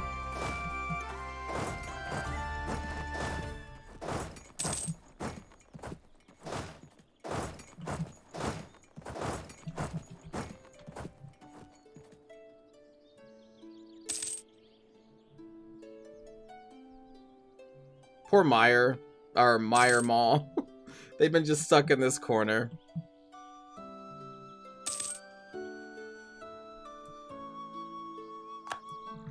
Oh, they're done with their internal strife. Huh. Well, good for them.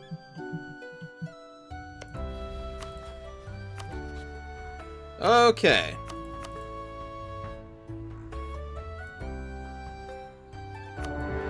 Let's do it, shall we?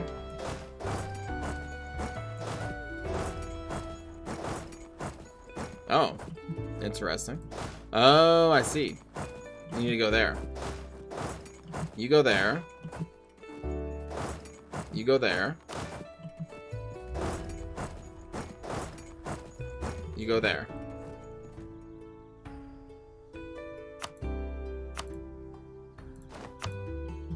War! Damn, allies are already really gathered over there.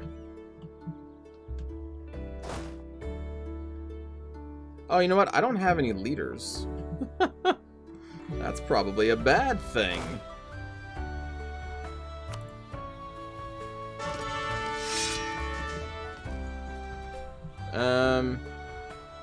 Let's rename. We'll do Cheery. Cheery Elderbeard. Really good maneuver skill. Got some siege too, which is pretty good.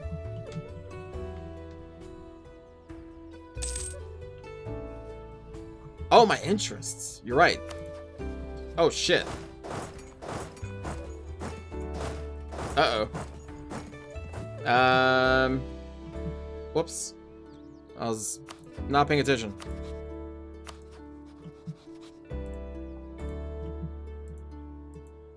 I guess, I mean, my interests are the same. And the interests are the same. Hey, Malphus, man, thank you for the resub for 26 months. Hello. Welcome. We're at war as dwarves. My leader is 186, so he probably has a good 14-ish years left. Maybe?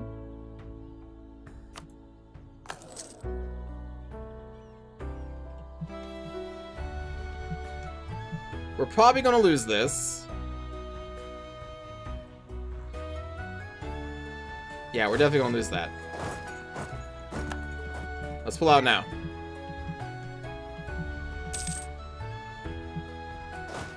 I was not prepared. Here, Moffin, we'll put you in the game. Moffin Stormbeard. Wow, a same exact stats as Cheery.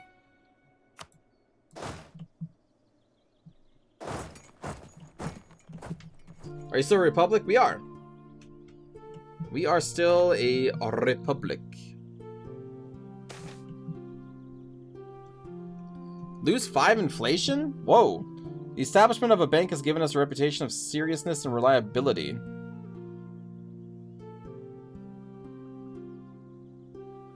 Ooh, and lower interest? Oh, man. Yes.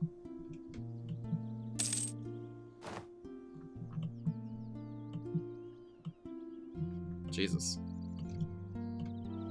The Wood Elves are coming through the mines. The mines of Moria.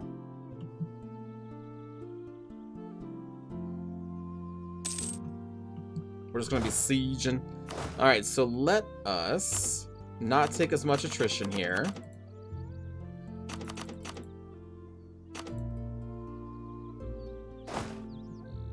And you fall back there.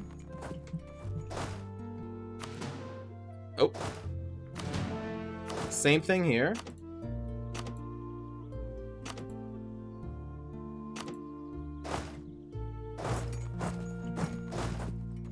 And then same thing here.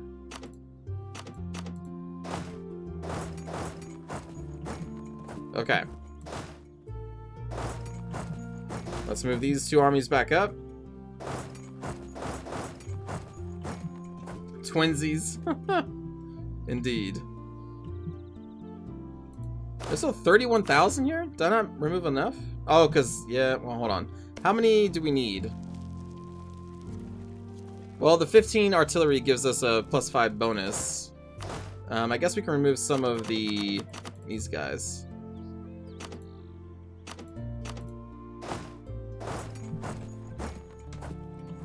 No need to burn off all that manpower.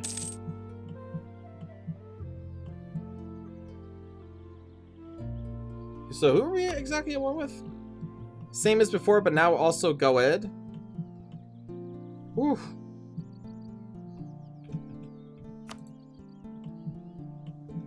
I'm just going to focus with trying to get all this down.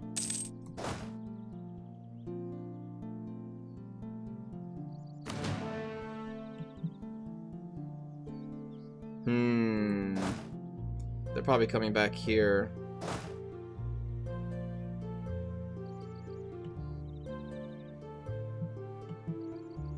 Yeah, probably. I don't think I have enough to fight them either. Let's pull back right now.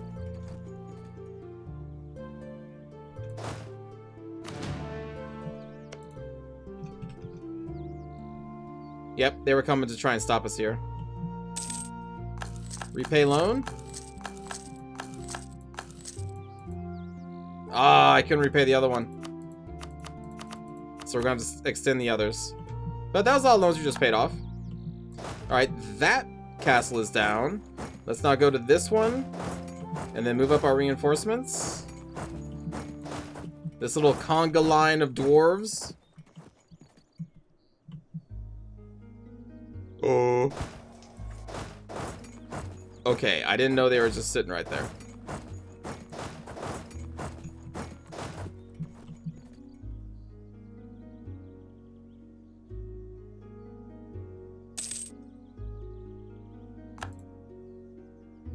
As long as my dwarven allies are coming, we may actually be able to turn this. They are. Ah, you suck. Get out of here. Okay. Merge all these together. I don't need 30 cannons.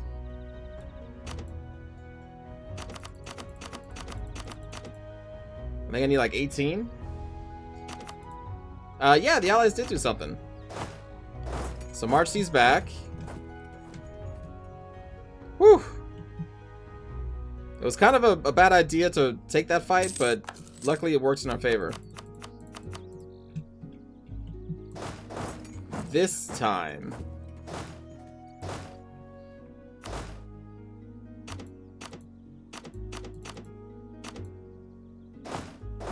Alright, split. Oop.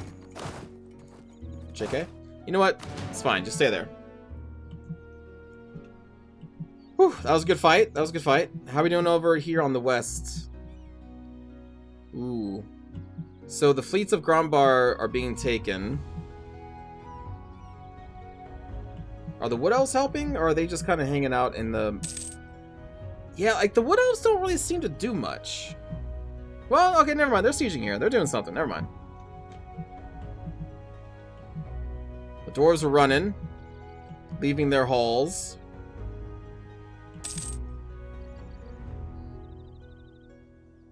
Perfect.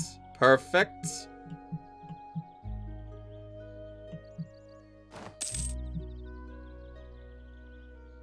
That's fine. 0.2 unrest is totally okay. We will... I think we get prestige at the end of this war. So I may actually lose the prestige here. And then we probably want to do some more development of our holds. I don't know why these aren't, like, auto-digging themselves. But let me spend some more there. Do I have a university here? I do.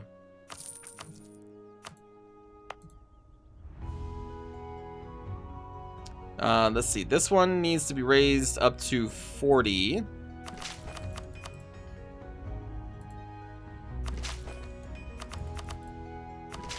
Boom. Okay. We broke through the wall here. The siege is going great. And we're just kind of letting our allies handle the armies for now.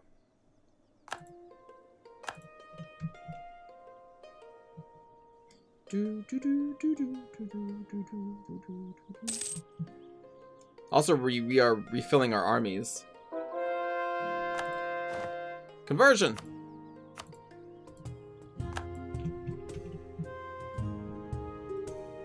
And then when this war is over, we'll have to convert a lot of others. So yeah, all the fighting is happening out here. Hey! Okay, you... Is there another fortress nearby? End of the road. Splitting you in half. And then you will follow them. Whoops. Whoops. Oh, hey, we know about this side of the world. Wait, where? Oh! This is to our west. Whoa. Look at all these people. And then this is the not China. Look at the command. Beyond Fang. And we're just in this tiny little halls up here. Look at all this stuff. New opportunity. That's your name?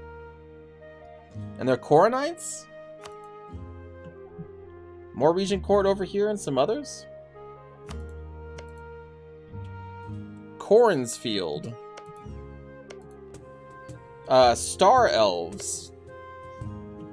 Wow. Okay. There's a whole other continent of stuff happening over there.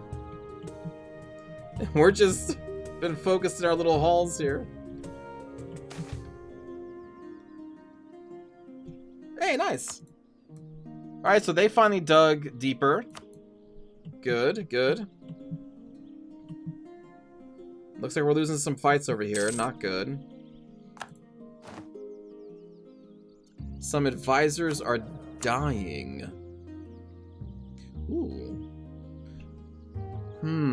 All power costs minus 5%, I think, is pretty okay in my books. And then we'll do trade efficiency. Okay. And then, yeah, that's fine. We may need to actually help. All of Korentar's armies are outside of their lands, which is not great.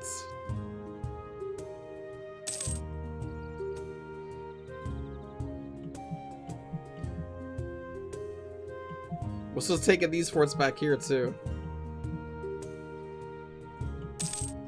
Oh, no, they were about to get this, too.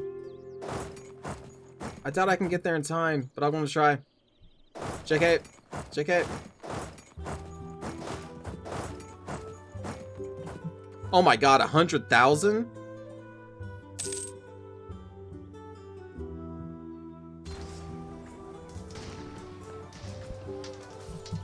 Come on, reinforcements! Oh my god, we did it. Okay. Woo, Muffins just gained Hardy Warrior, less attrition. Holy shit, yeah, I bet, man. There's an army that literally has no troops in it.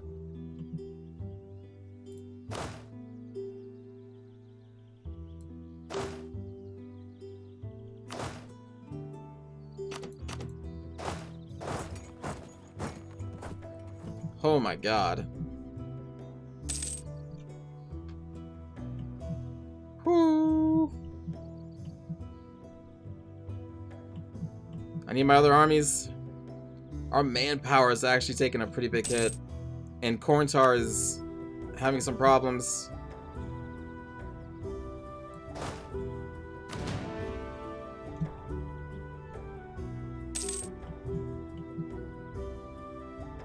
Come on, get through these fortresses. Oh my god. Okay, so this one is up, so we can move Cheery up. Spend some monies to improve manpower recovery? How?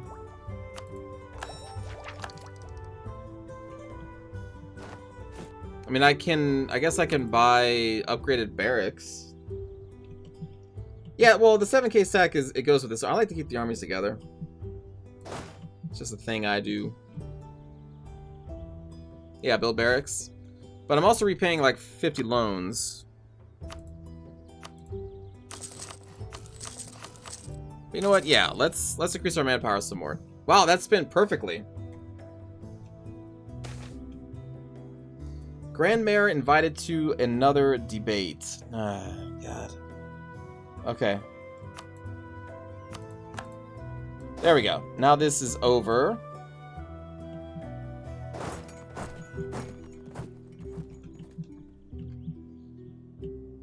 So now all of our armies can actually be used.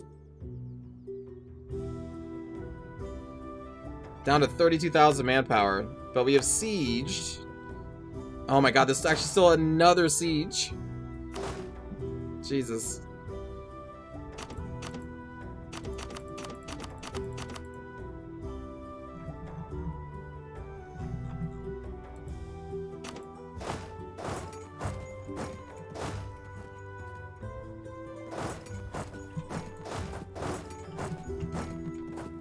We need to get through this hole too. Level 5.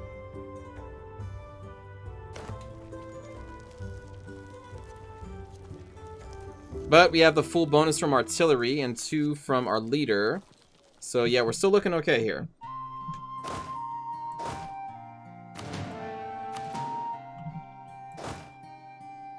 Let's see. Let's do this. I want to keep most of them here. Wait.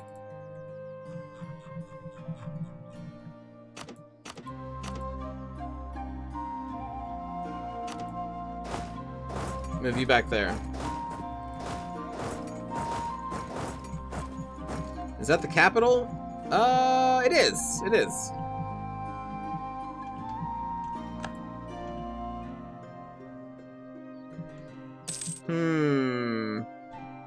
I hope we take this soon, because I don't think Korntar is going to last too much longer.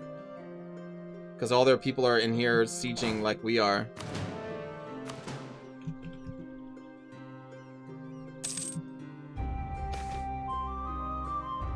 Oh, the meteorite. Common Terrace? Oh, okay.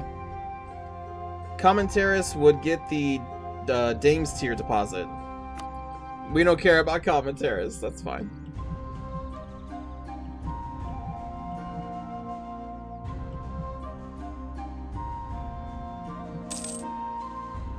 But yeah, we have to unsiege all this. as soon as we can.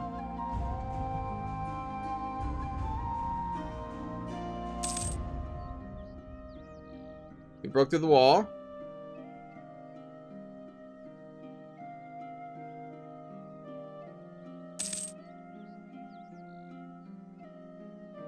What does it do? Oh, it's just a trade good. Worth a lot of money. A whole lot of money.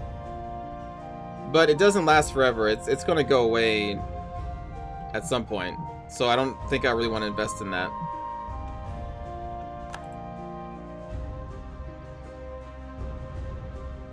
Come on, we're all just waiting for this. Yeah, it's very, very good resource to have, but it is fleeting. Few are the country. Oh, it's this one. We're a very honorable people, so we gain 20 prestige. Excellent, we needed it.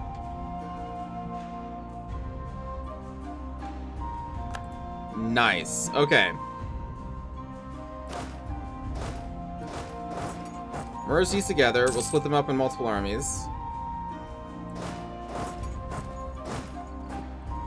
And let's get out of here.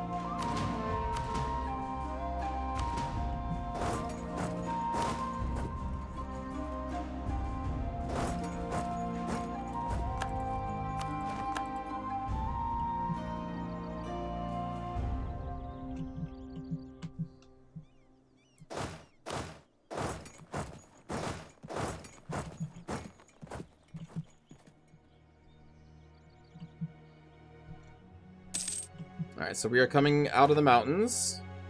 We are trading in Serpent Bloom. National supply limit modifier plus 10. That's actually useful. I don't think there's any other trade nodes that we can reach with this extra merchant. Maybe when this war is over, we will be able to? Maybe? But for right now, the merchant has to do basically nothing. Oh, Grumbar backed out of the war again?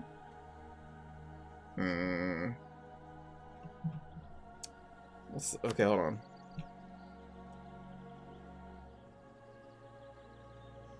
We're still pretty even. I doubt I can even get much from this.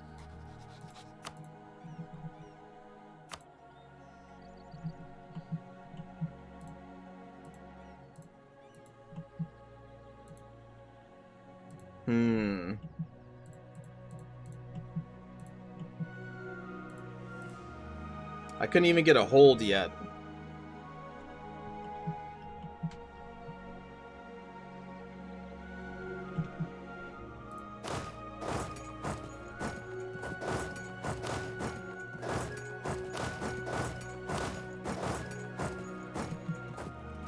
We do need to kill more. Delayed salaries. Oh my god. What a terrible event to have.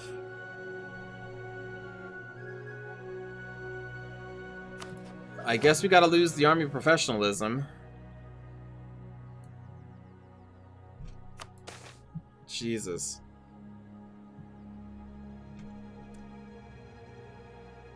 Okay.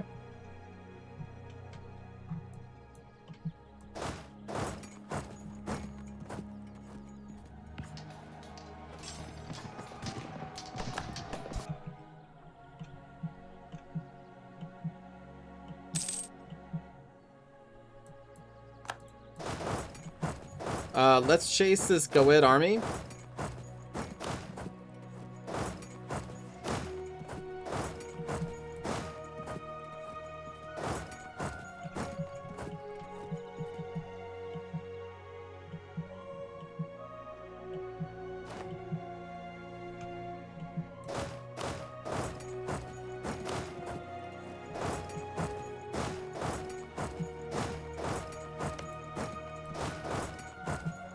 Caught your hand in the cookie jar there, friend.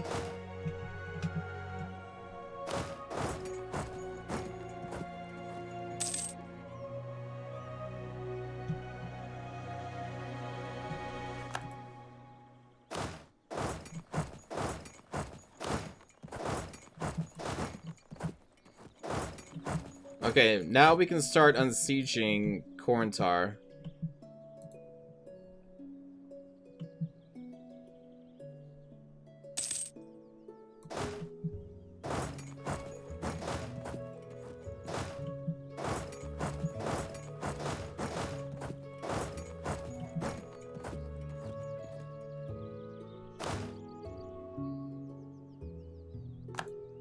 Got them. Alright, let's do...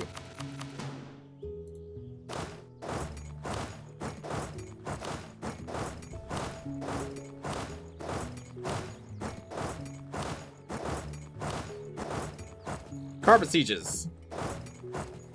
Or in this case, de-siege.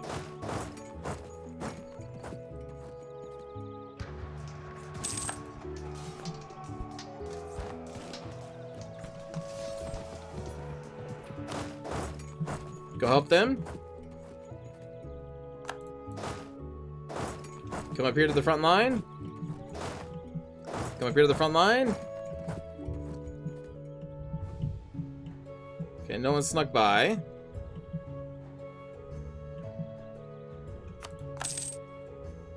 What?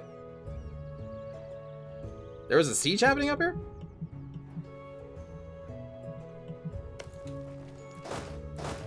Alright, let's split you up.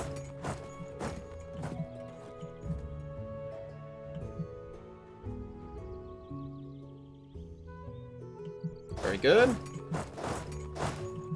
Move up.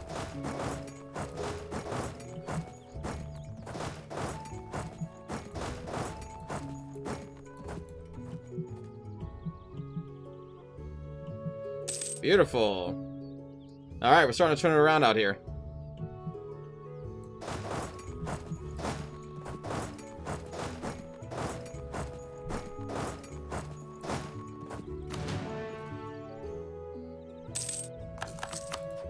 Repay what you can.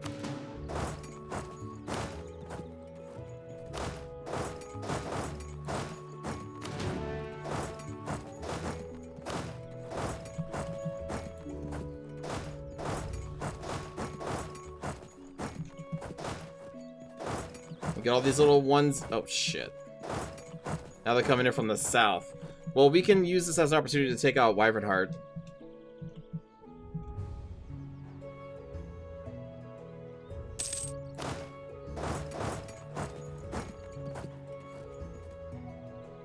What? Okay. Crombar doing stuff.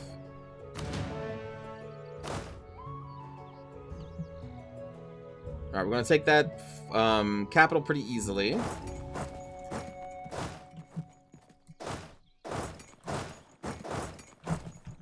When we take their capital, we can separate piece them out.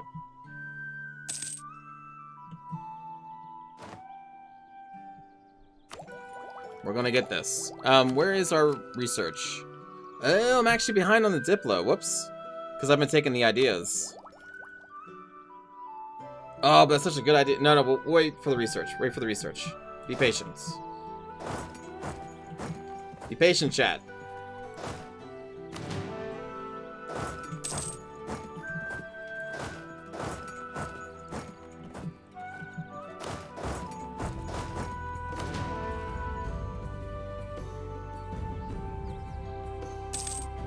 Patience!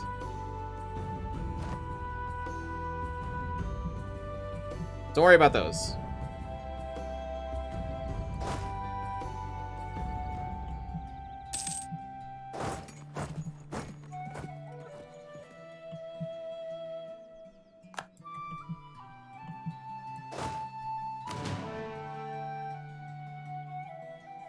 Just take the... There we go. Okay, so now we can separate piece out Wyvern Hearts.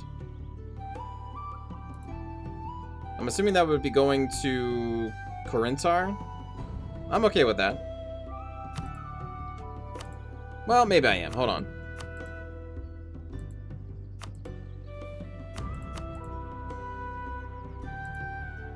No, I'm not okay with that. Sorry.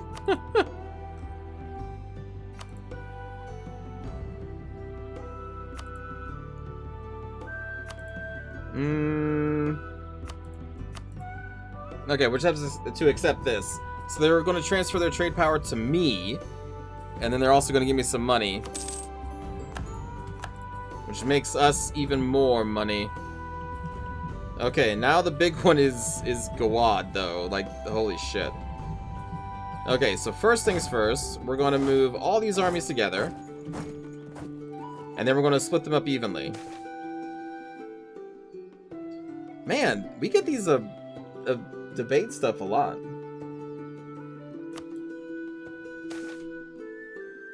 Goblin ambush? Miners enter a cavern. Beyond the light of their torches, there is only darkness. They tread carefully, wary of disturbing any traps that may be lying there. The cavern is silent before the soft crackling of their torches. Then arrows fly. The torches clatter to the ground and are snuffed upon the cold stone floor. For a few seconds, there is naught but darkness. And then, in an instant, the darkness is pierced by the glow of hundreds of glowy yellow eyes. 31,000?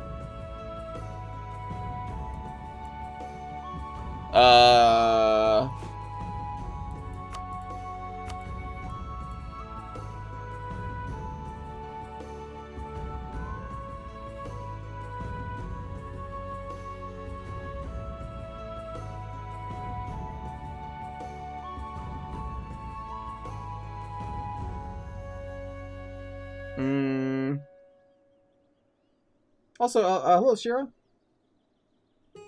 So, this is what happens when you let goblins breed? Damn. Rude.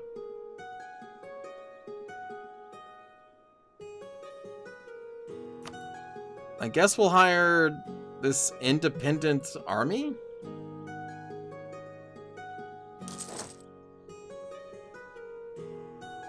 And then like a small army that actually has a leader?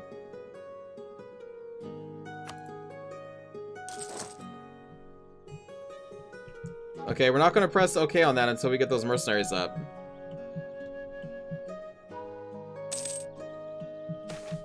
Oh, also, hold on. Wait, what the hell? Military laborers? Okay, yeah, that's fine. Alright, we're going to merge. Then we split. Then we split that one. Then we split this one. There we go. And now we take separate paths down.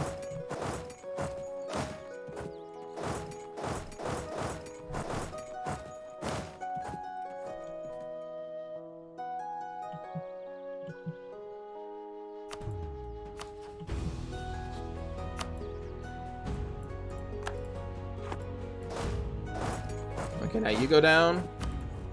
Put muffins back in.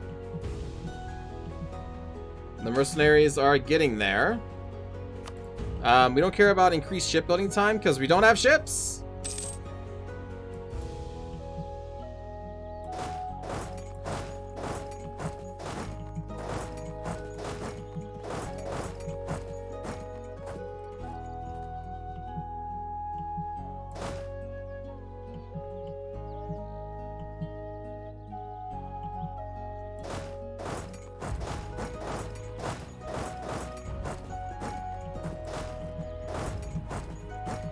Can we catch them? We can. And we will.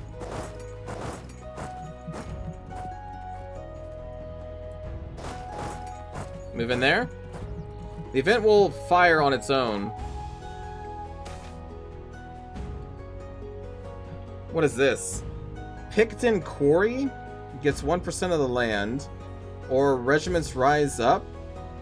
Or they lose loyalty. Okay, hold off on that too. Just put those off to the side. Out of sight, out of mind.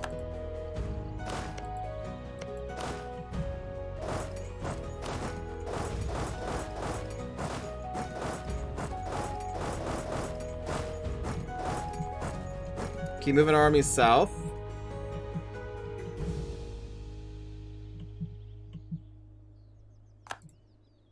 Are they going into the forest?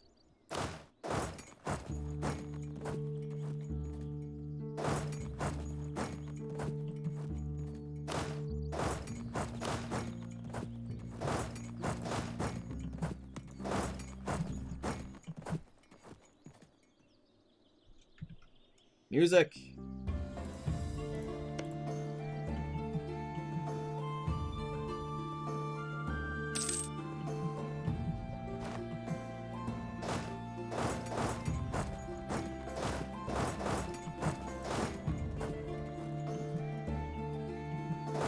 I'm actually going to let the other army chase them. Come on, get to this fortress before it falls. Who is this? This is Cheery. I'm going to move you here. Not going to accept that quite yet.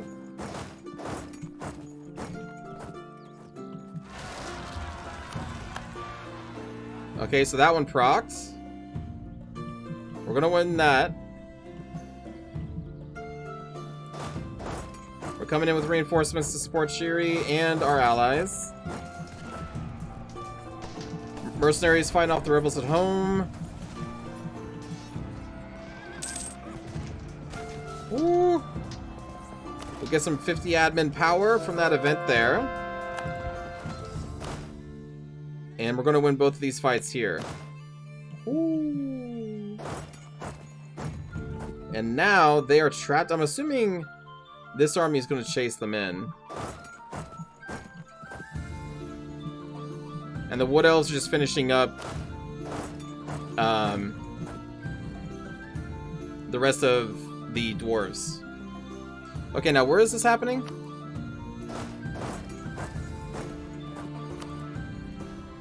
Okay, they didn't even... There's no regiments that are rising up. Well, since we have these mercenaries, we might as well put them to work.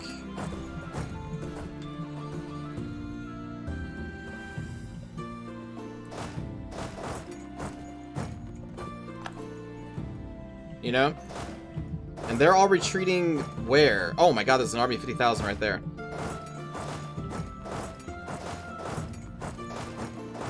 We gotta chase them. This map looks kind of confusing with the overlapping colors sometimes. Yeah, colors can... yeah. They can do that. How's the loan situation work out? I took a nap. We still have them.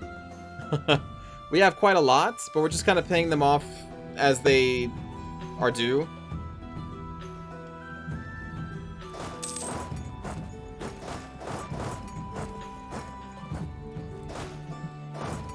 Are they just like all gonna go into the forest now?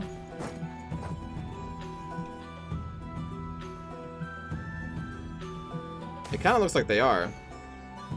Another one? Wait, what?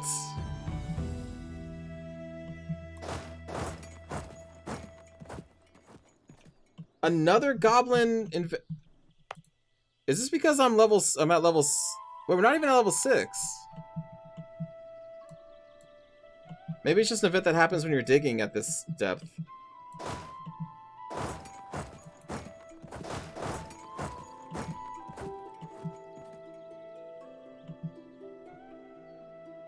Can we catch them? We caught some of them.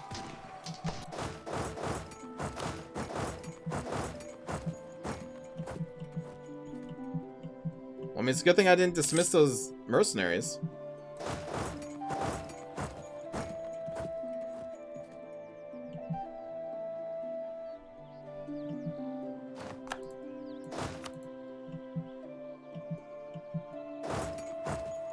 Okay, those guys are probably dead. We can chase these other ones.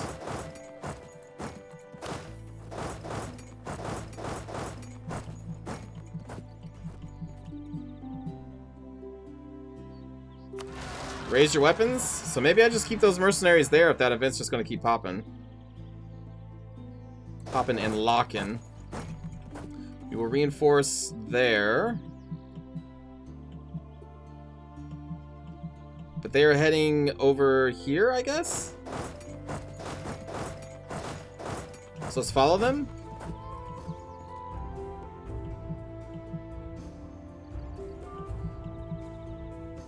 These freaking cave goblins. Okay, just sit there. Will I be going back to the Bannerlord? People really love it since the official release. Oh, do the people really love it? Who are the people? Bionic, are you the people? Yeah, I probably will. How much has changed in the few months since I haven't played it? Let's find the lender territories and attack. The lender territories? What's like some big changes?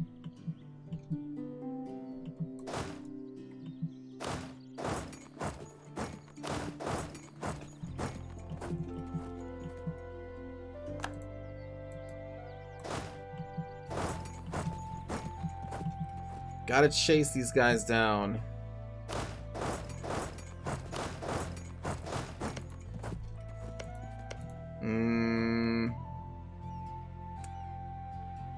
Actually, this would be a good angle to attack from. I think we just engage. It's a bit easy, is it? Okay.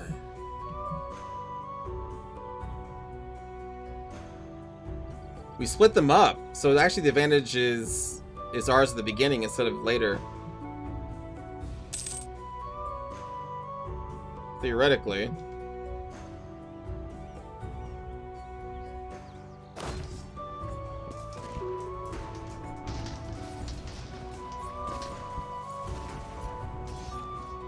Jesus.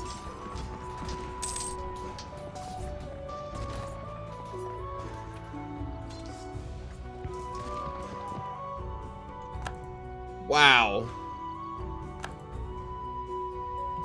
That was a lot of losses. Are the elves just looting the dwarves? Yeah, they're just sitting here in the tunnels. They are sieging one of the other forts that are still up. But they haven't... The elves have never actually helped us in battles. They just siege and that's all they do.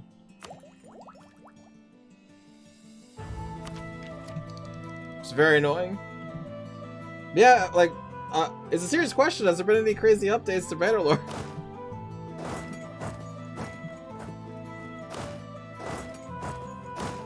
Oh my god, how to hold the other army over here.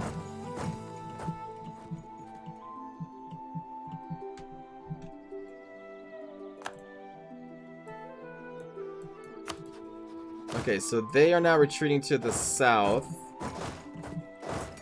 I don't know when they're gonna pop back up. But let's follow them. Try and keep them separate from the Gawad army. What? They're sieging my province? Ah. I don't know how much we're going to get from this. We may just want to end this war. Can I get the hold? I can at least get a hold. And deny them the hold.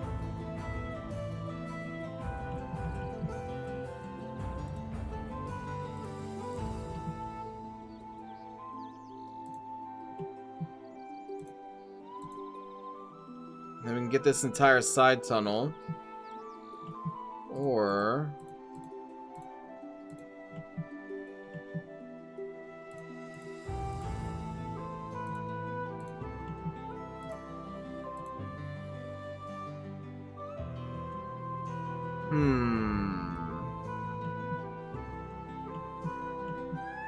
I think I want to try and grab these. So I think I'll snake my way down there. Actually, I should probably look and see what the states are. So we need this.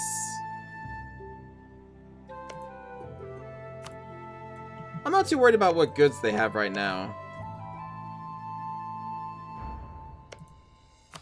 I mean, it's a good question. Like, you probably should also plan around what goods a thing has.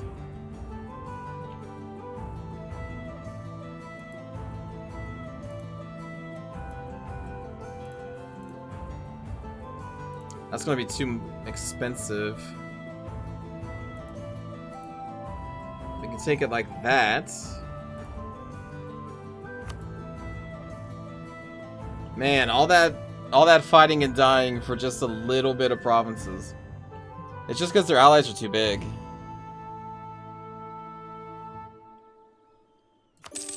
You know what? That's fine.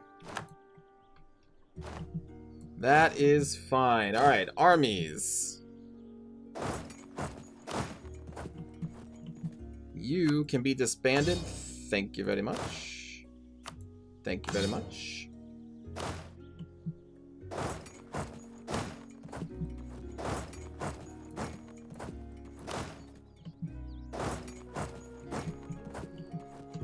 Whew, that's a lot of fortresses. I don't think I'm going to need that many.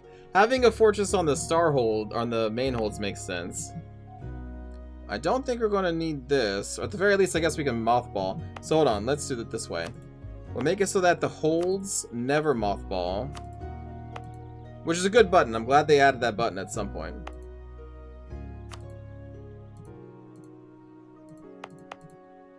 But then everything else will.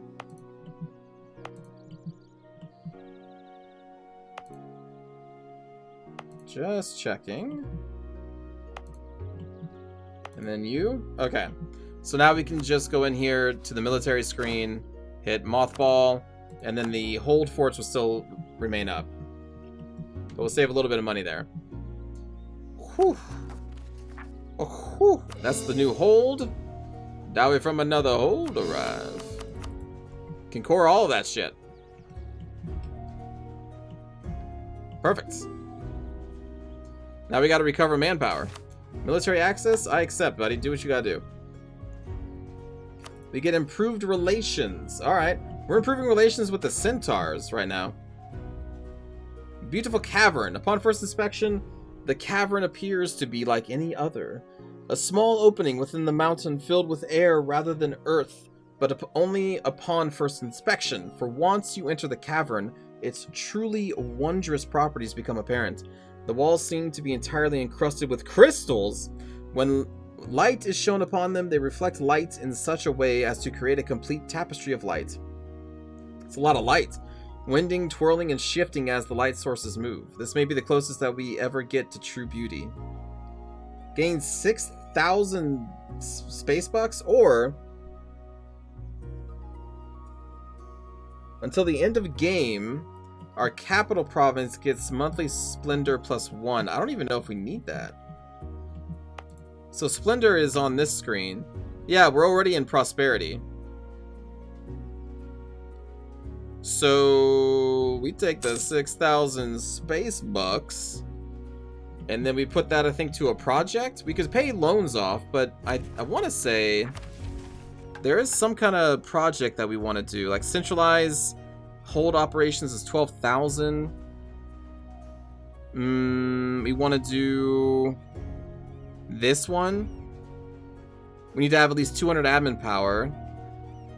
You know what? No. The responsible thing is pay loans. This will repay 17 loans.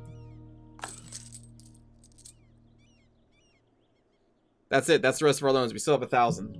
We are actually officially finally out of the disaster and its effects. Feels good. Feels really good. Now, did we get any other trade nodes? This one. Transfer. Well, actually, hold on. No, hold on. This trade node only goes up here. It doesn't actually go backwards.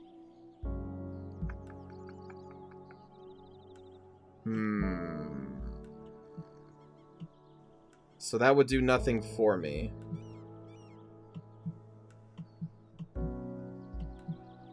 Damn. Damn. But I gotta do something with the merchant that we have, so I guess I'll just collect from there, which won't be much. But it's something. Wait, JK. That's now gone. Oh no, there we go. Okay.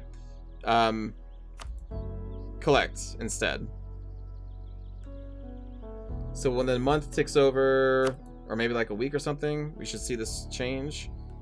Oh, we have 0% power over here now. Well, I have nothing else to do with that merchant, so, you know, it's fine. Alright, now what we want to do is Rebel Bust.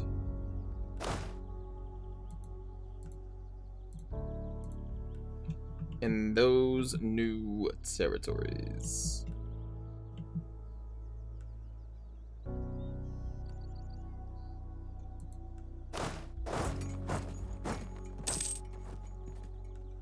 Okay, we're gonna merge and then split evenly. Ooh, that's not a good split.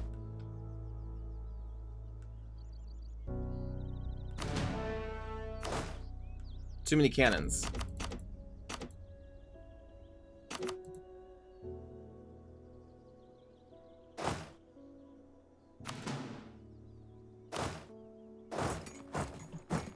Alright, you come down here.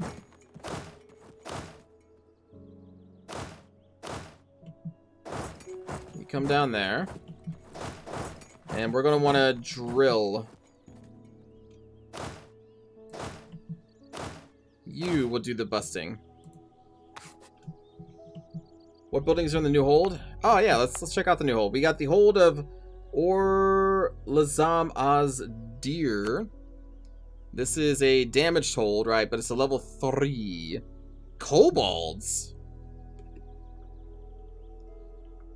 Local construction cost minus 20%, and culture conversion is cheaper. Kobolds live here, huh? And then goblins. But we got weapons manufacturing for its mithril.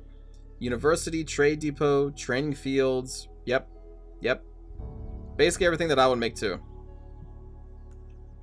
It's all really good. Whew.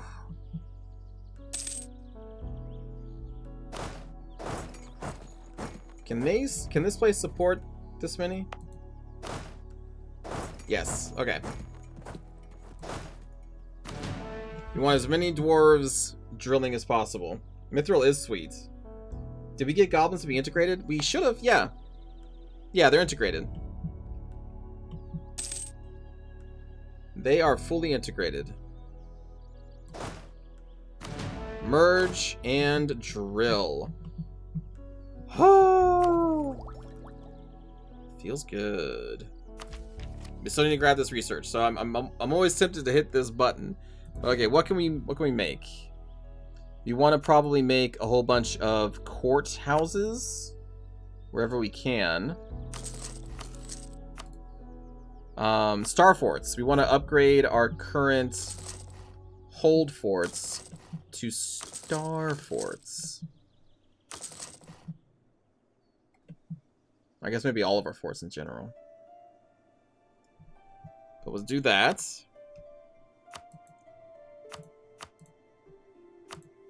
Okay, manufactories. Hell yeah. Gain more admin power from that event. Although that's probably going to change, because again, last time we had one of these, it then disappeared like soon after. But we'll see.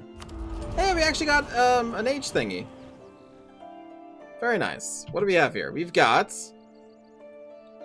monthly devastation minus 25% is a state edict. We can change rivals. Fort maintenance on border with rival minus 100%. We don't really need to worry about saving money that much. Autonomy change cooldown. Harsh treatment. Admin efficiency. Yearly absolutism. This will increase hold digging speed. The Dwarf rebirth. Hold on. What's our absolutism at? I mean, I guess we just gain. We should probably do absolutism. Yeah, let's start with that. Because there's nothing that's working against it, so it should just be a +1 now. Yeah, changes by +1.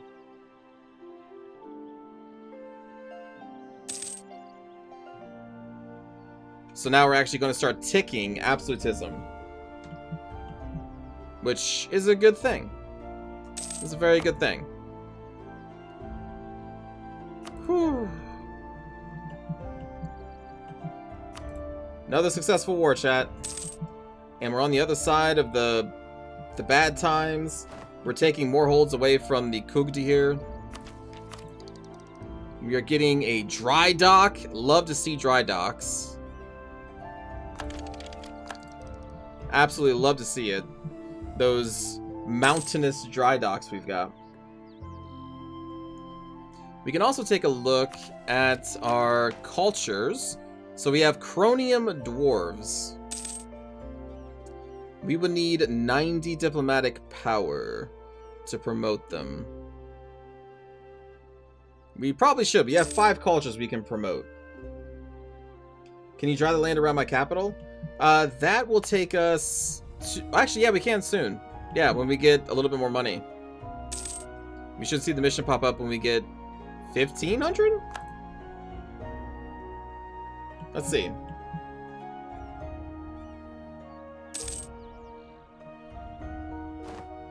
There it is. Restore the Serpent's Veil integration. Now that we hold the Alm Tahir capital state, we can start renovating the old Dwarvar irrigation system. This will give us a massive amount of exportable foods and great influence over the Dwarvar. Formerly, the granary of Al Dorav, the Serpent's Veil, sheltered many plantations, single-handedly ensuring the food supply of the Dwarvar. Destroyed during the Orc invasion of Alm Tahir, we now have the possibility of restoring the old irrigation system and bringing all its prosperity back to the Vale. Oh no. Oh god, I'm getting like PTSD already. Multiple choices that require multiple amounts of money. Oh my god. Oh my god. Chat, stop. Catch me. I'm falling out of my chair again. Oh my god. This is fine. Alright. So we gotta do this 4 times. Each time costing 200 admin power? Oh, it better be worth it, man. Alright, repair Northern. 200 admin power each time? That's very expensive. But we are ahead on tech right now, so... Okay. I hope this is amazing.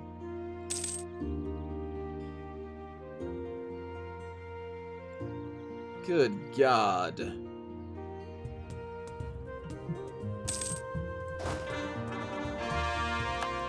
Yes. Gaining cores. We still have 4 colonists, so I'm going to send our colonists out here now too, to increase the Dwarven Roads development wherever it is needed.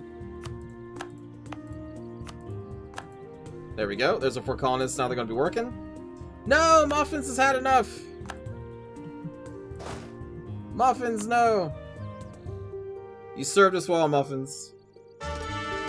This one I'm not going to rename, because more than likely they're going to be dead before we get to another war. But we need to keep drilling our army. And raising our professionalism, because it is at 1.71. It should be like up to here at this point. Our army is not very professional. Are they in another war? Against Arion, Corvuria, and Wyvern Hearts. They're an attacker, even. Damn. Okay.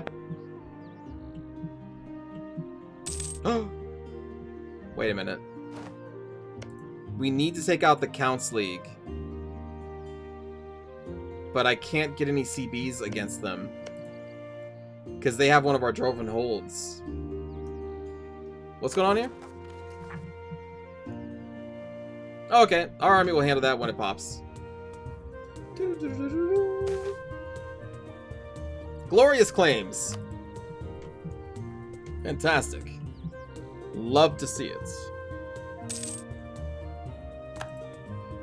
Oh, also we need to repair this hold. Our capital gets easy diggable rocks, so local development costs are cheaper for another few years. How cheaper? Not that cheap. Not that cheap. But yeah, we need to repair this. How much money do I need for that?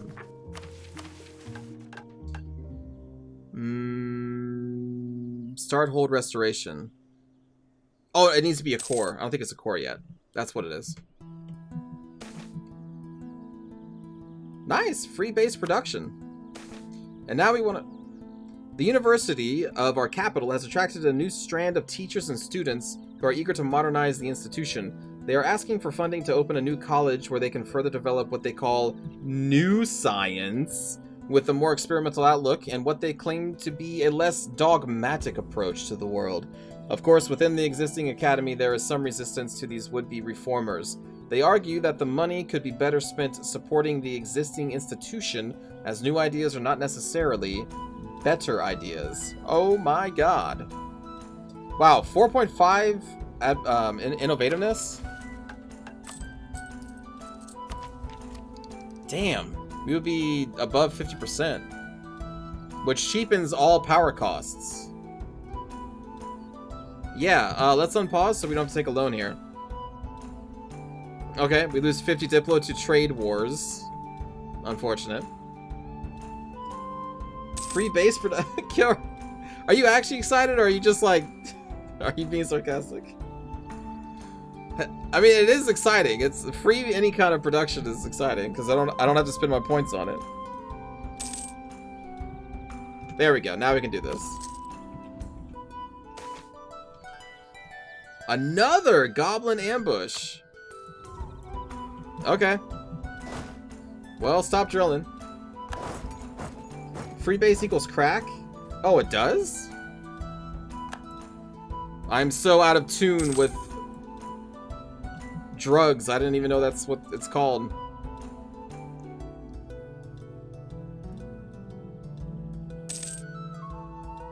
Alright. Boom. Cave goblins. Alright, start drilling again.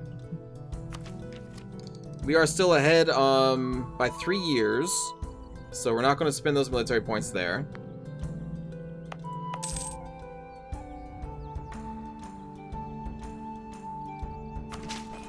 We'll make that 41, see if they start digging on their own. Same with that, because it doesn't seem like they're really digging, even though it should be 40.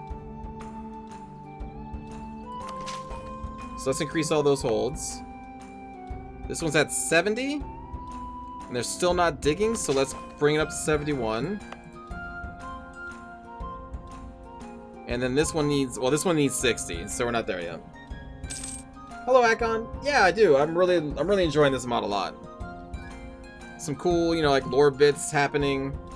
Minus that one event where our economy crashed for, you know, 25, 30 years. Minus that one little tiny teensy thing.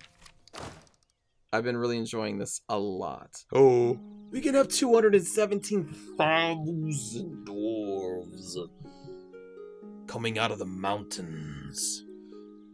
Like locusts. That's a lot of Dawe.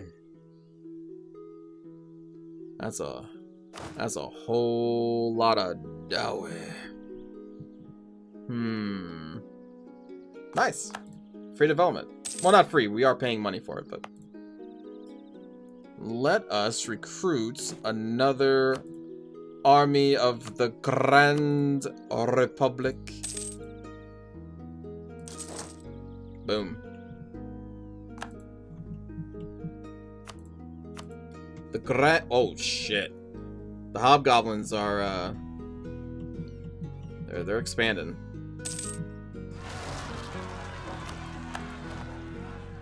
Yep, that's fine. We've got people in place.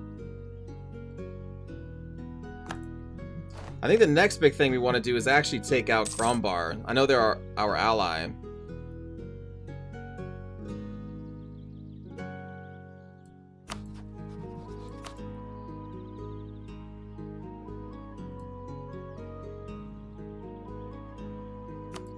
But they hold 2 provinces that we need.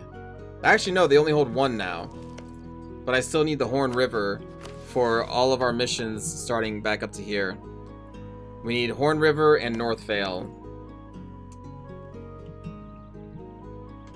No, and yeah, we look very close to each other, but no, my power starts from the tip of this mountain all the way down to here, and then up into here. And then we control this mountain here. But everything up here is another faction that just happens to be basically my color. Can I use spies to incite rebellions? We can. It's not something I really do. Spy detection in Grumbar is minus 23%. We have a 2.57% chance of being discovered. I mean, we could try. If you attack Myrmal, you only fight Grumbar. Oh, that's a good point. Actually, hold on.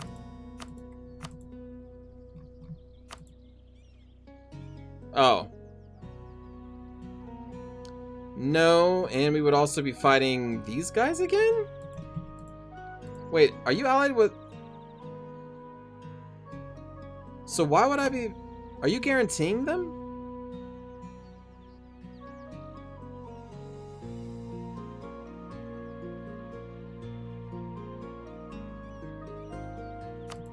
Why would these dwarves join in?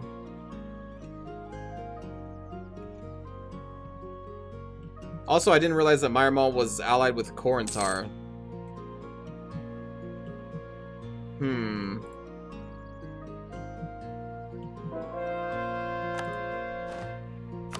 Who wants to hire me? No, those are... No.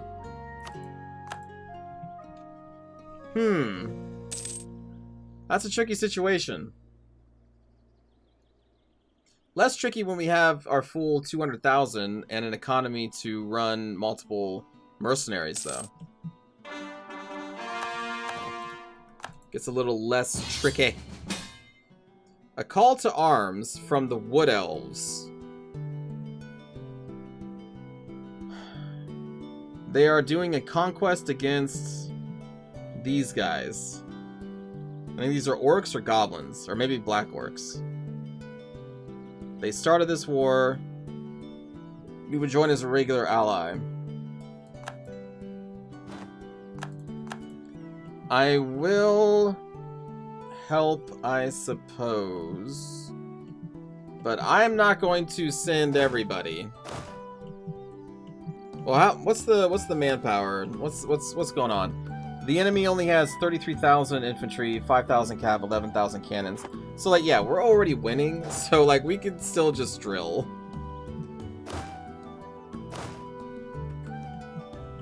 Do the Wood Elves have a hold? No.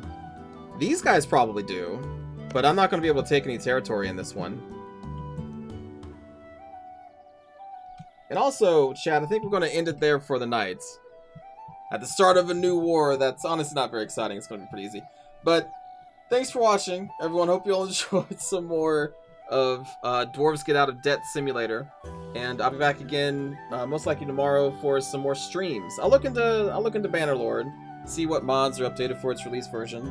We may start up a game of that. Maybe. I'll look into it. Maybe more Warhammer 2, but or well, 3 as well. But yeah, thanks for hanging out today, everybody. I'll see you all next time, everyone. Take care.